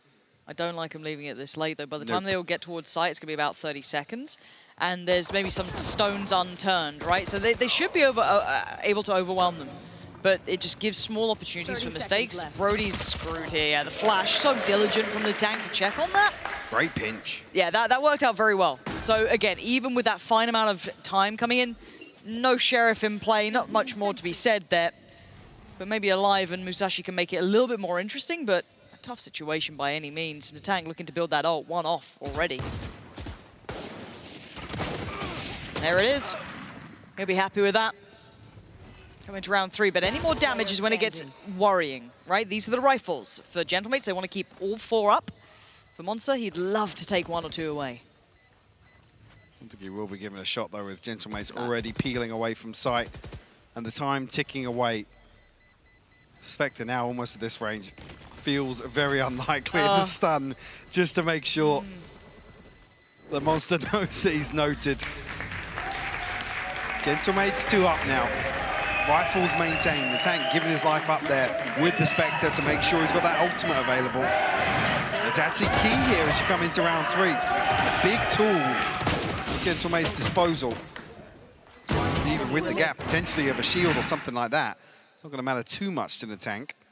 He actually does get a light shield and a rifle across. I think Bayaz actually donating him. Yeah, it looks like it. I say where do they use this ult? Let's see how much value they potentially get with it. Lots to be done here. This is the big one. This is a round that Ascend desperately need. Otherwise, this becomes that mountain to climb. And all those maps before suddenly become a big problem. But look at this feign to start with. It's purely just to show presence and no intent behind it. They give away a sound cue as well behind the wall from the tank of the dash, so showing presence of both duelists over towards Rubble. Batty G will be called upon, stunned up. Cover going down. And the tank might even just run him down here with the ultimate. Considering the possibility, yes, but... Placing swarm grenade. Swarm grenade out.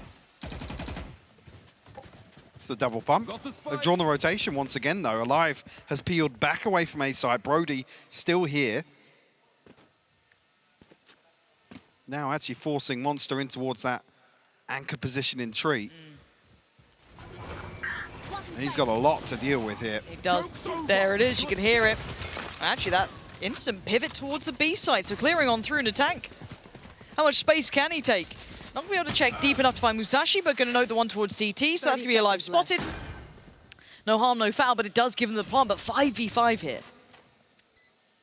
Actually, the tank slips back into a position outside door. Yeah, it's a very deep position for him to pick up this rotation back through. Oh, and the volley to cut off the rotation as well. That's 2 players held back. This crossfire is deadly. Yeah, this is so nasty. That's not bad, though. They've actually given themselves a chance, and Natank has to move out of the way. Ascend, they're bullying the site itself. Natank can do nothing. It's all on Logan. What a way to do it. Perfect work from Ascend. How did they crumble on the site when you have the tank keeping so many busy? Things absolutely fall apart. 2 crucial kills happen off screen. And the site is opened up for Ascend's taking. Show us this one. I'd love to see what happened on the site here. So again, yes, Natank's busy. Okay, Brody gonna find Whalers. This walk on in. Yeah, slight overcommitment on the second peak here, but you could argue that same for the first there. Like I said, that crossfire is so difficult to dig out. At that point, the tank doesn't really have a say back into that, to be honest. No. He relies on those 2 players inside the door to really be the ones to bait presence. A little bit of a fumble there from Gentlemates in my eyes. Oh, that's so good. Couldn't even shoot the reveal. There's nothing you can do about it. Oh, that's what you do about it. You send the tank in, and he gets you both. Alive, down, Batty G down. Brody said this was a stack of players. Do they find Brody? They got to know he was nearby. It was that haunt that was a problem. Well. And he can't back away from this just yet. That wall's gone down. He is so vulnerable to this. You can see maybe Musashi trying to save his life. Oh, he's got him as well.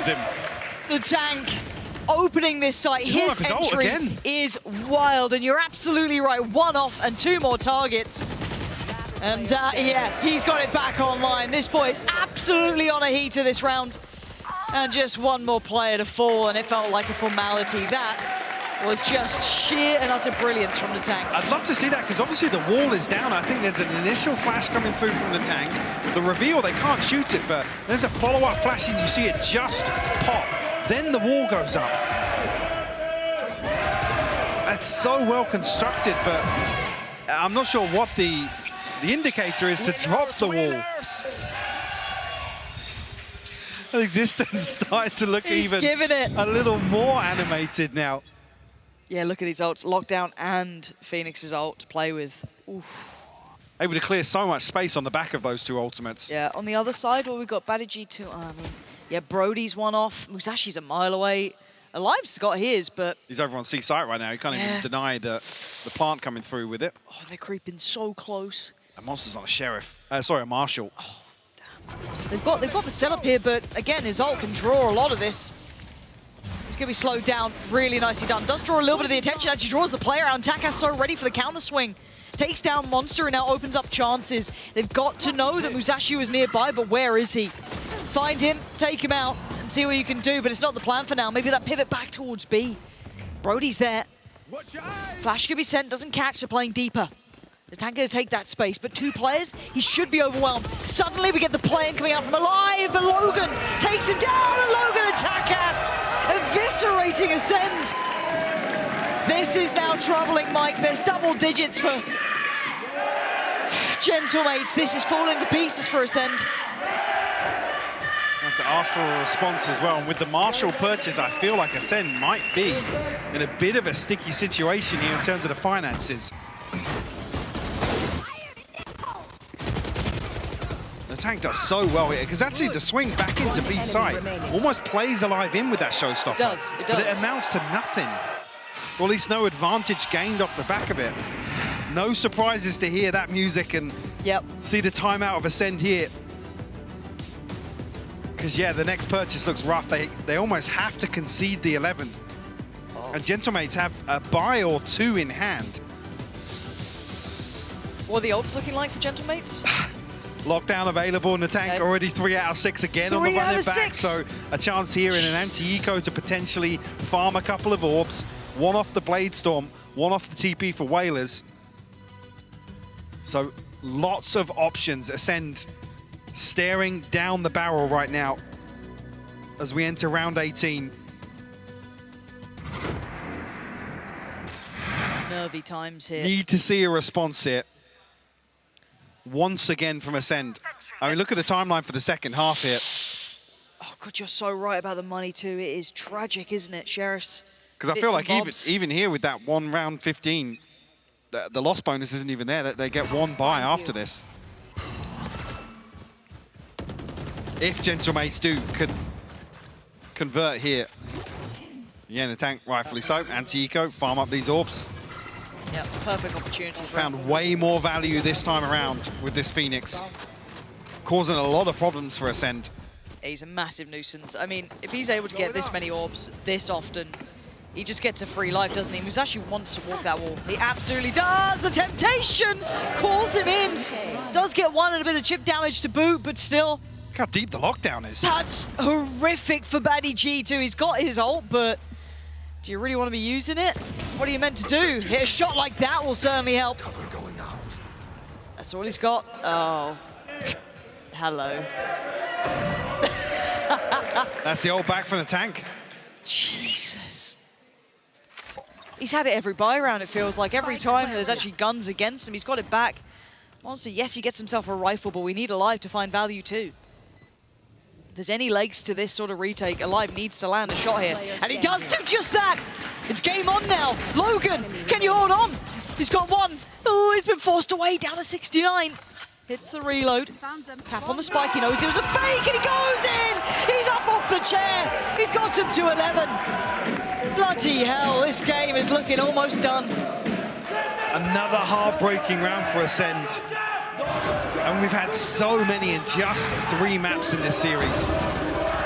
Takas again causing problems to the top of double box. Well, they made it so close to being possible. Oh, you can start seeing on their faces. You're really seeing that defeat coming through. The other side of the stage is getting even more alive. They're on their feet. This is the round. This is the biggest round they're going to have. Ults galore. Musashi one away, but look at it. You've got a tank on the same side. Same position. Quick ult going to be invested. You're going to hear it on the other side of things as well. The tank just going to run through, try and clear that space. Down so low. Got to be careful sent back by the turret. They now know a little bit of information. It's all a fake, though. It's pulled the rotation. There's only one here. It's only going to be Batty G who's going to even close to hearing this. I'm pretty sure the door's probably still in play. How much can he do? Oh, no, the door's down. Okay, maybe Batty G has a chance, but they're going to have site control if they keep going at this pace before Ascent even get back. I mean, even just off the running back, they bait out so much utility as well. Batty G played in here. Wailers will fall. It's a chance, and it's one that they desperately needed. Oh, my word. Takas, though, takes down alive. The plant's now in. It's back to a 4v4. Nightfall going to come down. Batty G going to deny the time stall coming out as well from Logan so they can get closer to this one. Musashi going to find Bears. Hold on, it ain't done yet. Takas, only 2 more knives to work with. The tank, he needs it. He's tapping. He's just about taking down Monster. And now it's all on Logan. Shot in the back. Ascend are still alive. Oh, somehow, some way, they close this out. How many ults were used? I think every ult was used then, apart from Batty G's. And luckily they're able to cling on to some rifles, because the other concern being the finances on the back of this. No possibility of purchasing any more than 2 rifles, I believe. And Gentlemate's still with a cushion to fall back on. They will pump the brakes. Yeah, yeah. Let that one sweat a little bit. One off the Rolling Thunder, so still, I don't want to say an advantage, but that drawing out everything but the TP from Batty G, you got to say, Gentlemate's feeling pretty good about that. The best situation to come out of a round loss, if anything, but a lifeline for Ascend. But it can't just be a one-off. It can't be a flash in the pan, right? They have to string together like 2-3 rounds. I feel like a flawless round to even make this doable. There's a chance still Gentlemates will be able to get to 12 and then still have a buffer, but if they all fall here, it resets the economy, and that makes it so precarious to build back in with. Yes, it's only a 3-round gap, but they're totally off kilter now with the ultimates. Yeah, so much invested in just that round prior. Gentlemates' logo looks a little bit like Goosebumps' logo, like the font of it, and I really like it. Goosebumps as a kid. Of course I literally said that the other day. Did you? Wait, did you? Yeah. One singular brain cell between us, and it's working overtime right now. Okay, Ascent. Show me you got some fight in you. Show me it wasn't a one-off. Show me something more here. Early space taken towards A. Brody on red alert. Batty G, red alert. They've got to know that there's now players creeping closer. This should reveal that. Does. That's at least 2-3 guns heard. They've got to know what's going on now. Doesn't draw an extra player just yet, though. Alive. Still positioned over towards the backside of B site. I don't mind it either. We've seen that pivot through the door. I mean, the ping comes through initially there from the tank, but this will get the Rolling Thunder available. And with 2 players semi-committed towards this site hold, yeah. To say they have to respect this. Spike drop. Okay, but they're falling away, so they've got the ult they want. But Monster. oh my God. Also in a fairly committed position. He's got to hear this now. Oh my God. The Does he door get checked? position, it's a dirty off angle. It's so good, but he couldn't make more of it. One's still good. It's bought a bit of time to allow rotations. They now have 2 players in. This is massive, but the spike, it's going back towards A. Batty GTP'd all the way across here. Brody 30 wisely seconds left. disconnects from sight, though, but a chance here for Wailers to even catch a So deep rotation. here. To backstab this site. Brody, he's seen a tank, but he's now lost the angle. Smoke's going to come up, Plant's going to come down. And Wailers is the one I worry about because he's deeper, right? They've got to clear this. And what do they have to clear with? Paranoia is still with Wailers. Batty G doesn't have it. Brody's got a little bit of kit to play with. They line up! The tank just wanders in front of him. He couldn't even see. A fumble and a chance, and they take it with both hands. Ascender on the site. There's still an ult to play with, and Logan's made a go of it. But I don't think it's going to be enough. Unless Bayaz does something out of this world, which, with that smoke in play, he hasn't got the chance to ascend. Clawing on, making the most of a mistake made by Natank there. The heat of the moment, you can see as well, Wayland's looking across the stage at his teammate. Heartbreaking timing for that to happen. Oh, alive. Oh, Play Lotto. You don't get given opportunities like that very often.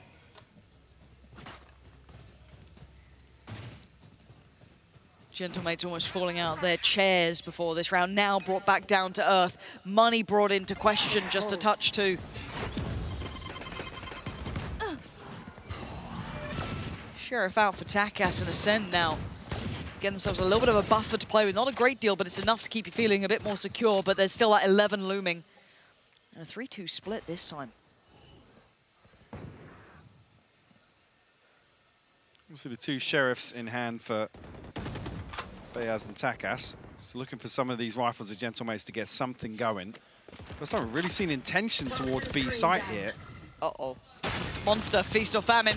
Oh, he's going hungry tonight. Takas gonna pinch perfectly. That's a rifle in hand, and the site's completely theirs. With the smoke in play, a little bit of stall comes out from the utility kit, but that's about all she wrote. Takas actually re-exploring towards A. Creates an avenue of opportunity for Ascent to work back in from Logan's now. got the lockdown again. That's a huge tool in the post plant here, especially with no flank coming through, but invested quite early on. The tanks cleared out Musashi, though. They're losing in numbers. This could be 12 beckoning. Batty G, Brody alive. 3 seconds to play with. The lockdown's been shut down, and now it's game back on. Alive tries to drift in. The tank was all too ready. Batty G, yes, on the back lines, but still. How much can they achieve from this being sent packing? They've been sent away. Batty G, barely breathing and now dead. It's 12 for Gentlemates. One more round. A showstopper to play with for Alive. But I'm seeing a stinger. 1,600 credits for Monster. You have to string whatever they can towards us. A beautiful little bait and switch set up here to play Natank and Takas isn't on the backside of that wall. Remaining. So like I said, there hasn't been a lot of intention shown towards B on either side, but the pinch is beautiful. Huge round, massive implications. 2 maps already in hand to Gentlemates. Ascent unable to post any. Been the passengers in this ride. As Gentlemates are the driving force to this, but it needs one more round. That ult there for Natank could be huge. Yeah, last time they baited out a lot of presence here on the back of his ultimate. A lot of utility committed behind it as well. Looks like it might be the same plan once again. But they're looking to follow through. Musashi's fallen. And now the site's theirs. Even a little pressure towards CT. Doesn't get a complete fair fight, but he sees so much. He knows there's room, and Takas going to backfill that so well. Has to fall away, respect the kit, going to come back through. He's going to pop the ult. Alive going to try and send it on in. Paranoia there. He's just down to 16 HP. He's got nothing to work with. Ult finds nothing. And they're now being worked out one by one. Takas sending them to their graves. Oh, and Natank closes it out in style. Back-to-back 3 maps for Gentlemates. They are a cut above the rest. And a response on 2 maps that we've seen previously here. A stark contrast, though. You can see what it means to them. They come back swinging in this rematch. Oh, man, this... you can really see the highs and lows of this here. Yeah, heartbreak on the other side of the stage. Batty G had to get his head out of his hands, taking this one to heart. It's not an easy game to be facing down. Trying as much as you want, try as best as you can. These teams know each other so well, faced each other so often. Now, time to go on the feet. All the respect that's deserved. These two teams had a fantastic game. You've got to give credit here to Gentlemates to come back in, pick themselves up, play against a team who has handedly dismantled them in the past and prove exactly what they're made of. Fantastic performance and great sportsmanship here between the two teams. Yeah. To come for Batty G here, but what a performance from Gentlemates today. Again, look a little flaky early on here, especially in the opening series. They're coming back and answering, squashing a lot of questions, particularly around this composition. A little bit of a tweak, yes, with some initiator changes, but the tank, man, night and day on that Phoenix from what we saw the other day. Look at Split. Look at what he did on the race there. Look at his entry potential. Natank has had a series and a half. Incredible performance from him. You can see Batty G, I mean, those two went absolutely toe-to-toe on Split. That was a fantastic map to really look at those two players as to what they've been able to achieve. And Batty G's lurks were second to none. I mean, that guy was behind him every single round, like a knife in the back. Yeah, like a shadow you couldn't escape from, and then you had Natank just perfect at the start of the round. It was truly, you know, just the antithesis of each other, but wonderful to witness. And between these two teams, Mike, we've just had a fantastic game. Sure, yeah, in such a short space of time as well to completely flip their performance. You see as well, they've had the fans behind them today. Whole time. The sixth man definitely paying off the Gentlemates, riding that wave and book their ticket into the grand finals versus Apex. But Ascent played a very different team today. That was not the Gentlemates we've seen so far. There was, I mean, the confidence was just brimming. Talk about the start of Fracture. Yeah. Wow. What did we start? 8-0, 9-0 or something like that, and they rode that wave. It never stopped. It never stopped. I feel like they got kind of the green light of what we've been working on, what we've been doing. Absolutely makes sense here. The aggression was insurmountable, just unrelenting across the map, and that showed. You had a great game from Takash. You had Natank there.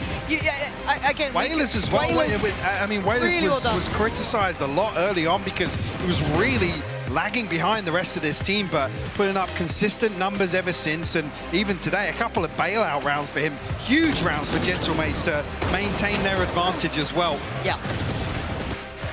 Overall, a fantastic performance. And I got to say as well, I'm not sure if it was maybe the nerves getting to them or being caught off guard, that recovery factor, you know, live in the match, just not there for Ascend, but ever so slightly off their game. I got to say, some of the positives that we've praised for Ascendant as well, what you've got to assume is the influence from MBS as well. Yeah.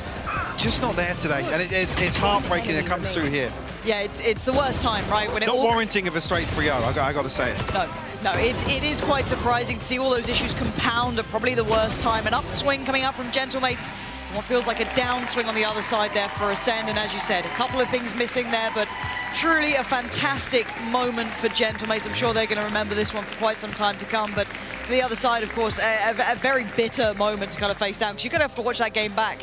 And the amount of times, those OTs, Mike, this could have been a totally different series. It absolutely could, and I'm curious to know actually how Apex now feel watching this back, because with this whole bracket with expected outcomes of how people wanted to maybe assume this is going to end up, you got to argue they would have thought they would be playing against Ascent in the grand finals, and Gentlemates showing a big switch up here. They're going to be playing a very different team here. Yeah, this is a totally different game now coming up. Now, speaking of coming up, though, if you thought Natank was impressive in the server, you will want to stick around. So we have him joining us for the post-show. So do not go too far away. Do stick around and make sure you listen to it in just a second.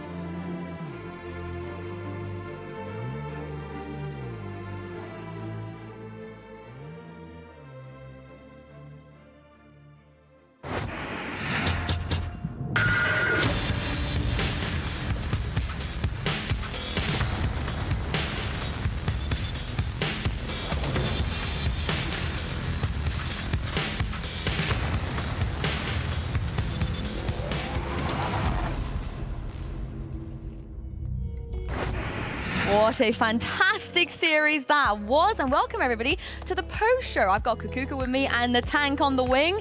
I had to, I'm sorry. The two of us have been singing that all day. Yeah, I think you should test her. She actually does know all the words. But welcome, Natank. Thank you for joining us. How are you feeling after that best of 5? It was quite long. Yeah. Yeah. It was like such a good series from me, very good best of 5.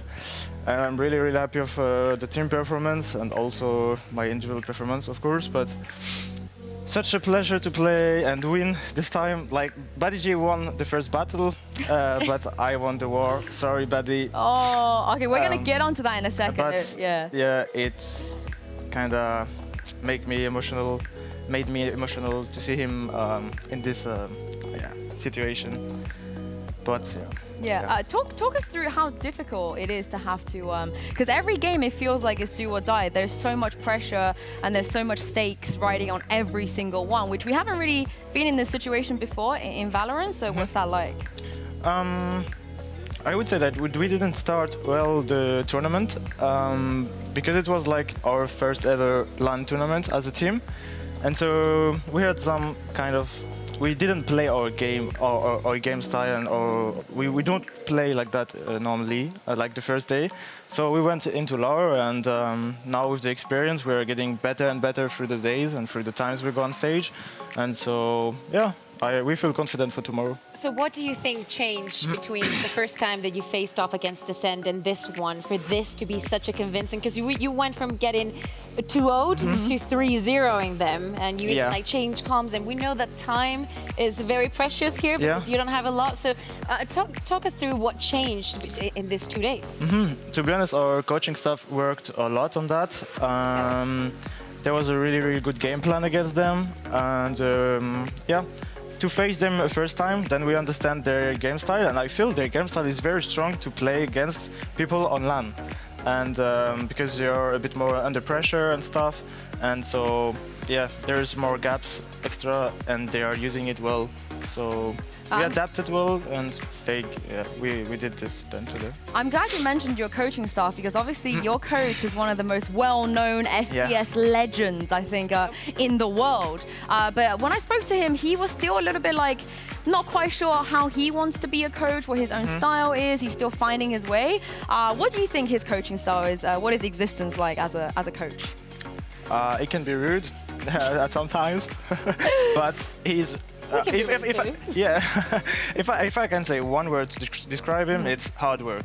Like, to be honest, he's really working 24 hours on 24, like all the time. It's unbelievable. And in terms of the changes, is that mostly him, like, you know, banning Lotus or you playing Phoenix, whatever? Is that him working, or is it more of a team effort? It's him, but he's always asking us, oh, what do you guys feel? I think I would go this way, but what do you think of that? And we mostly agree, or sometimes we can say, oh, this team is good on this map, maybe not, or stuff. And he's listening to us, but mostly it's him choosing with Matze, the assistant coach, and Apo, our sixth player, who they are both really hard working as well with Existence. It's very healthy as a, you know, as an ecosystem. We were, you know, talking about the result that you had today, but obviously you also played against Apex on the last week of groups. They also got a hard score against you. So how do you think you're going to make it different tomorrow? We played them once, and so we know they get their game style, and I think we can find their weaknesses, and I think we are able and we are confident enough to put them in a bad situation tomorrow, in a bad situation. Yeah, I want to bring it back about Existence and the fact that he gets to choose stuff. You play everything. You play, I mean, if people watch you for the first time, they're like, oh yeah, Breach player, that's cool, KO, you know, I feel it. Yeah. And then every now and then you're like, I'll whip out a Raze, whip out a Phoenix, Brim, a Viper, it's all in there. Is that your own choice? Is that what you just enjoy doing, just play everything? Or is that more Existence being like, Natank, today you're playing your whatever? Yeah. This is kinda this. Yeah? Nathan, today you play that, today you play that, and Do you always comply? Do you always say yes? Yeah, I say yes, of course, because like I'm a really I play a lot ranked. I feel every ranked I do. I play a lot of agents, so I learn a lot. I know a lot of the characters in the game, and I'm actually feeling comfortable on every agent. I would say, no, not every agent. I think Yoru is not my type, for example. But on other agents than Sentinels and Yoru, maybe I'm feeling good.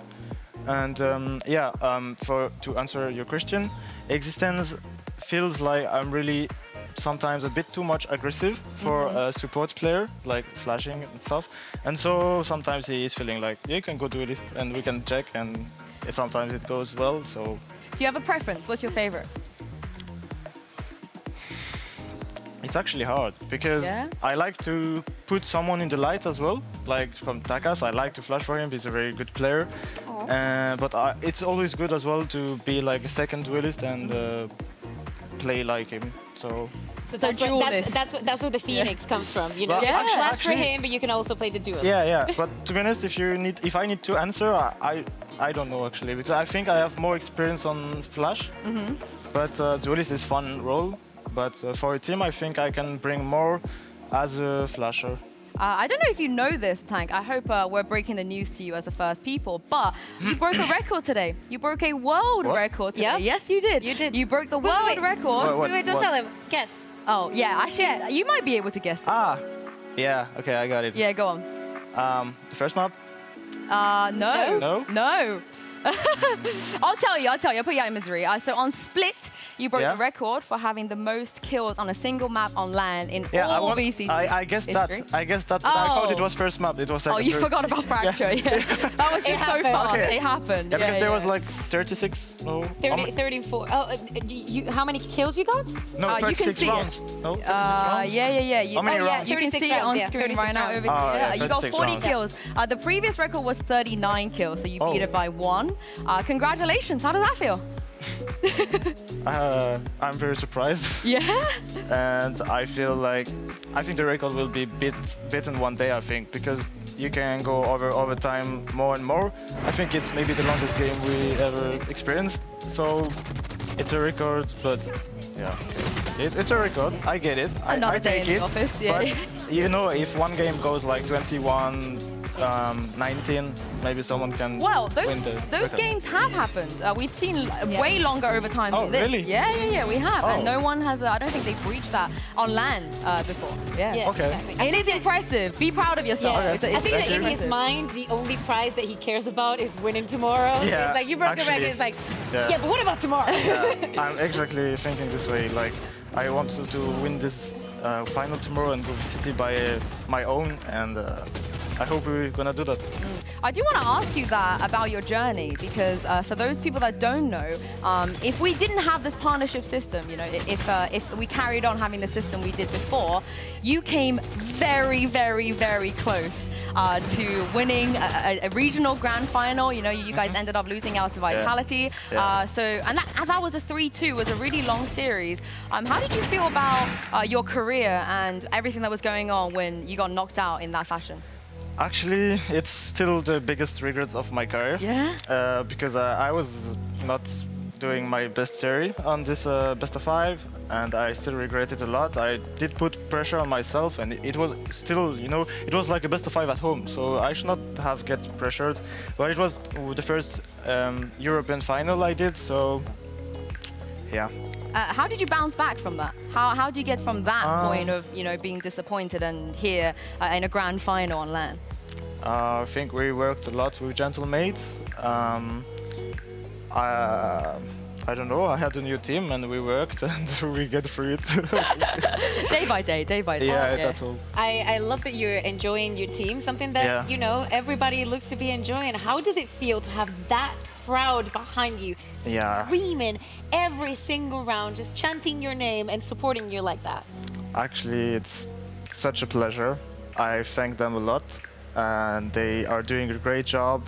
And yeah, with such CEOs we have a big fan base, and yeah, look at them.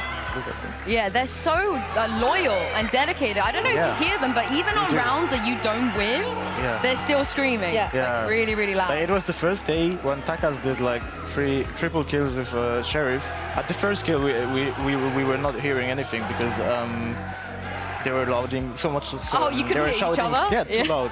We could not even hear us.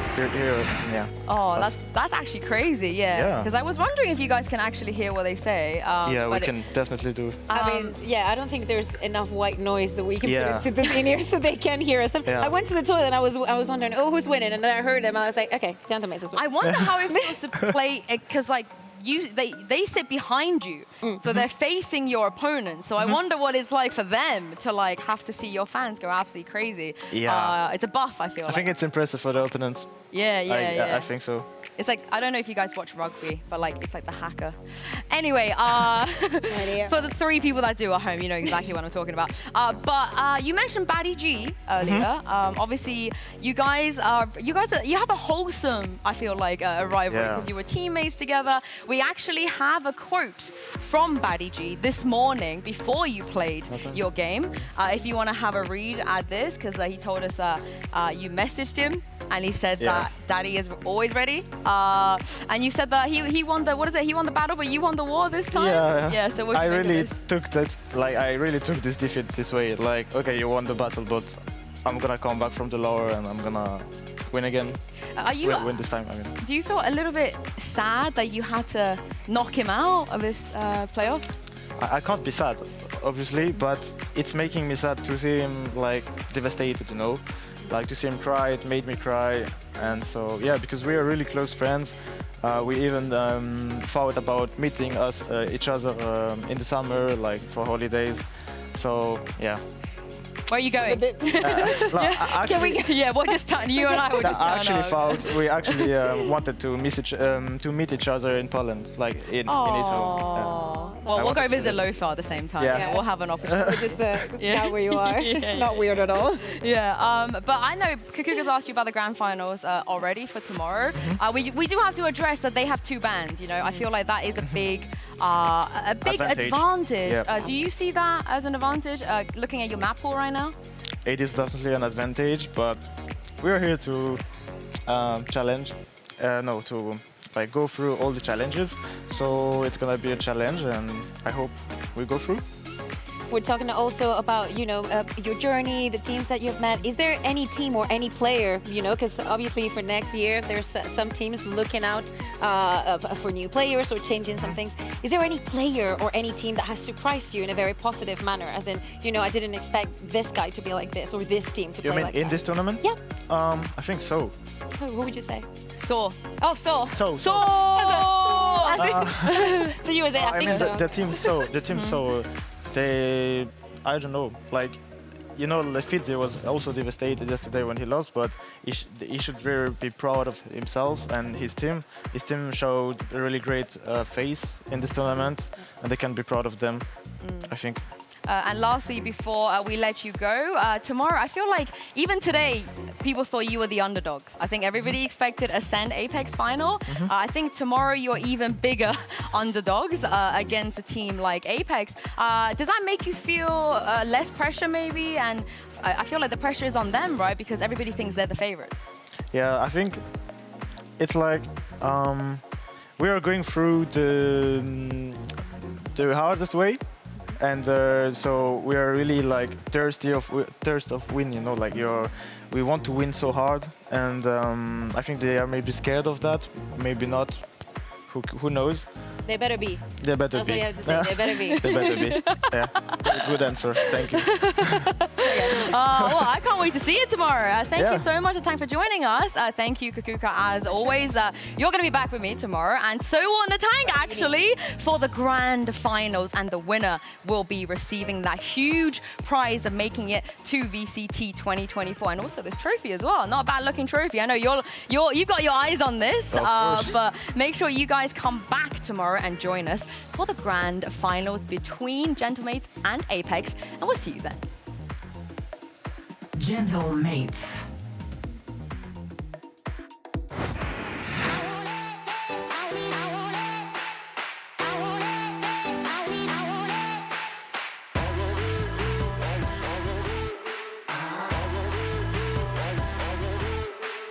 Watch me bring the energy, building intensity. I feel surging with adrenaline when enemies are testing me.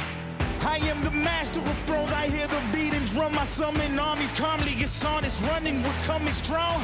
We're all powerful, power is the ingredient. Obedience, submissive is what you need, it's immediate. We're all rising and proud of it, lighting fires and dreams. I feel the beat and the freedom, this freedom's worth it to me.